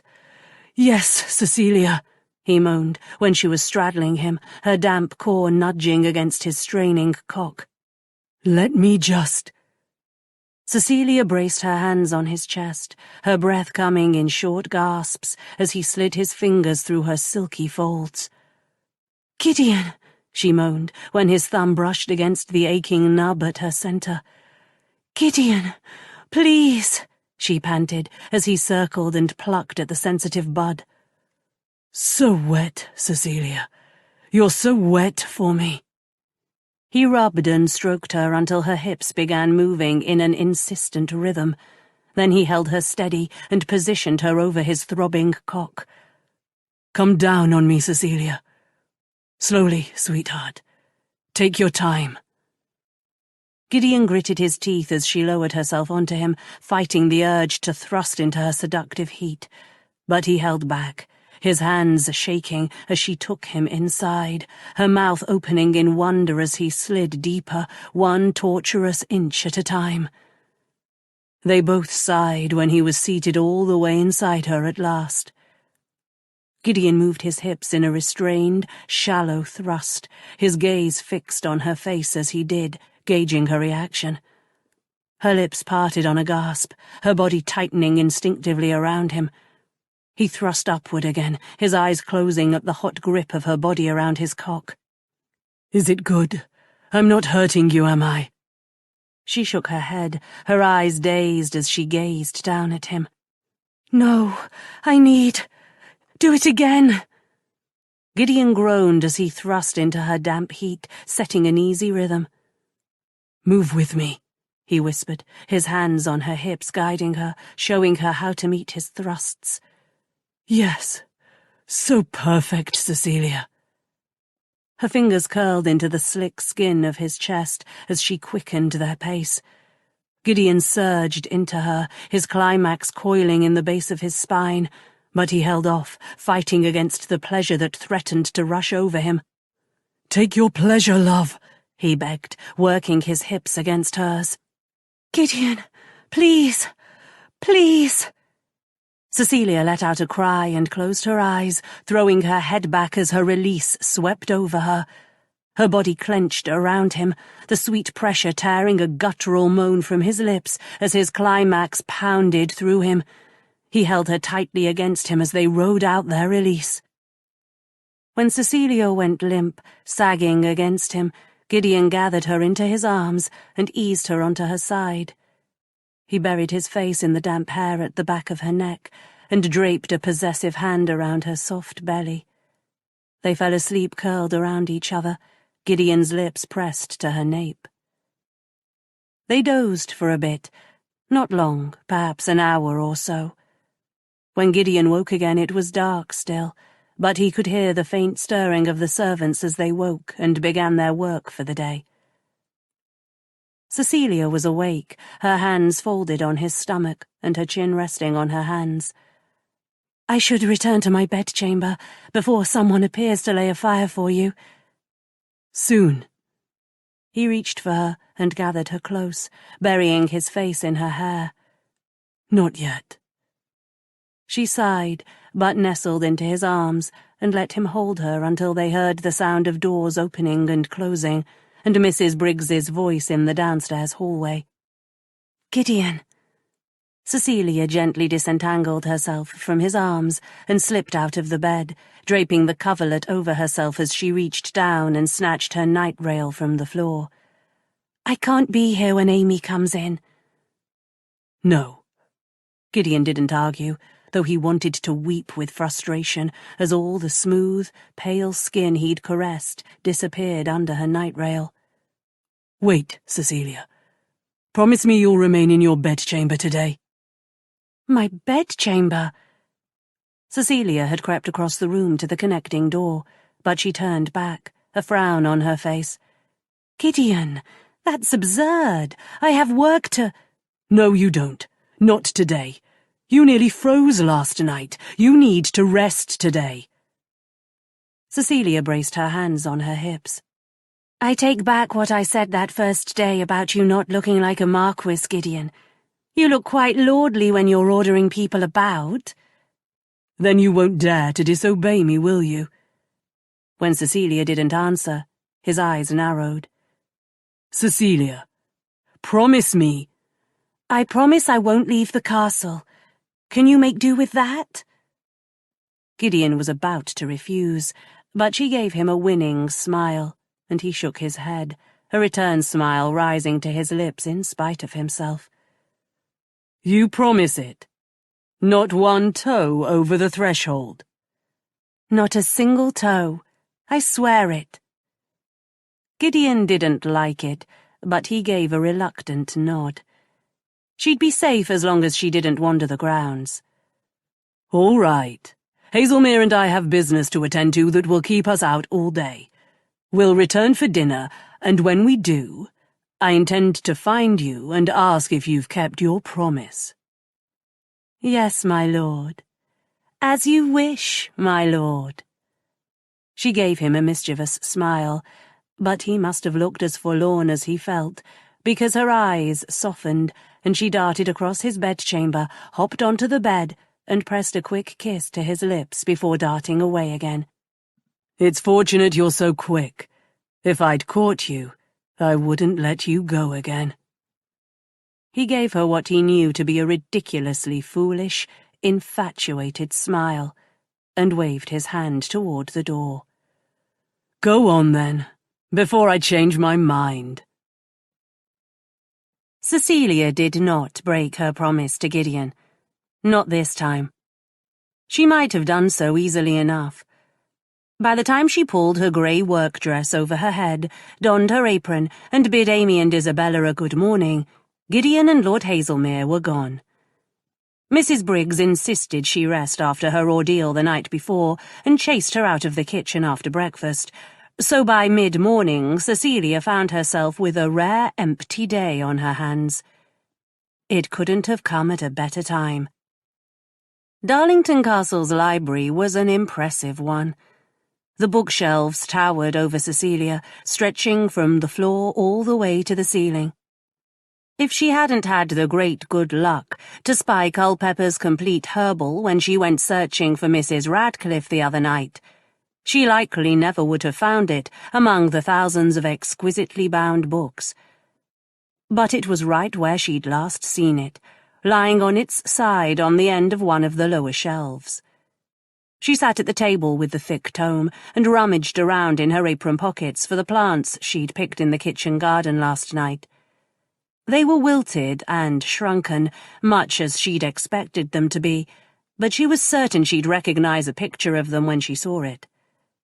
The trouble was, she had no idea what the plants were called, so she'd have to go through the entirety of Culpepper's Complete Herbal until she spotted them. All 411 pages of it. Each entry included a detailed illustration of the herb, but it might take hours for her to find the illustration she needed. So she settled in, her wilted stalks on the table beside her as she flipped through one page after the next, searching for the spiky purple plant. In the end, it didn't take hours. Just when she was certain she'd go cross-eyed if she had to study another illustration, she found what she was looking for. Green stalks, spear-shaped leaves, topped by a spiky purple flower like a fuzzy starburst. Penny Royal. She leaned over the book to read the page. The entry was brief, as all the entries were, but by the time she came to the end of the short series of paragraphs, her blood had turned to ice in her veins. It provokes women's courses and expels the dead child and afterbirth. Cecilia read it again, then again, to be sure she hadn't confused the words or somehow misunderstood. Being boiled and drank, it provokes women's courses and expels the dead child. The tea Mrs. Briggs had mentioned hadn't been spearmint at all, but penny royal. Cecilia slapped a hand over her mouth as a horrible, sick feeling twisted in her stomach. A herb such as this, that brought on bleeding. What might it do to a lady carrying a healthy child? What might it do to the child? She blinked blindly down at the page, tears blurring her eyes, because she knew. She already knew. Cassandra and Gideon's child, their son. Someone had seen to it he'd never draw breath, and they'd taken Cassandra away too, ensuring she'd be laid in the cold ground before she ever conceived another child. Cecilia pressed her hand tighter against her lips as bile flooded her throat, gagging her. Dear God, she was going to be sick. She gripped the edge of the table and sat for a long time, the library swimming around her, until at last she gained control of herself. She stared down at the book open on the table before her, not seeing it, her mind working to untangle the interwoven threads of the mystery of Cassandra's death. Ugly questions, and even uglier answers. But in the end, there was only one question that mattered. Who at Darlington Castle stood to gain the most if the Marchioness of Darlington died before she could give birth to her child? Not Gideon, and not any of the servants. No one else had been at the castle during Cassandra's illness and death, but Lady Leonora. But why would she want to hurt Cassandra or her child? From what Mrs. Briggs had said, Lady Leonora hadn't even been permitted in the sick room during Cassandra's illness. It didn't make sense, unless... They grew apart somewhat after Cassandra became the Marchioness. Cecilia tapped her palm against her forehead, trying to think. There was nothing so sinister in Lady Leonora's being jealous of Cassandra once she was elevated to Marchioness. But could she have been so jealous she'd have poisoned her own cousin? No, surely not. But then... There was one odd thing that had struck Cecilia about Cassandra's diary. She'd hardly said a single word about Lady Leonora. Cassandra had mentioned Isabella hundreds of times, and Gideon twice as many as that. She could hardly put pen to paper without saying how grateful she was for them both. She wrote constantly of the people she loved, including Mrs. Briggs and the other servants. The one person whose name rarely came up in those pages was Lady Leonora's. Cecilia thought of Lady Leonora's portrait in the small picture gallery, of her haughty expression, the petulant curve of her lip, and wondered how such a lady would have reacted to her cousin's sudden elevation in rank. Cassandra had come to Darlington Castle as Lady Leonora's lowly companion, and 6 months later she'd supplanted her as its mistress. Still, jealousy was one thing, and murder quite another. In any case, Cecilia strongly suspected it was the penny royal tea that had killed Cassandra, and according to Mrs. Briggs, it had been Gideon who brought Cassandra's broth and tea on her dinner tray every night. So how— But no, that wasn't what she'd said, was it? A chill rushed over Cecilia's skin as she recalled precisely what Mrs. Briggs had told her. Lord Darlington brought her a tray of broth every night at dinner-time. Only thing she ever touched was the spearmint tea he gave her much later in the evening, to help her sleep. The way Mrs. Briggs had described it, the tea hadn't been on the dinner tray with the broth. Had anyone actually seen Gideon give Cassandra that tea? Mrs. Briggs had only mentioned seeing the teacup with the dregs of the tea when she'd taken the dishes down the next morning. Could it be Gideon had only given Cassandra the broth, and someone else had given her the tea? Someone like Lady Leonora, for instance. But why? Why would Lady Leonora go to such lengths to poison her cousin, and when would she have had the opportunity? Gideon was the only one permitted in Cassandra's bedchamber. Lady Leonora could have crept past him and the staff, of course, but there'd been a great many people in the castle back then, and whoever had administered the poison would have had to sneak into Cassandra's bedchamber every night for months. Surely someone would have seen her? Lady Leonora, as the evil villainess, didn't quite fall into place. Yet Cecilia's brain had seized on it with a familiar, dogged determination born of instinct. She couldn't let it go.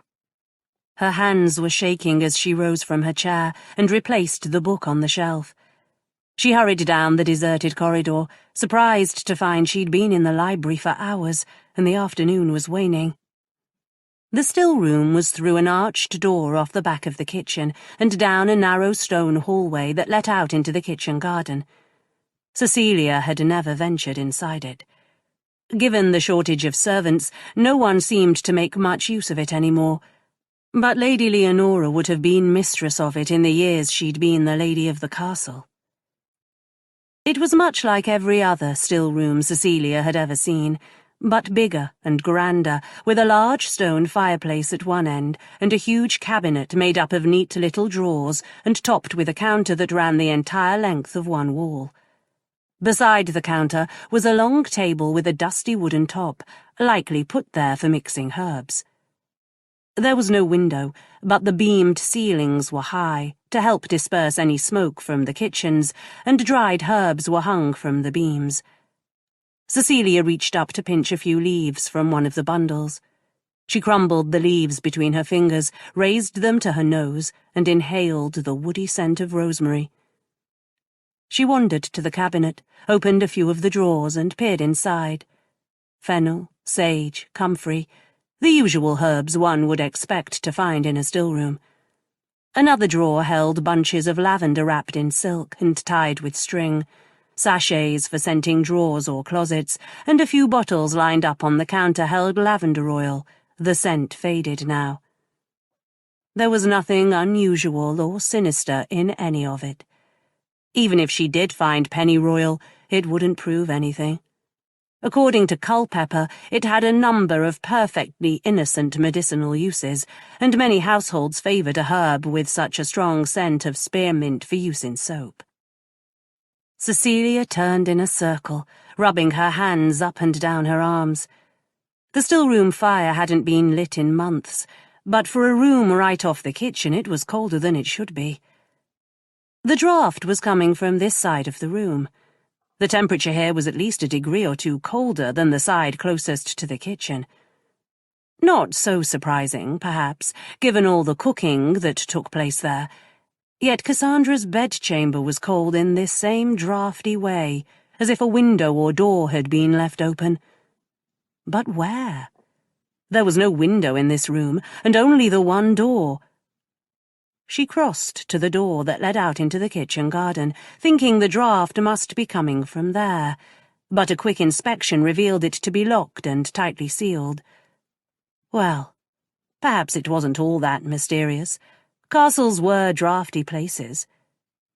She turned from the door with a sigh and made her way back across the still room toward the kitchen. That was when she saw it. Hidden in a shallow alcove in the darkest and coldest part of the room was a stack of wooden boxes containing messy piles of glass jars. And behind it was the edge of a door. Only the merest sliver of it was visible. If she'd blinked, she would have missed it. She approached the stack of wooden crates, her heart pounding. They looked heavy, much too heavy for her to move them. But just as she was trying to make up her mind whether to fetch Duncan or not, she noticed the dust pattern on the floor. Grime had accumulated over every surface in the abandoned still room, and the floor was no exception. But there was a wide space just in front of the boxes that was clear of dust and dirt, as if someone had shoved the crates out of the way of the door, leaving a length of bare floor. Cecilia nudged her toe against the corner of one of the crates, and to her surprise, it shifted easily out of her way. A quick rummage through them soon revealed why. The jars had been carefully arranged along the tops of the crates, but underneath they were filled with sawdust and hay. Cecilia pushed them aside just enough to slip behind them. There was a bolt lock on this side of the door, but it wasn't bolted. Just as she went to open it, she noticed a smear of something white on the iron latch. She touched it, then rubbed the substance between her fingers and thumb. It was thick and white, and a bit sticky, rather like white face paint.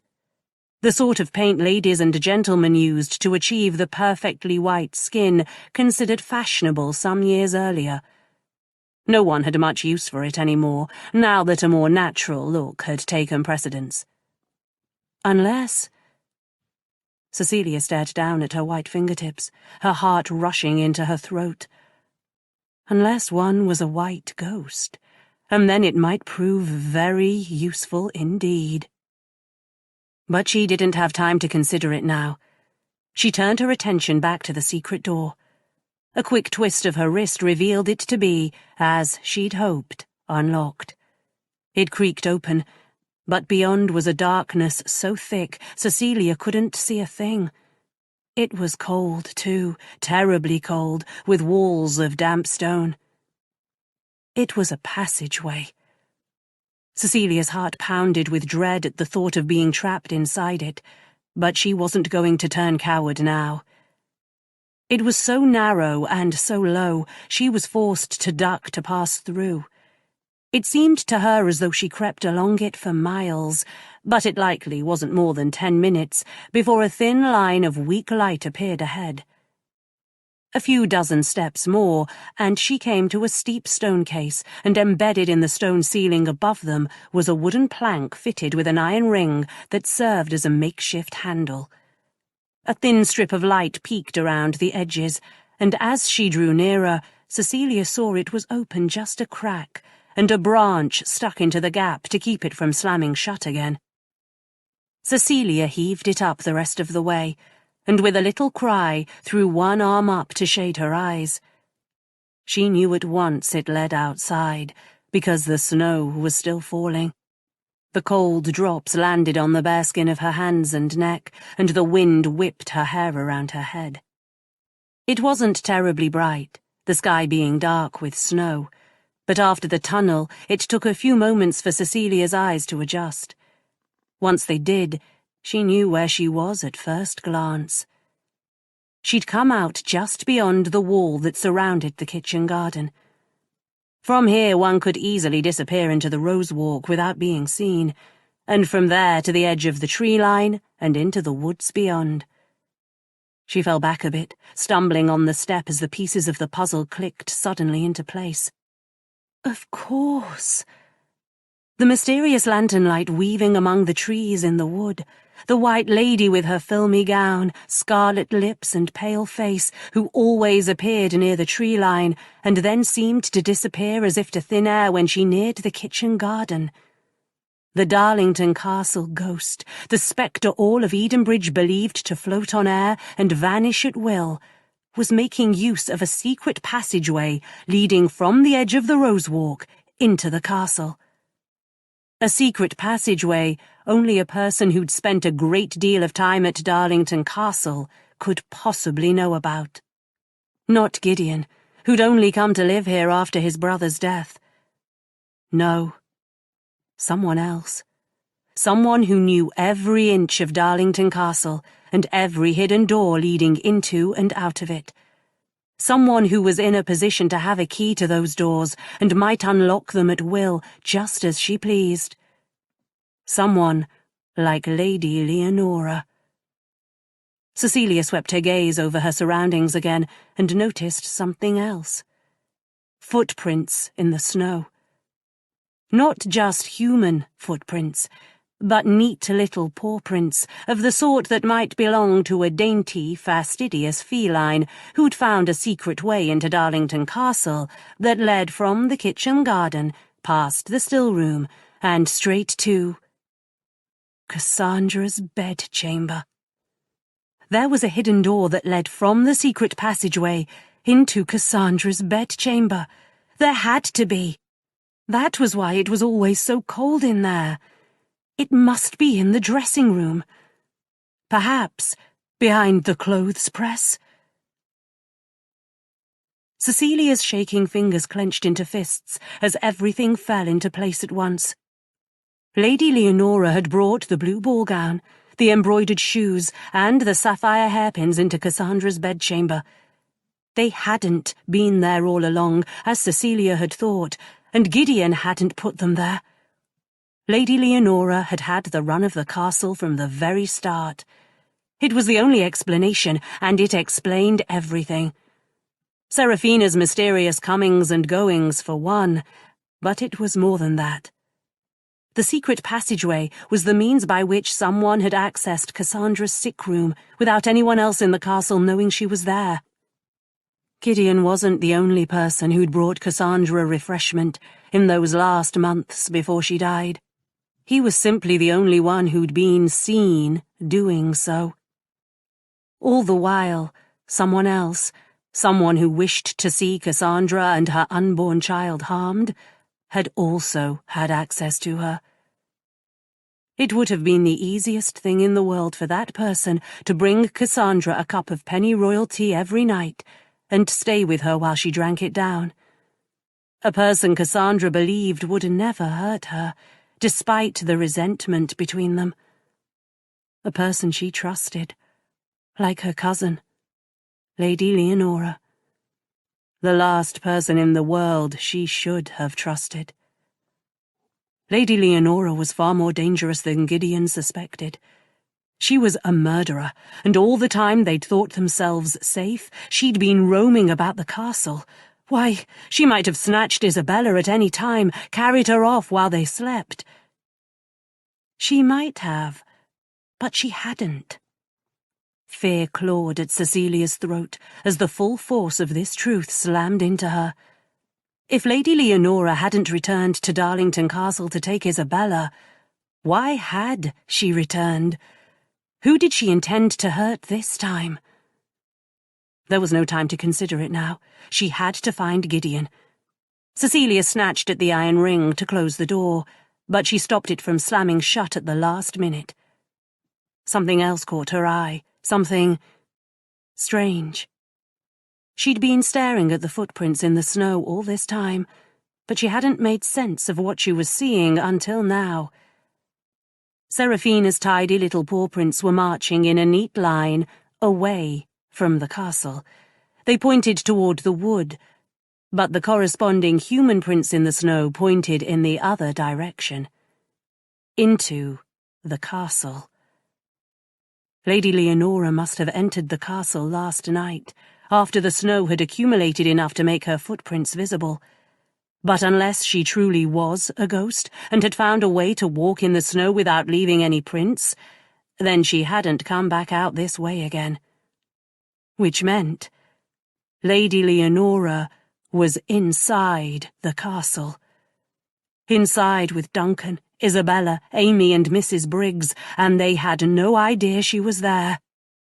Dear God, She had to get them out at once, while at the same time doing all she could to keep Lady Leonora in, just long enough for Gideon to be found.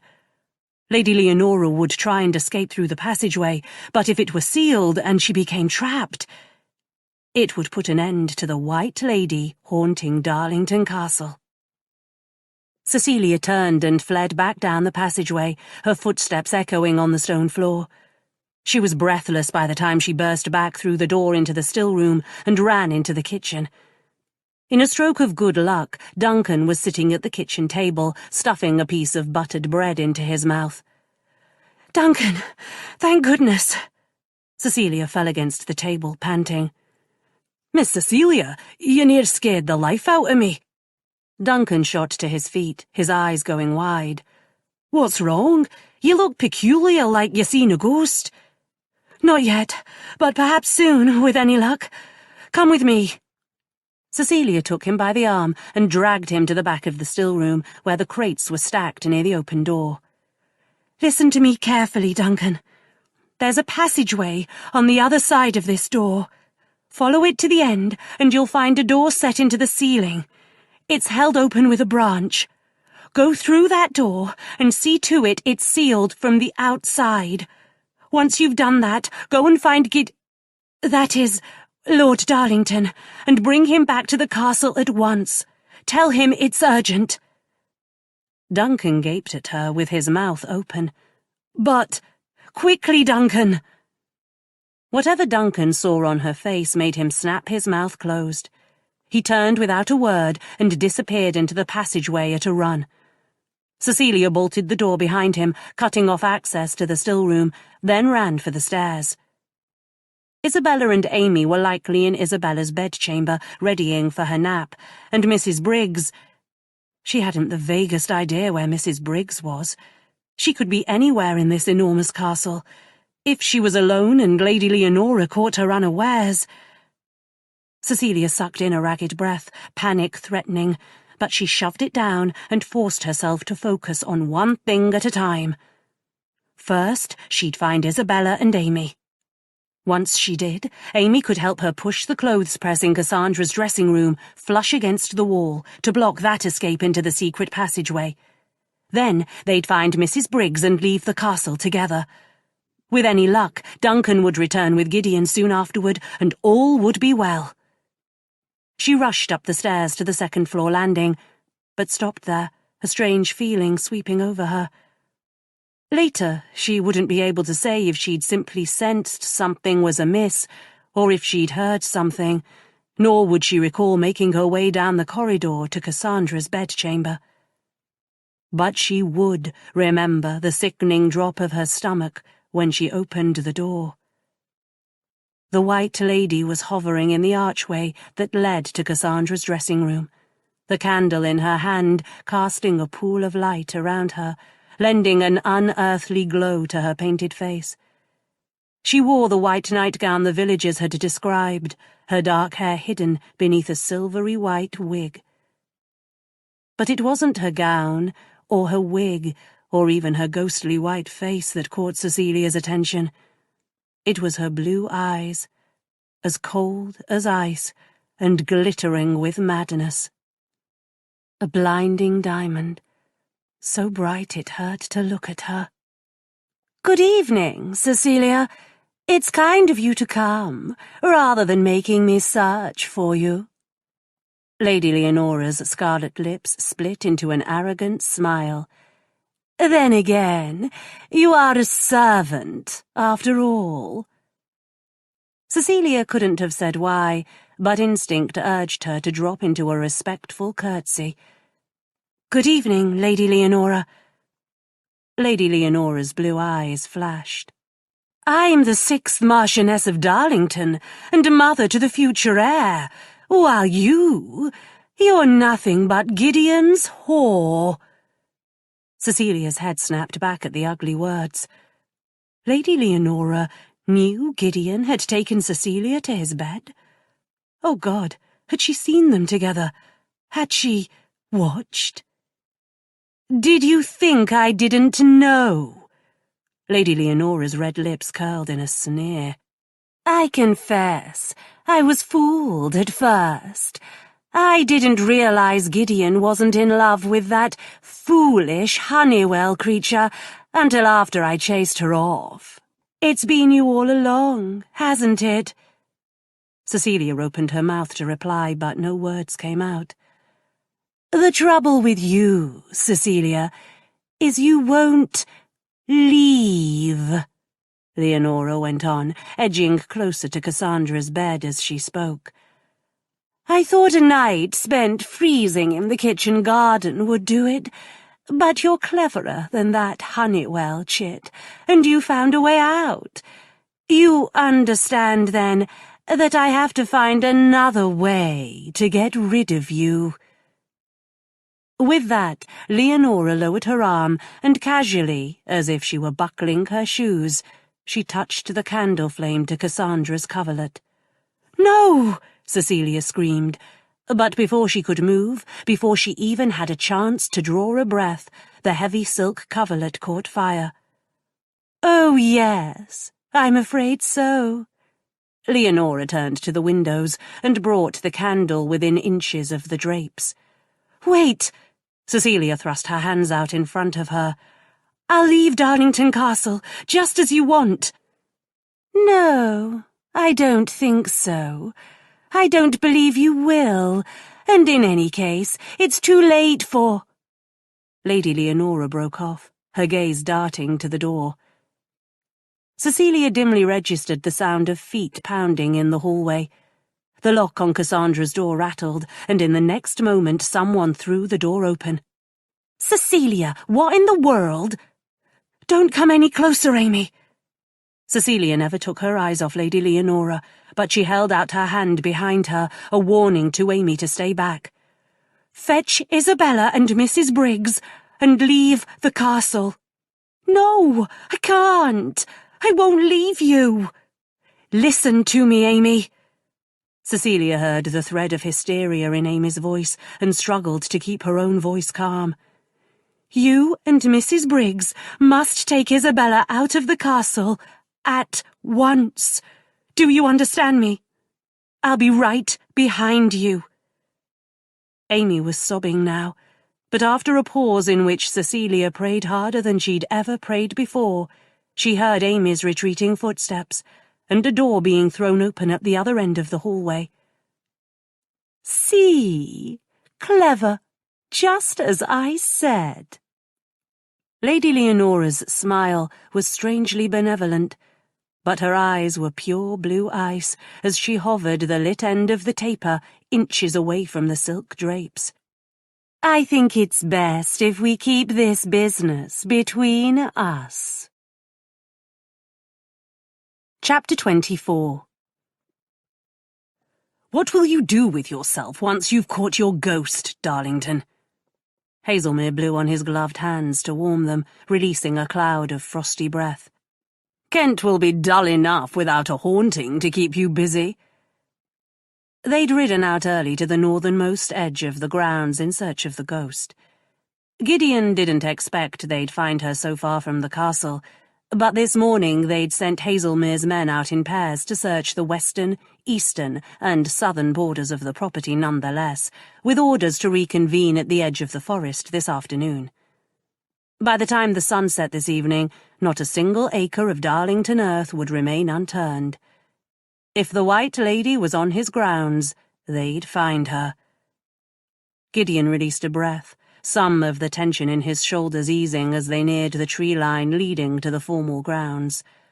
The closer he remained to the castle and its inhabitants, the easier he was. He turned to Hazelmere with a shrug. "I've had enough excitement these past few months." A ghost, a haunted castle, a broken engagement, and a heart full of love beating once again. "The duller Kent is, the better."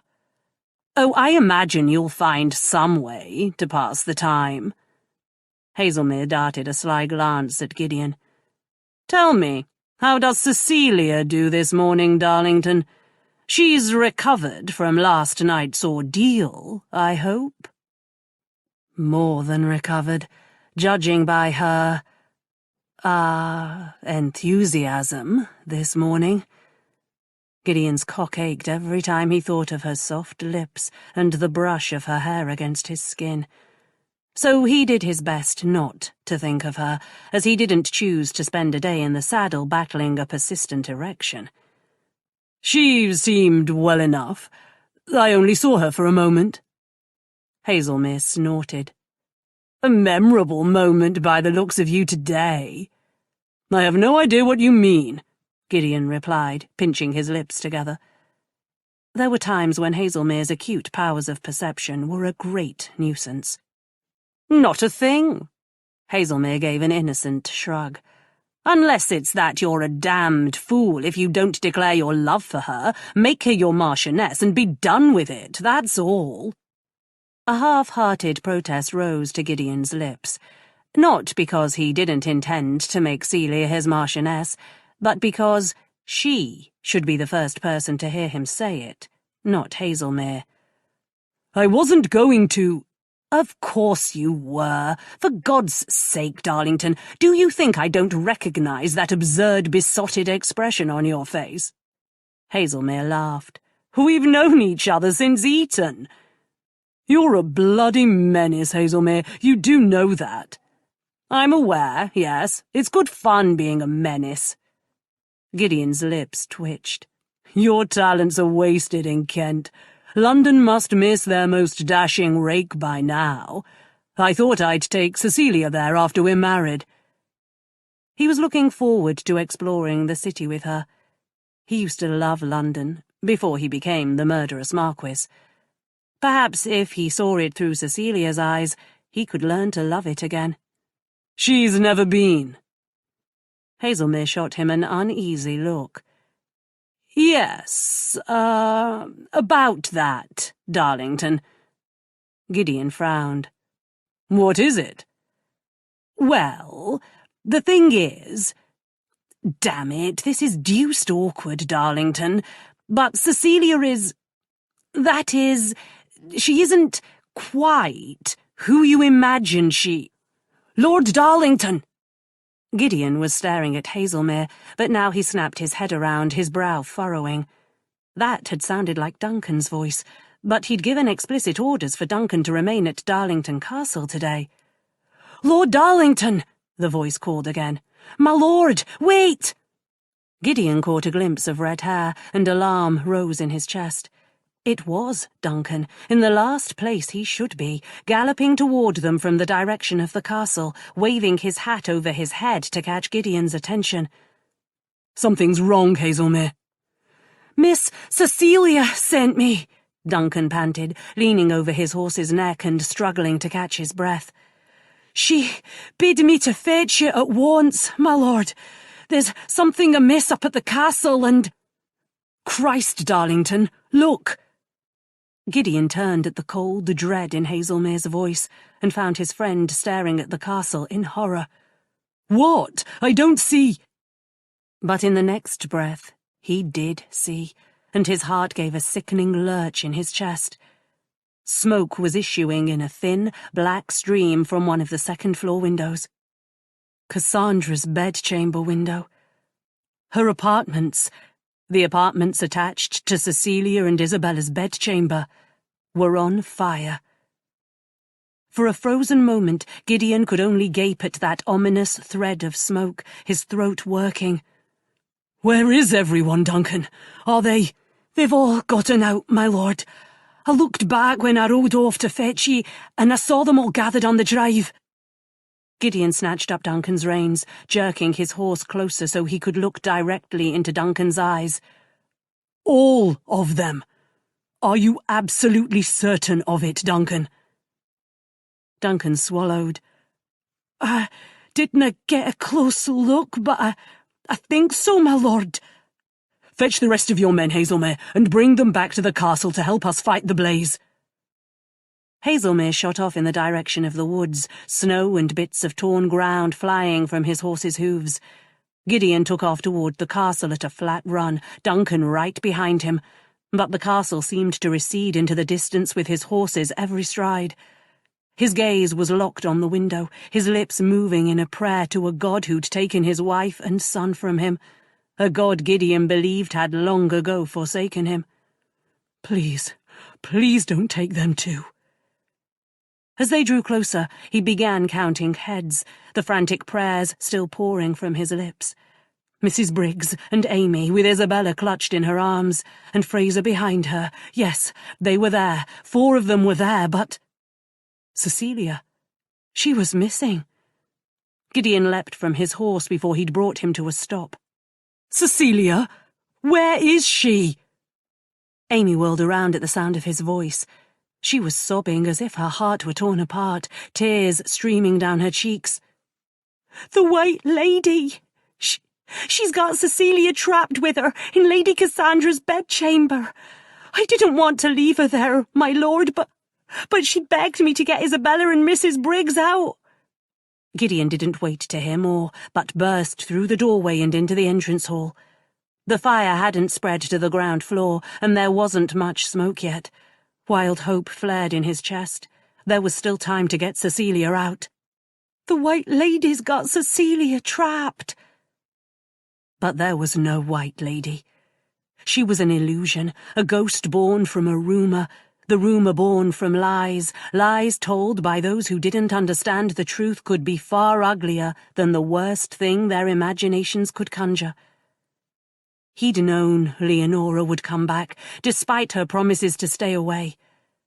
From the moment she set foot in Darlington Castle, she'd been unpredictable, selfish, and vindictive, and she'd only grown more bitter and resentful with each year that passed. He'd known she'd stay away only as long as it suited her to do so, and not a moment longer. How had she found her way into the castle? Had she been wandering his hallways all this time? All these nights, he and Hazelmere had spent searching the grounds, hour upon hour roaming the darkness. Had it been a fool's errand? Gideon raised a shaking hand to his face, trying not to think about the damage Leonora could have done while he'd been out chasing her ghost.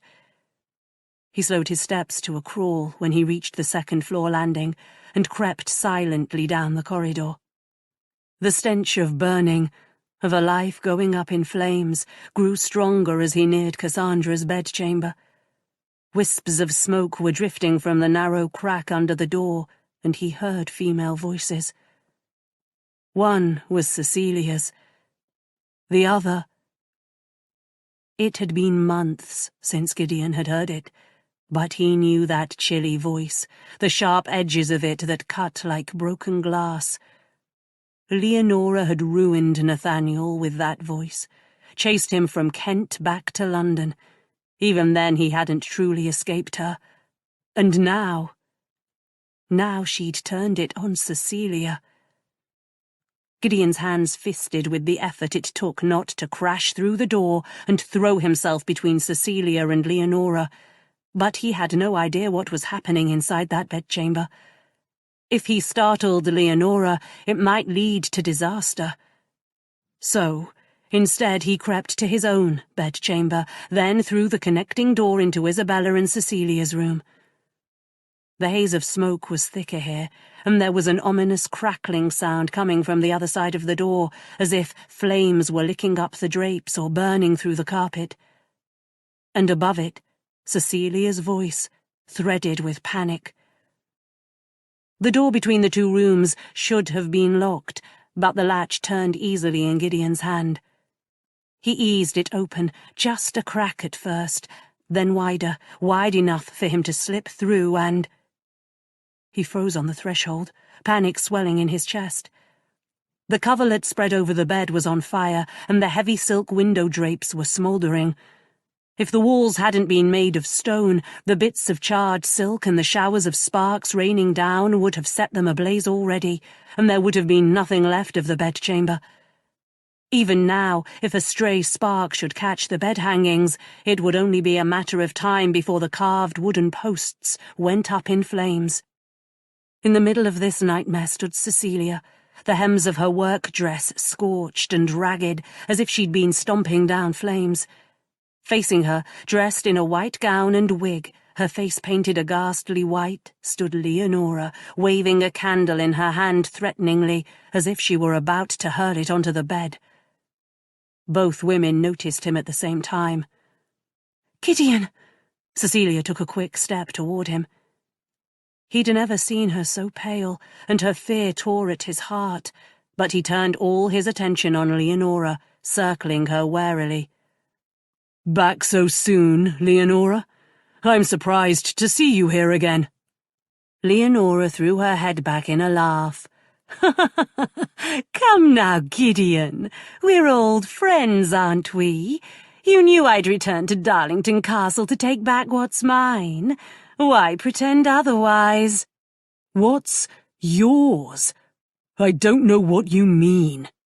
Gideon edged closer, one cautious step at a time, his body tensed to spring. "Don't you remember, Leonora? You gave Isabella up to me in exchange for thousands of pounds and your freedom. She's no longer yours. If you think you're going to claim her now, you're very much mistaken." "Isabella!" Leonora waved a hand, as if Isabella were an insect she was swatting away. "Isabella is of no use to me. A daughter does me no good, and we both know she isn't Nathaniel's child." Cecilia choked on a gasp, but Gideon kept his gaze on Leonora, fury and fear burning through him. "You don't deserve Isabella, Leonora. You never did." "No, I deserve a great deal better than her. I was the belle of my season. Not a single young lady in London could compare to me. I should have had everything. But instead, I was cursed with a husband who couldn't father an heir. Nathaniel was never going to give me a son. But you can make up for your brother's shortcomings." "Is this a seduction, then?" Gideon let out a mocking laugh, his gaze darting between Leonora's face and the candle in her hand.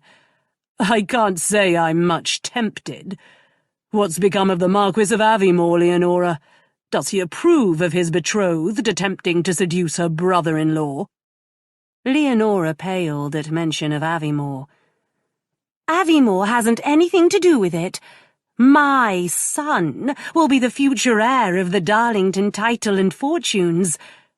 Mine, not Cassandra's, not Fanny Honeywell's, and not your housemaid's, no matter if you are fool enough to marry her." Gideon slowly shook his head. "It's too late, Leonora. Nathaniel is gone, and you're no longer the Marchioness of Darlington." Leonora laughed again, a high-pitched, feral shriek. "Oh, but I will be again. You and I will wed, and our son will inherit the title and fortunes. Yours and mine."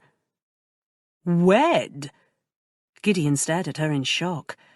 Leonora's sanity had always been tenuous, and now her last shred of reason had fled. "You and I will never marry, Leonora. It would be blasphemy for you to wed your late husband's brother." Leonora's blue eyes, still so beautiful, burned with madness. "I deserve a husband who can give me a son. I don't care which Darlington brother fathers the heir, as long as he's my son." An incredulous laugh tore from Gideon's lips. "You have a strange idea of courtship, dressing up in a white gown and wig and play-acting at being a ghost." "I didn't invent the White Lady." Leonora's fingers tightened around the candle. "The gossips in Edenbridge are responsible for her. Some fool saw me in the woods and started the rumour. I simply turned it to account by dressing the part. I don't deny she served me well. She frightened off your bride, didn't she?" "That's why you came back, then? To get rid of Miss Honeywell?"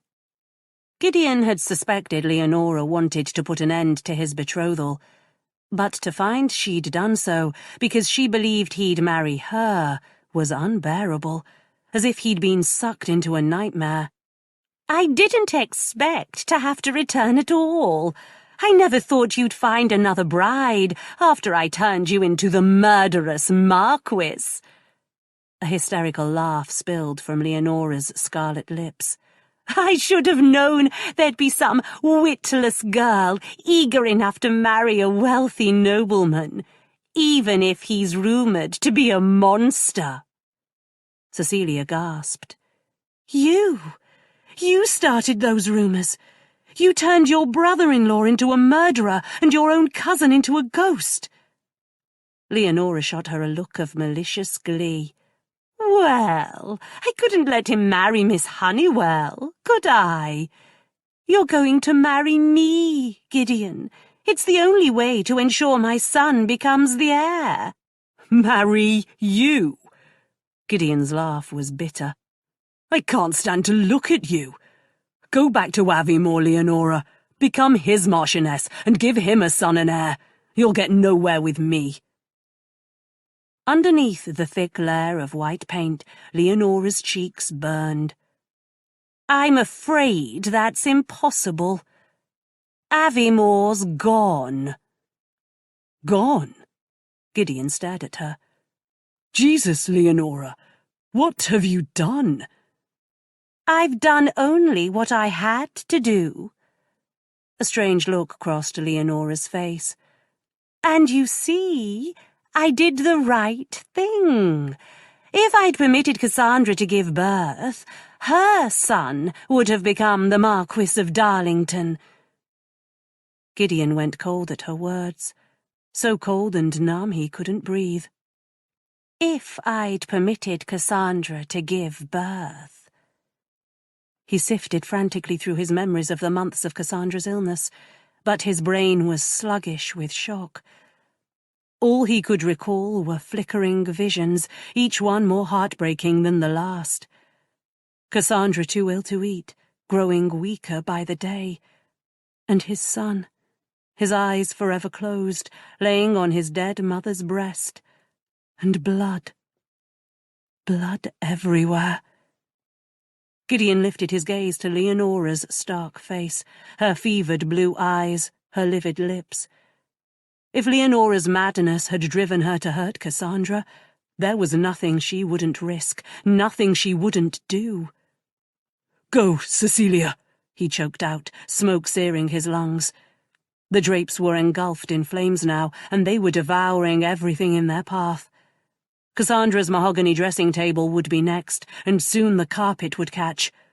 "Out the hallway door. Now!" Cecilia was gasping for air, but she didn't move.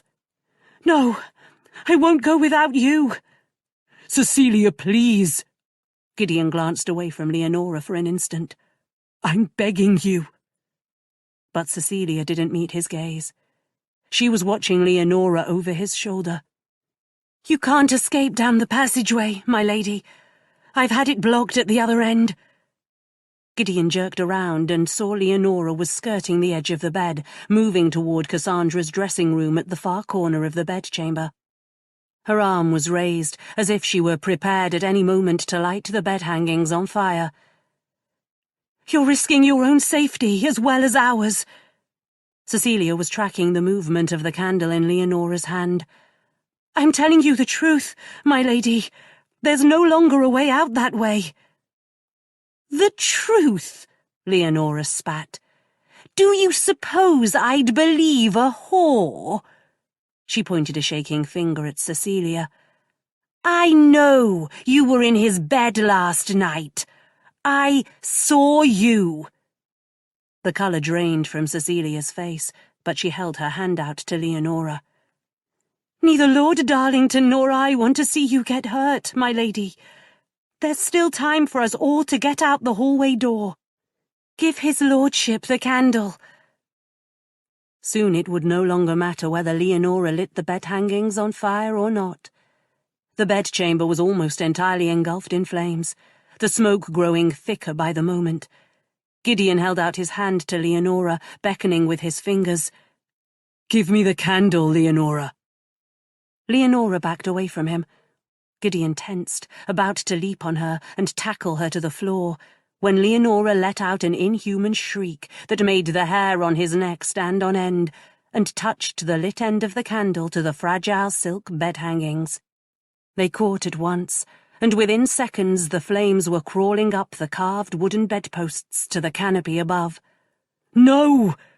Gideon made another grab for Leonora, but it was too late.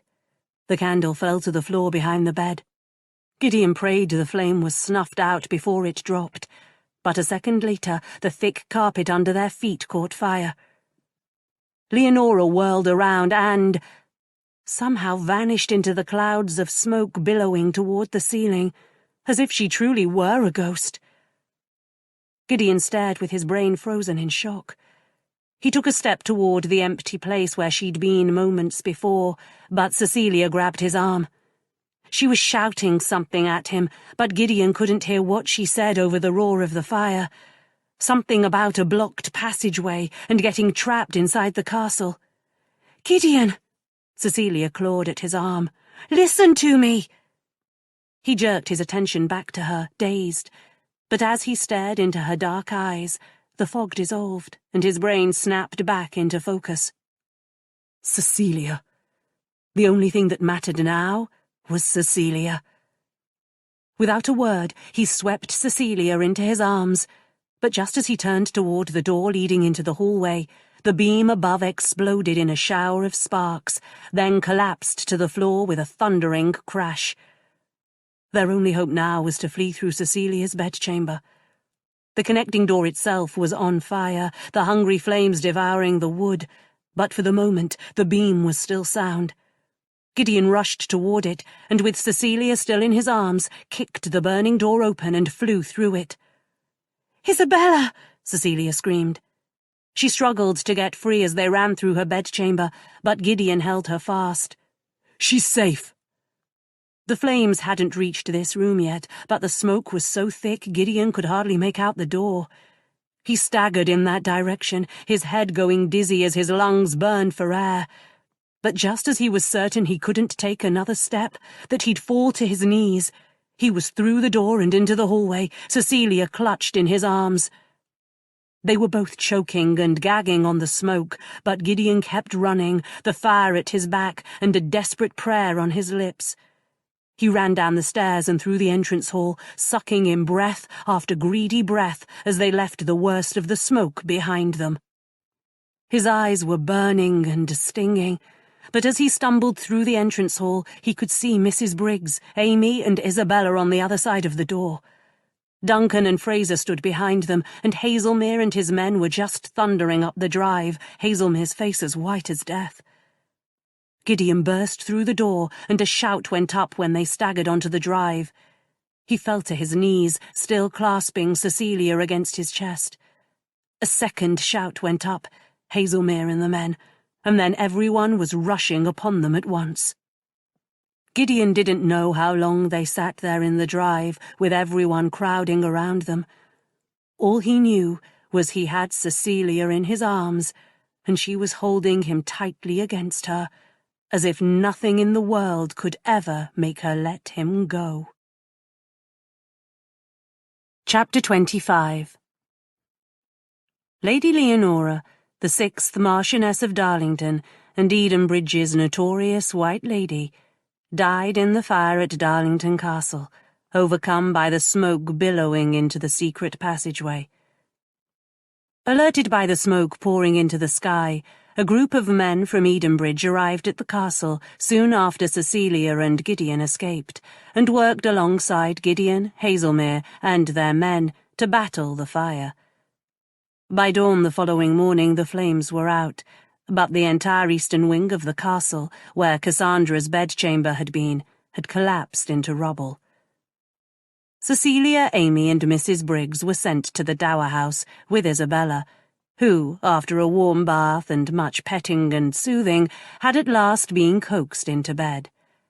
Amy took a bed in the same room so she could comfort her if she woke. Mrs. Briggs made up beds for herself and Cecilia on the same floor, but neither of them retired.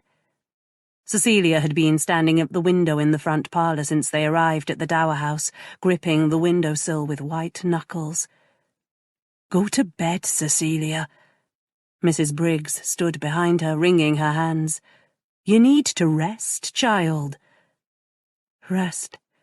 There'd be no rest for her until the truth was known.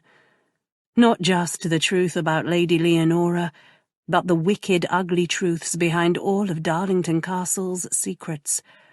Lady Leonora's perfidy, Cassandra's death, Gideon's innocence, and the truth about Cecilia herself. The truth about the lies she'd told.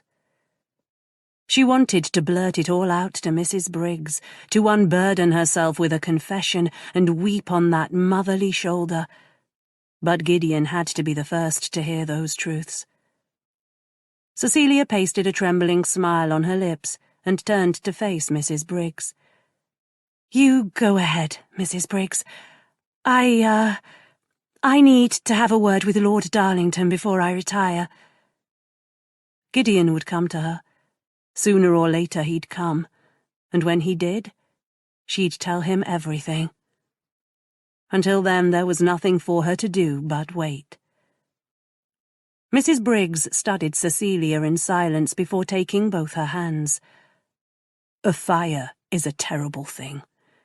I used to live in fear Darlington Castle would burn one day. But now the worst has happened, I see it as a chance to start anew." "A chance for who, Mrs. Briggs?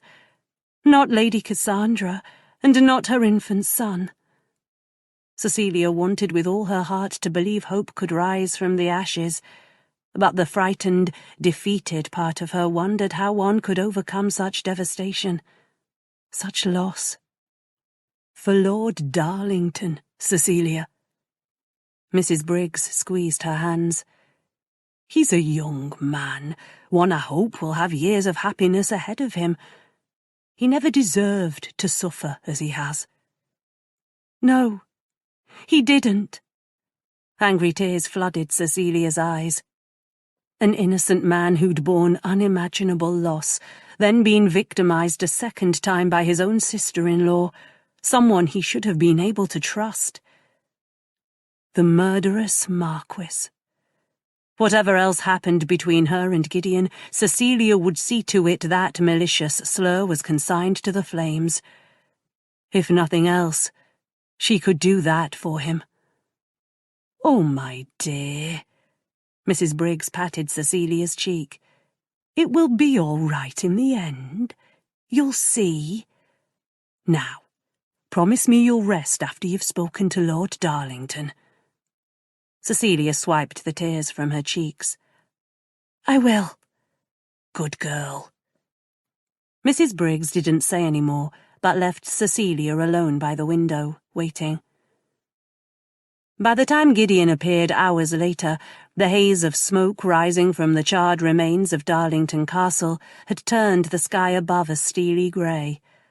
Underneath the ashes and soot, his face was pale and lined with exhaustion. He paused in the parlour doorway when he saw her. "Is everything all right?" "Yes. Isabella is sleeping. Amy is with her, and Mrs. Briggs in a nearby bedchamber. Duncan and Fraser, and Lord Hazelmere and his men?" "Ready to collapse, but otherwise well enough. Duncan and Fraser will stay in the gamekeeper's cottage until the castle is habitable again." He gave a short laugh. "If it ever is. Perhaps I'll leave it in ruins." Cecilia flinched at the bitterness in his voice. "Gideon." "Hazelmere and his men are returning to Surrey later this afternoon. There's no reason for them to stay now our ghost is gone. No place for them either." The mystery of the White Lady had been laid to rest, yes. But what of the other secrets, the nightmares hidden inside the stone walls of Darlington Castle? Only Cecilia knew the truth of what Lady Leonora had done. How could she tell Gideon his beloved wife and child had been sent to early graves by his brother's mad wife? "As gently as I can. One word at a time." Cecilia drew in a deep breath. You knew about Isabella all along? That she wasn't your brother's daughter? Gideon dragged a hand through his hair. Yes, Isabella doesn't look a thing like my brother, but she does bear a striking resemblance to Darlington Castle's former steward. The hazel eyes. If Isabella had been a boy, I've no doubt Leonora would have tried to pass him off as the heir. Nathaniel knew everything, of course. He was hardly at Darlington Castle at all in the month Isabella was conceived. It didn't matter to him. He loved her with all his heart. But all the love in the world won't save Isabella from scandal if the truth of her birth is revealed. Cecilia thought of Isabella's bright eyes, her lively mind and sunny smile, and her heart sank in her chest. It broke her heart such a beautiful, loving child as Isabella should suffer for her heartless mother's sins. "Why didn't you tell me?" Cecilia asked quietly, trying to hide her hurt. I've never revealed Isabella's secrets to anyone, Cecilia. Only Hazelmere knows the truth. Isabella will bear the brunt of Leonora's betrayal of my brother, and now she'll be made to bear the shame of her mother's madness. I thought only of protecting her. From me, Gideon? You thought you had to protect Isabella from me? Gideon flinched at the question, but he met her gaze. I know you'd never hurt Isabella. But I also know you're keeping secrets from me, Cecilia. You're no housemaid, are you? You didn't come to Darlington Castle to polish silver and scrub floors. Even so, I still trusted you with my own secrets. But I couldn't trust you with Isabella's when I don't know who you really are. His words tore into Cecilia, claws raking across her heart. But what could she say in reply? Weeks ago, when she'd first arrived at Darlington Castle, Gideon had called her a liar. And he was right. As much as she'd grown to love Isabella, she had no claim on her secrets. When she didn't answer, Gideon turned toward the window, away from her. Leonora has always been selfish and unpredictable. She was a spoiled belle when she and Nathaniel first married, and over the years she's grown more unstable and more volatile.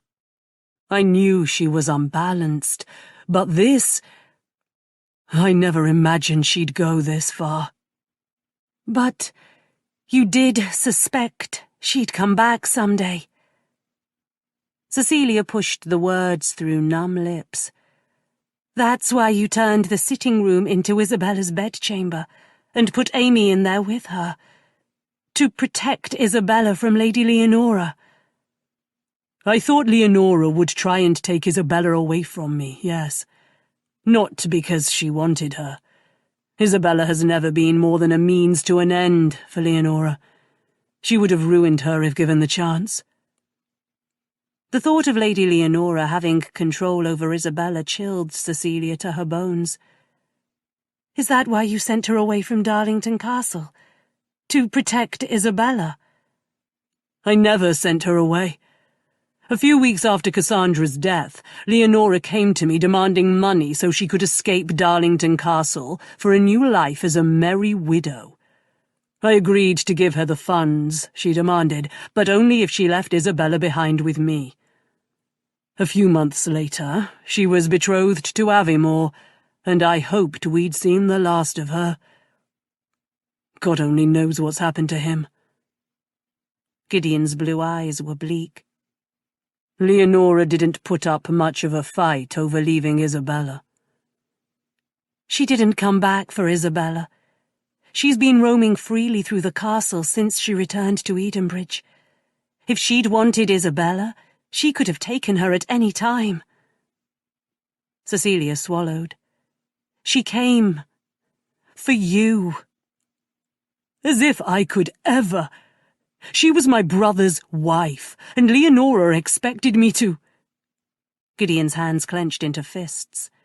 Leonora never gave her daughter a second thought. Her own child. All those months I lived in fear she'd take her from me, but she never wanted Isabella." A half-sob tore from Cecilia's throat at the despair in his voice. She reached for him to caress his cheek with her fingertips, but he flinched away from her. "Tell me about the secret passageway." Lady Leonora's body had been found outside the locked still-room door, her fingernails torn and bloody from clawing to get out. "One end of it lets out into the dressing-room in Cassandra's bedchamber. From there, she could get anywhere inside the castle. I kept wondering why the door between Isabella's and Cassandra's rooms were always unlocked, despite your orders. Leonora must have had a key." Gideon braced his arms against the windowsill, his head dropping down between his shoulders. "This would have broken Nathaniel's heart." "All those vicious rumours, all those lies about the murderous Marquess." Cecilia knew Leonora was responsible. She'd said so herself. But even so, she could hardly believe anyone could be so hateful. How could she have done such a thing? "Far more easily than you'd ever imagine." Gideon turned to face her, a bitter laugh on his lips. "I know what Leonora is. I've always known. As soon as I knew she was the White Lady, I should have realized what she was capable of. God knows what she might have done, who else she might have hurt." "You tried to stop her, Gideon. You and Lord Hazelmere spent every night for weeks searching the grounds for her. This isn't your fault." Unable to stop herself, Cecilia rushed to him and took his face in her hands. "Leonora's madness, the things she did. How could anyone imagine she'd go so far?" "How far did she go, Cecilia?" Gideon took Cecilia's wrists in his hands and jerked them away from his face. "Her madness may have ended with the fire, but it didn't begin there, did it?" Cecilia choked back the sob that rose in her throat. She didn't want to tell him, didn't want to be the one to put this ugliness in his head, but Gideon deserved to know the truth. "No." "Cassandra and my son. Did she hurt them?" Cecilia pressed her face against his chest, inhaling the scent of smoke, ash, and burnt wood that clung to him. "Yes." He went still, not speaking, hardly seeming to breathe. But then he took her shoulders in his hands and eased her away from him so he could look into her eyes. "Tell me all of it." Cecilia gazed up into his wounded blue eyes and knew she was about to break both their hearts. His, because he'd blame himself for Cassandra's death, and hers, because she'd broken his. But she hadn't any choice. "Isabella pointed out some flowers to me, growing against a back wall in the kitchen garden. She said they smelled like her Aunt Cassandra. I thought it was lavender, but it had a strong scent of spearmint. At the time, I didn't think anything of it." Gideon nodded, but his face was white. "Go on." "The night I got locked in the kitchen garden, I didn't go out there to fetch my sketchbook. I went because of a conversation I had with Mrs. Briggs. She told me Cassandra couldn't eat during her illness, that she could only take a little broth and some spearmint tea." "Spearmint tea? No, I gave her broth, but I never brought her spearmint tea." "No, you didn't." Cecilia pressed her palm to his face to make him look at her. "Lady Leonora did." Gideon shook his head. "That doesn't make any sense. Leonora detests sick rooms. She never went near Cassandra during her illness." "She did, Gideon, but no one in the castle knew it, because she entered Cassandra's bedchamber through the hidden passageway." "Spearmint tea, stolen keys and secret passageways?" Gideon tried to pull away from her. It sounds absurd, like something you've read in a gothic horror novel. Cecilia held him fast. Listen to me, Gideon. Until today, you didn't know the secret passageway was there, did you? He closed his eyes and blew out a breath. No. No. No one did. Not even Mrs. Briggs. There was no reason you should have known, unless you'd grown up at Darlington Castle. Then you might have discovered it. But Leonora was mistress of the castle for 8 years and occupied the Marchioness's apartments. No doubt she stumbled across it then. Gideon stared down at her, and his face twisted with pain. Why would Leonora sneak through a secret passageway to give Cassandra spearmint tea? He knew the answer already, but he was fighting so desperately against it, his entire body was shaking. He didn't want to know this secret, didn't want to have this knowledge in his head or his heart. But ignorance wouldn't lead him to happiness or forgiveness, only more darkness. It wasn't spearmint tea, Gideon, Cecilia whispered. The plant I thought was lavender wasn't lavender at all. It was pennyroyal. Pennyroyal? He laughed, but it was a desperate pleading sound. You mean the herb Mrs. Briggs uses in the salve that soothes insect bites? Well, what of it? It's harmless enough. Not to ladies who are with child, Gideon. It brings on bleeding, and can be used to... Cecilia swallowed, wishing with everything inside her she didn't have to say it. To expel a child from the womb. I believe Leonora was brewing it into a tea and giving it to Cassandra. He stared down at her in horror, then jerked away with such violence Cecilia stumbled forward a few steps. You can't know this for sure, Cecilia. That day in the kitchen garden with Isabella, you told me you didn't know anything about flowers and plants. After Mrs. Briggs mentioned the spearmint tea, I went into the kitchen garden and picked the pennyroyal, Cecilia said, struggling to stay calm. The next day, after you left the castle, I searched through a copy of Culpepper's Complete Herbal in your library, until I found the illustration that matched the plants I'd picked. Gideon said nothing, but he backed away from her, as if afraid she'd try and touch him again. Cecilia followed him, unable to choke back the truth any longer. I already suspected Cassandra had been poisoned, even before Mrs. Briggs mentioned the spearmint tea. His shoulders stiffened. How could you?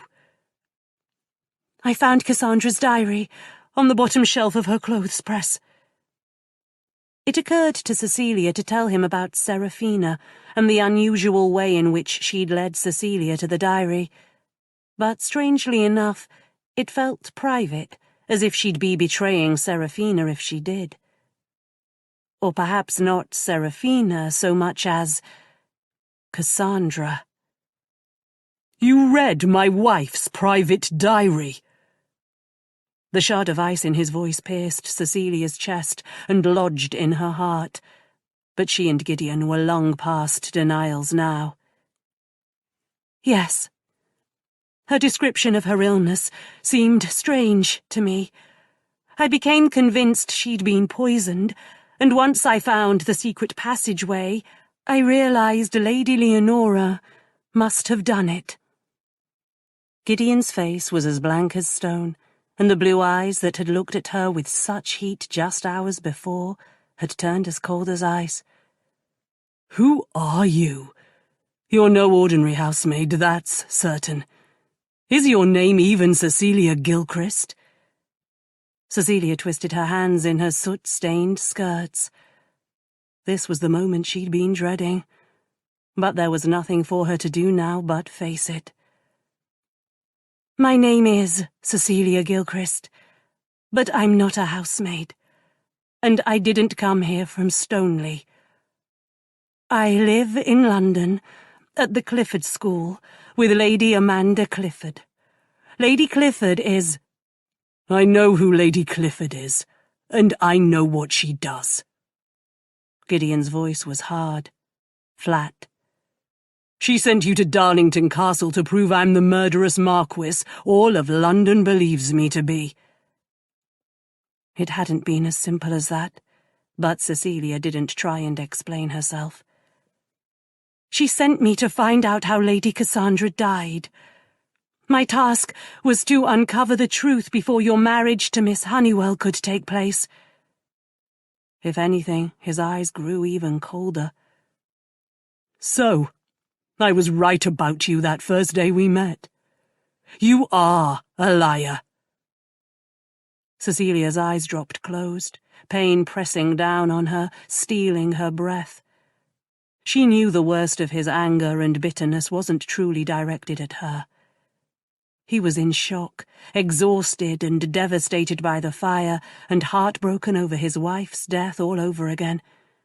He felt as if he'd failed Cassandra and his son, and was blaming himself for their deaths. She knew it, but that didn't make it hurt any less.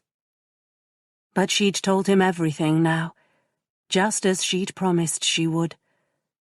There was no longer any reason for her to remain at Darlington Castle, unless Gideon wanted her here. The next stagecoach leaves for London in an hour. I'll gather my things together. She waited, every part of her aching for him to stop her from leaving, to tell her he wanted her to stay with him, to tell her he wanted her at all. No. No stagecoach. Her heart gave a cautious leap, but her hopes were dashed to bits when he added, My coachman will take you. Cecilia nodded, her eyes stinging. Yes, all right. Thank you. He didn't spare her another word or glance, but left the house, closing the door behind him with a finality that echoed in every chamber of Cecilia's empty heart. Within the hour, a coach with the Darlington crest pulled up in front of the Dower House. Cecilia just had time to say goodbye to Mrs. Briggs and Amy, and kiss Isabella's forehead, before she found herself huddled in a corner of it and on her way back to London. Gideon didn't come to bid her goodbye. She didn't see him again. It was dark when the coach arrived at number 26 Maddox Street in London's West End. By then, Cecilia felt as if she'd been dragged halfway across England. Every part of her ached, her legs, her shoulders, her head, and she was exhausted in a way she never had been before. In her body, her mind, her heart, and her soul. She staggered up the stairs of the Clifford School, opened the door, and slipped inside. Perhaps she could sneak upstairs without a word to anyone, pull the coverlet over her head, and fall into a dream where there was no grief, no loss, no fire, and no death. No icy blue eyes staring down at her as if they'd never seen her before. But it was not to be. Lady Clifford herself happened to be coming down the hallway from the drawing-room just as Cecilia paused in the entryway. Cecilia, is that you? My goodness, child, why didn't you send word? Daniel would have come for you and— Cecilia? Why, whatever's the matter, dearest? Lady Clifford moved closer and took Cecilia's hand, bringing her into the light. When she saw Cecilia's face, her own face fell. Oh, my dear girl. She said no more, just opened her arms. Cecilia dove into them, the tears she'd been holding back since Gideon walked into the Dower House running down her cheeks, slowly at first, like a trickle of water from a cracked dam, then bursting forth with a fury as the dam gave way. Her chest heaved with sobs, because Gideon despised her now, and nothing would ever be right again. Chapter 26. Hazelmere House, Surrey, 1 week later. How long do you intend to keep up this nonsense, Darlington? Gideon raised his head in surprise. He'd been staring into the fire, and he hadn't noticed Hazelmere enter the library. I don't know what you mean. What nonsense? Hazelmere threw himself into the chair opposite Gideon's with an irritable sigh. This ridiculous pouting over Cecilia Gilchrist. For God's sake, man, saddle a horse, ride to London, and claim your lady. She's not my lady, and I never pout. He brooded occasionally, he'd own to that, even moped now and again, but pouting was just pathetic, especially over a woman. No matter how soft her skin might be, or how sweet her dark eyes, how intoxicating her kiss. Oh no, you forget how well I know you, Darlington. Remember when you were 19 and fancied yourself in love with Caroline Ivy? There was a good deal of besotted mooning then, if I recall. Thankfully, it was short-lived, but then you weren't madly in love with her. Gideon let his tumbler drop onto the table beside him, then turned a glower on Hazelmere. Are you implying I'm madly in love with Cecilia, Hazelmere? Just because he couldn't stop thinking of Cecilia, dreaming of her, that didn't mean... Implying it? Hazelmere lifted an eyebrow. I'm not implying a bloody thing. I'm declaring it to be so, and asking you what the devil you intend to do about it, aside from languishing in my library, brooding like some romantic hero, and abusing my crystal. Gideon set the tumbler upright again with a sigh. Have I been as bad as all that? Hazelmere had never been one to indulge a sulk, and he didn't do so now. No, you've been worse.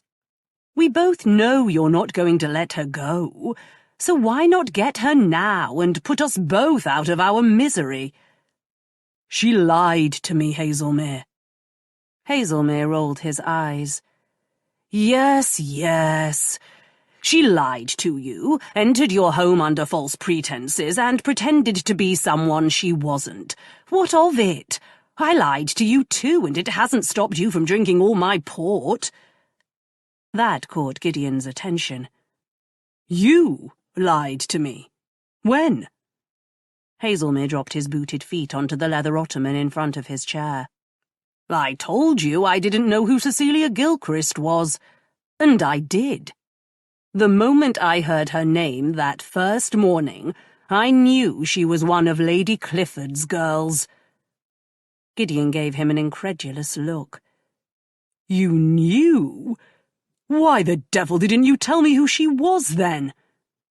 Because I didn't want you to send her away. Lady Clifford sent Cecilia to find out the truth about Cassandra's death. I knew you didn't murder your wife, so I decided to let Cecilia go about her business and prove you innocent. You put a remarkable amount of faith in the Clifford school, Gideon grumbled. I had a bit of a tangle with one of Lady Clifford's girls myself.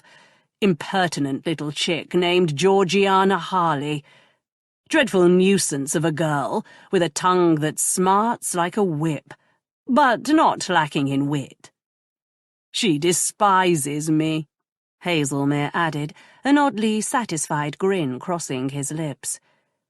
In any case, I was right about Cecilia.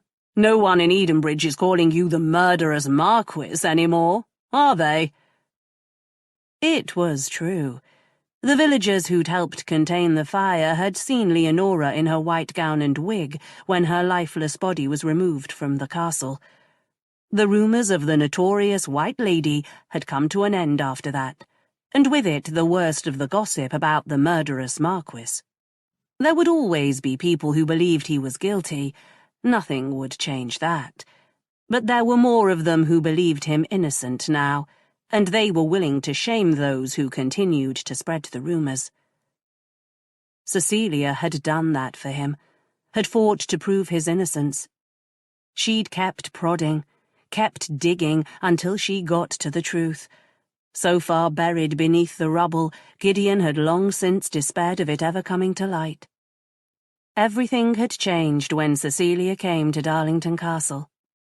It would have been the easiest thing in the world for her to simply declare him guilty and be done with it. Everyone else in England had. And when she arrived at Darlington Castle, she'd had every reason to believe he was a murderer. But she hadn't. She'd believed in him. How many times had he dismissed her from his service? Twice? 3 times? Yet she'd hung on, and somehow, between dropping the coal scuttle and singing those dreadful lullabies, she'd made everyone love her. Isabella, Amy and Mrs. Briggs, Duncan and Fraser, and him. She'd made him love her. Hazelmere gave him a reproving look. In case you've forgotten, Cecilia did just as she was sent to Darlington Castle to do. She uncovered the truth. Gideon squirmed under the rebuke. He hadn't forgotten. How could he? Cecilia had set him free from the vicious rumours that had plagued him since Cassandra's death. The lies she'd told him were nothing against all she'd done for him. He was in love with her. Madly, deeply so. There was only one reason he'd let the woman he adored walk out of his life, and it had nothing to do with a few meaningless lies.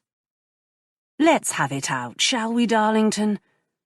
Hazelmere's voice was quieter now, and for all that he disliked coddling the tenderer emotions, gentle. "I told you. You forget how well I know you. You didn't send Cecilia away because she lied to you. Why don't you tell me the real reason?" Hazelmere already knew, of course. He knew Gideon well enough to have guessed it. He'd simply been waiting for Gideon to say it aloud. "Leonora murdered my wife and son, Hazelmere. Poisoned them in our home, right under my nose." Hazelmere nodded. "Yes. I knew who Leonora was, what she was. I should have seen what was happening and put a stop to it. But somehow I didn't. I let my wife and son die." Hazelmere was quiet for a moment. Then he said, "Look at me, Darlington." Gideon looked, half afraid of what he'd see. But Hazelmere's face was full of compassion. "You didn't know who Leonora was. You knew she was selfish and erratic, even devious, yes. But you didn't know she was mad. You didn't know she was a murderer. How could you?" Gideon wanted it to be true, wanted it more than anything, but he wasn't sure he could ever make himself believe it. "I failed Cassandra, Hazelmere. I failed both her and my son. I didn't take care of them. What if I fail Cecilia too?" Hazelmere let out a deep sigh. "You didn't fail anyone, Darlington. What happened was a tragedy, but it wasn't your fault. Do you think Cassandra would want you to spend the rest of your life alone, punishing yourself for her death?" "No." After Cecilia left Darlington Castle, Gideon had found what remained of Cassandra's diary buried in the rubble. Most of it had burned in the fire, but he'd read enough of the few singed pages that remained to remind him Cassandra had loved him as much as he'd loved her. His happiness had been as important to her as her own. Somehow, in all the chaos of her illness and death, he'd forgotten that. "No. She'd want you to be happy. And for you, Cecilia is happiness. So, I'll ask you again, Darlington. When are you going to put an end to this nonsense?" Gideon closed his eyes, ready to search inside his heart for the answer. But it was right there already, waiting for him. It had been all along. Now he'd given himself permission to seize this second chance at happiness. He was desperate to get to Cecilia and couldn't bear to wait another moment. "It ends here, Hazelmere. Here and now." "You know what, Darlington? I'll join you." Hazelmere rubbed his hands together, a sly smile curling his lips. "I've a notion to pay a call on Georgiana Harley. I wouldn't want her to forget about me, now would I?" "If you didn't think Miss Cecilia was fit to take on Darlington, you wouldn't have sent her there in the first place." Daniel Brixton folded his massive frame into the seat on the other side of Lady Clifford's desk. "If ye thought her fit, then she's fit." "Perhaps I miscalculated." Lady Clifford tapped a finger against her lips, considering it.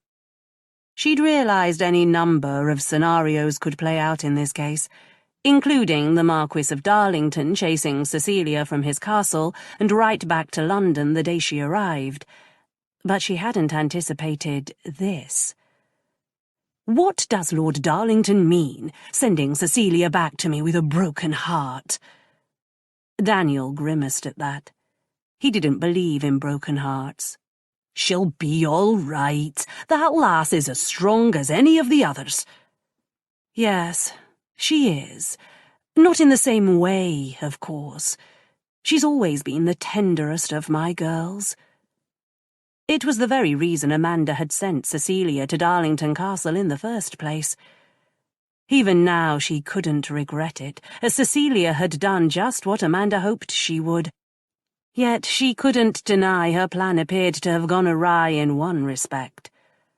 "I didn't foresee any romantic entanglements." Daniel, who also didn't believe in romantic entanglements, let out an irritable grunt. "Aye. Never thought of Darlington as a scoundrel, but I'm not surprised. Marquises are shifty. Only thing worse than a marquis is a duke."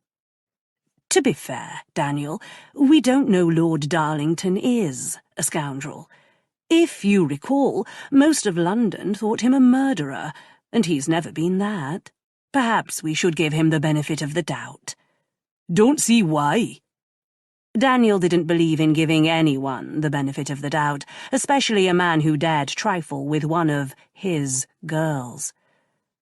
Lady Clifford pushed back her chair with a sigh. "Well, at the very least, I think I should have a word with Cecilia. Will you call her down to the drawing-room, Daniel? Emma and Georgiana too. They may as well hear what Cecilia has to say. Perhaps then they'll stop fretting over her." "Aye, my lady." Daniel did as she asked, then vanished once they were all settled together in the drawing-room. Lady Clifford let him go. One of the girls was sure to start weeping, and he couldn't bear it when they wept. "Ah, here you are, girls. Cecilia, come sit with me, dearest." Lady Clifford held out a hand to Cecilia, who took it gratefully and settled beside her on the settee. "It's been a week since you returned from Kent. I think it's time we discuss what happened at Darlington Castle." "What happened?" Georgiana threw her hands up in the air. "We know what happened.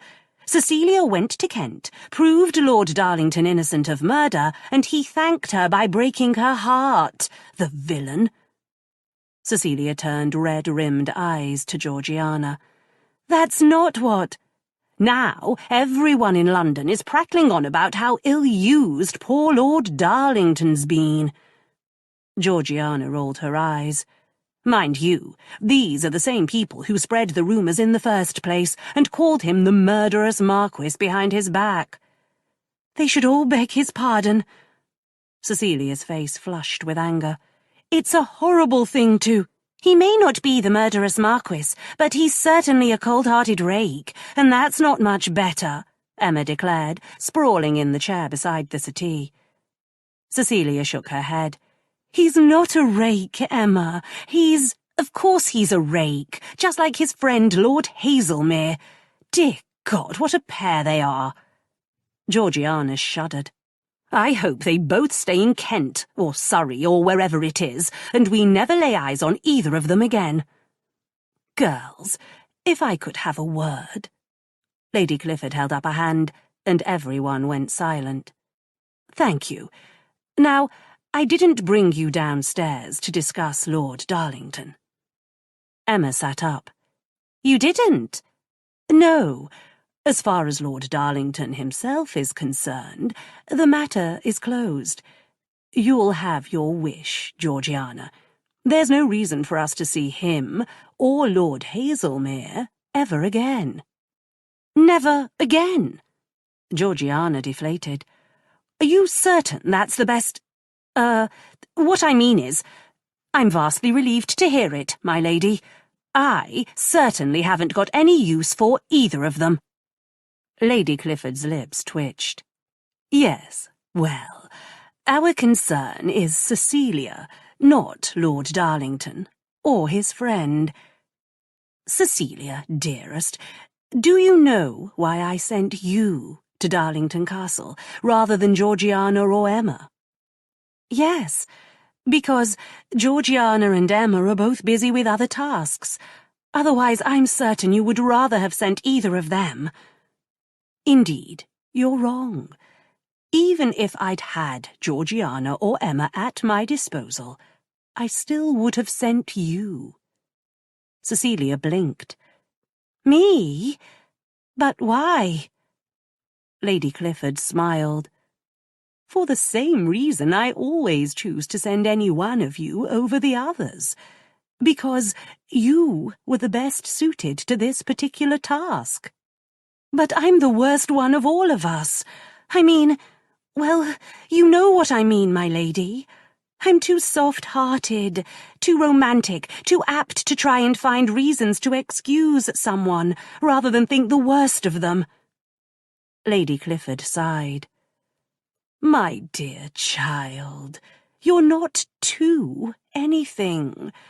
You're just as you should be. You rely on your emotional intelligence to make decisions about what's true and what's not. You were the same as a child, you know. It never ceases to amaze me how well you can read people. Your instincts are unparalleled. Yes, that's true. Georgiana gave Cecilia's hand a fond squeeze. You're the shrewdest of all of us that way. I've often remarked it. Emma was nodding. You are. It's quite unusual, I think, for a person to be as empathetic as you are, Cecilia. You have a gift for putting yourself in another's place. Cecilia looked around at them, horrified. But that's horrible. Horrible?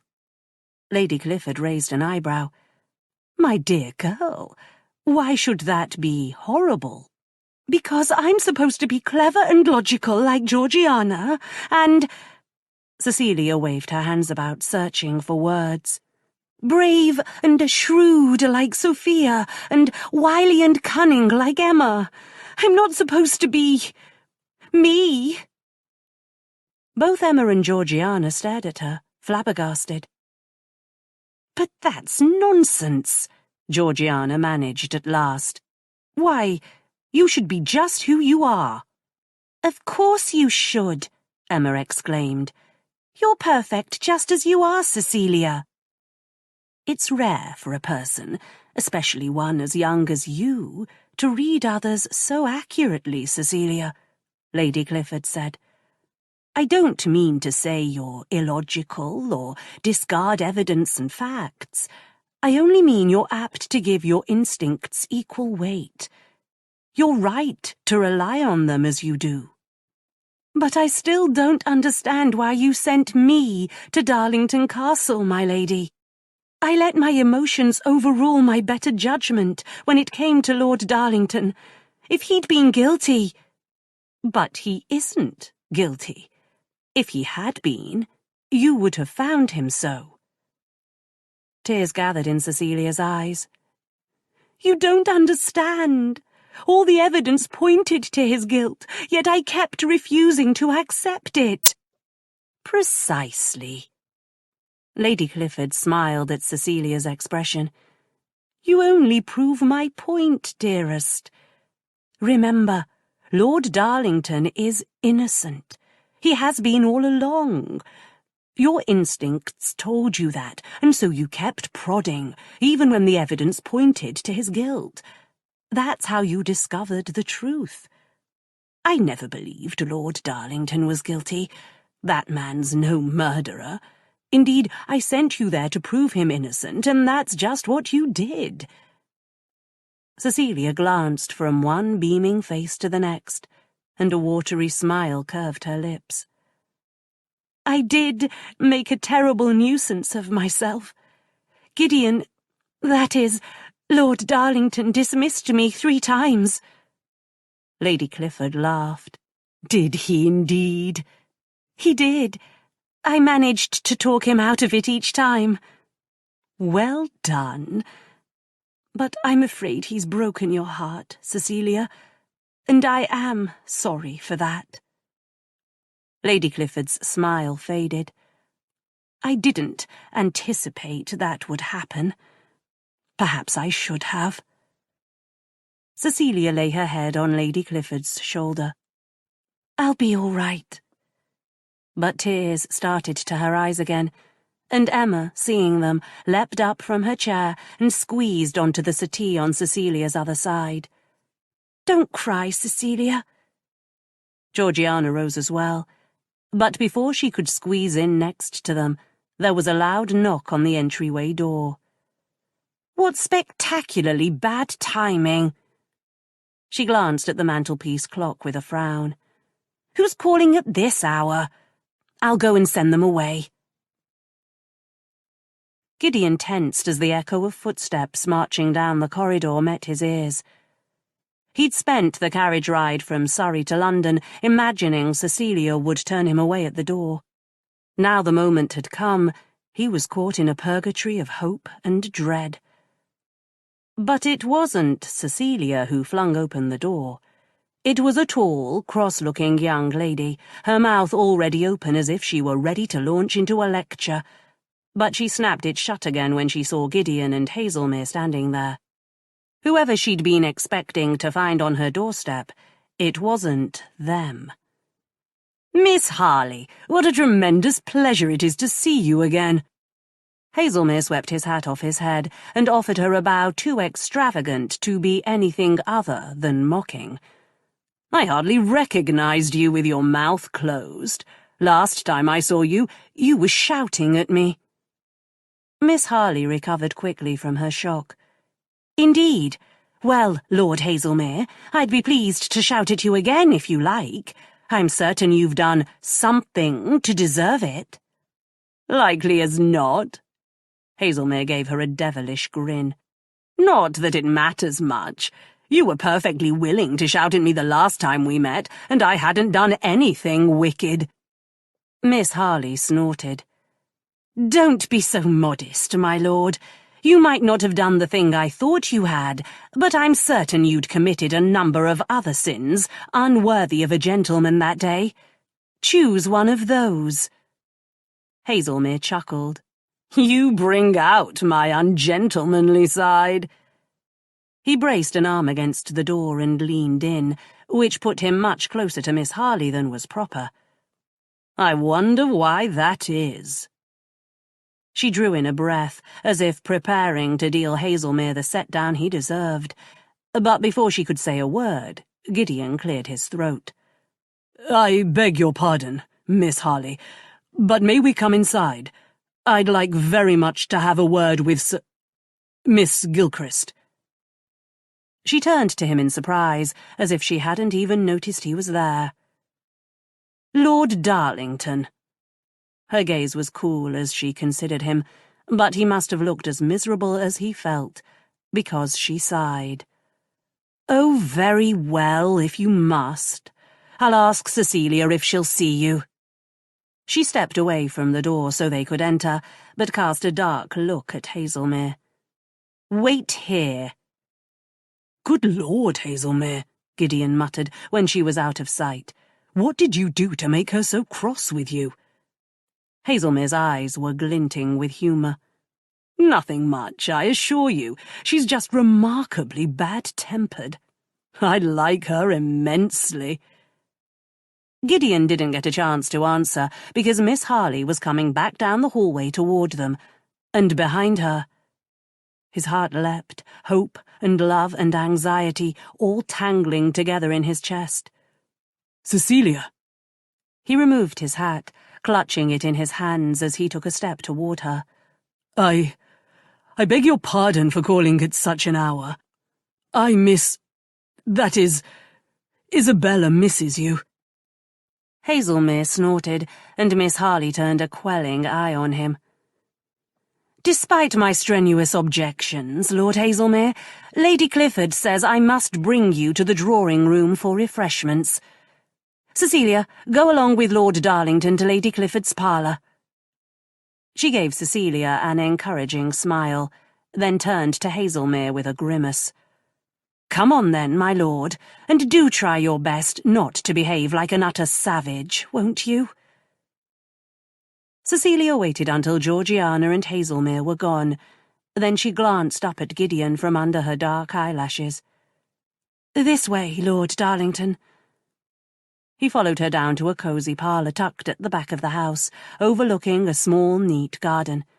He closed the door behind him, then stood there awkwardly, staring at her. Is it Lord Darlington now, Cecilia?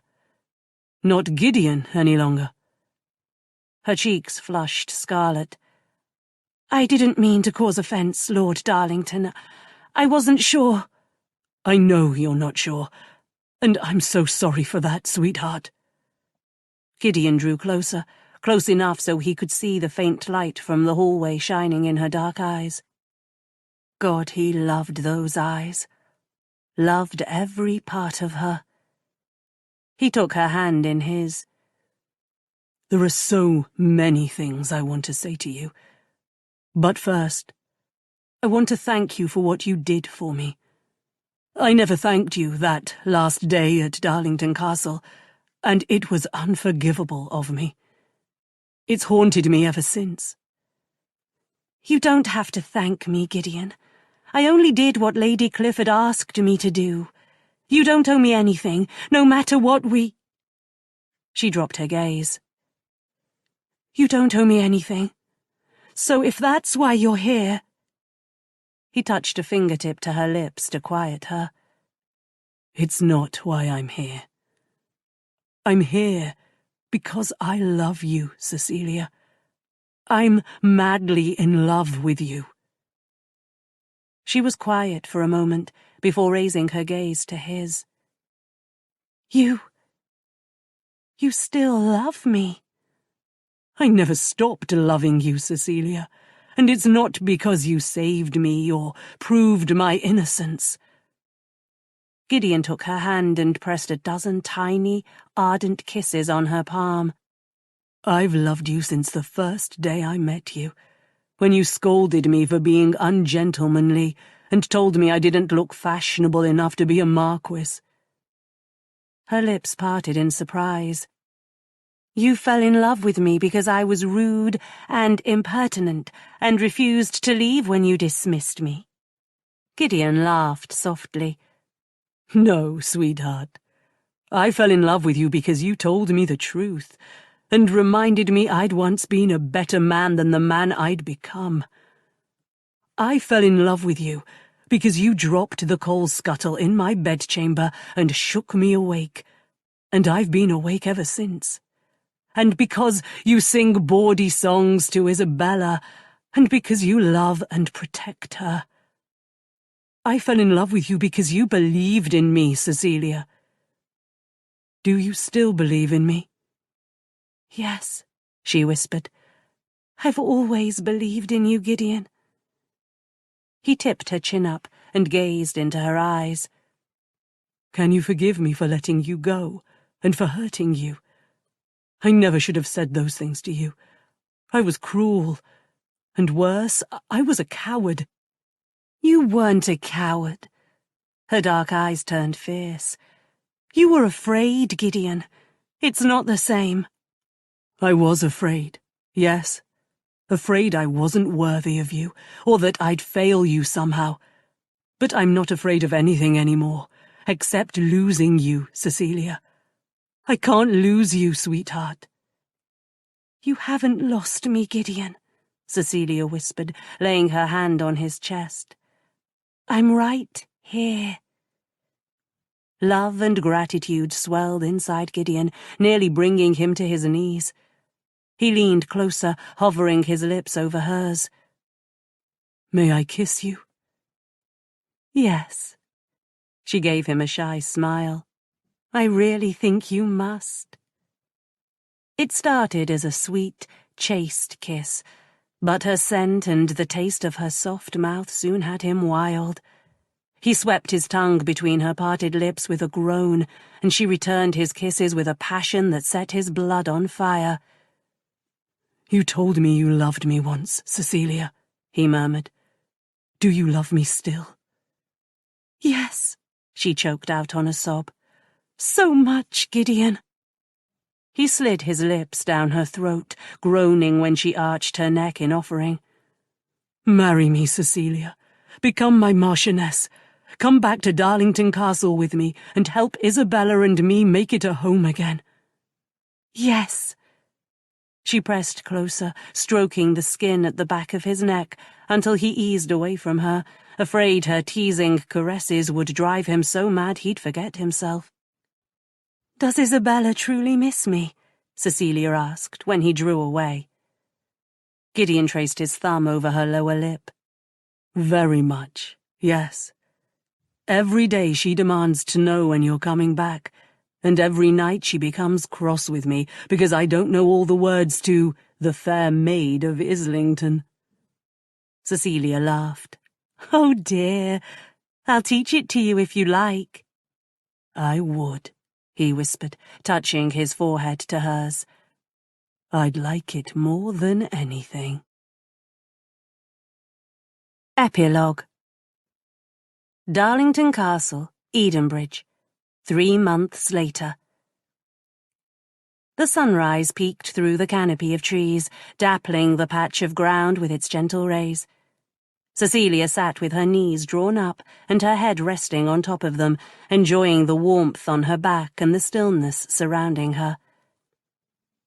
"It's different here," she said at last, her quiet voice breaking the lingering silence. She closed her eyes and inhaled the scent of freshly thawed earth and tender new grass, and a wry smile drifted over her lips. "If you'd told me I'd grow to love this place one day, I'd have said you were mad. But it's like another world here in the spring." She'd taken this same walk every morning for the past week, since she and Gideon had returned to Darlington Castle. They'd intended to remain in London until next year, or at least until the repairs on the eastern wing of the castle were completed. But, well, it was strange the way one grew to love a place, to long for it, even when the joyful memories were inextricably tied to the tragic ones. But it's never too late, is it? Cecilia turned her head, pillowing her cheek on her knees, and opened her eyes. Never too late to make more happy memories. A soft breeze caught her words and carried them into the trees above, waking the birds dozing on the branches, who began a startled warbling. "He's happy again." Cecilia raised the bouquet of white roses in her hand to her nose, breathed in their sweet scent, then nestled them at the base of the white marble headstone beside her. "Not in the same way he was when he was yours, but happy still. You gave that chance to him. To us. Neither of us will ever forget that, Cassandra. We won't ever forget you." Cecilia remained where she was for a while longer, then rose to her feet and dusted the dirt from the back of her dress, anxious to return to Gideon. She'd left him sleeping peacefully in their bed, and she already missed him. If he woke and found her gone, he'd come in search of her, and she'd miss the chance to wrap herself around him and lose herself in his warm, sleepy body. "Until tomorrow, then, Cassandra." Cecilia paused for an instant to run her palm over the cool, smooth marble before she turned back toward the dower house. She and Gideon were staying there until Darlington Castle was repaired, along with Isabella and Mrs. Briggs. Duncan and Amy, who'd married in the early spring, were nearby in the gamekeeper's cottage. Cecilia paused, a smile curving her lips, because she knew what she'd find before she even turned around. Or not so much what, as who. "Ah, here you are again. I did wonder when you'd turn up." She retraced her steps and knelt down in front of Cassandra's headstone. "I don't suppose it would do me any good to ask how you managed to always appear out of nowhere, would it?" Seraphina wasn't any more forthcoming than she'd ever been, but she presented her glossy head to Cecilia and allowed herself to be petted and admired before curling into a tidy ball beside Cassandra's grave and commencing a loud, contented purring. "As mysterious as ever," Cecilia murmured, scratching behind Seraphina's ears. "But then, perhaps it's just as well if you keep your secrets." It was still early when Cecilia arrived back at the dower house. She entered quietly, pausing to listen, but there wasn't a sound to be heard yet. Not the patter of Isabella's running footsteps, or the low voices of Amy and Mrs. Briggs chatting amiably as they lit the fire in the kitchen. The morning was still hers and Gideon's, just as she'd hoped. Cecilia was careful to remain as silent as possible as she made her way up the stairs and crept down the hallway to the bedchamber she shared with her husband, her heart leaping with the joy she always felt when he was near. It was a joy that belonged only to Gideon. It was his alone. He was asleep still, his dark hair tousled against his pillow, the sheet low around his hips, his bare chest rising and falling in deep, even breaths. Cecilia tiptoed across the room, making quick work of shedding her dress and chemise as she went. She lifted the coverlet and slid into bed beside Gideon, who turned instinctively toward her and gathered her into his arms before his eyes were even open. He nuzzled his face into her neck and smiled against her skin. "You smell like sunshine." He smelled like everything she loved. Sleep and warm masculine skin. And Gideon. But Cecilia didn't say so. Instead, she wrapped her arms around his neck, dropped a kiss onto his dishevelled head, and murmured, "Shh, go back to sleep." A growl left his chest, but if Cecilia thought it was a growl of agreement, she soon found out otherwise when Gideon opened his mouth against her neck and his hand slid up her body to cup her breast. "I'm not tired," he whispered, stroking her nipple with his thumb, teasing it to hardness. Cecilia closed her eyes on a gasp, her head arching back against the pillow. "I am. You kept me up half the night, if you recall." "Is that a complaint, love?" Gideon nibbled his way from her neck to her throat, pausing to press a kiss to the hollow there before raising his head, a playful smile on his lips. "Because I can stop." "Can you?" Cecilia gave a lock of his hair a gentle tug. "That's not the impression I had last night." It's your own fault, Lady Darlington." He stroked a fingertip down her cheek, his gaze holding hers. "Even if I kept you in my bed forever, I'd never have enough of you." "Forever is a long time, my lord," Cecilia teased. But she took his hand and pressed a kiss to his fingertip, tenderness for him swelling in her heart. Gideon leaned forward and took her lips in a kiss so perfect, Cecilia's eyes stung with the sweetness of it. "Not long enough, my lady. Never long enough." This concludes The Virgin Who Vindicated Lord Darlington by Anna Bradley. Narrated by Jessica Bright. Copyright 2021 by Anna Bradley. This unabridged audiobook is published by arrangement with Kensington Publishing Corporation and was produced in the year 2021 by Tantor Media Incorporated, a division of Recorded Books, which holds the copyright thereto. Please visit tantor.com for more information on our growing library of unabridged audiobooks.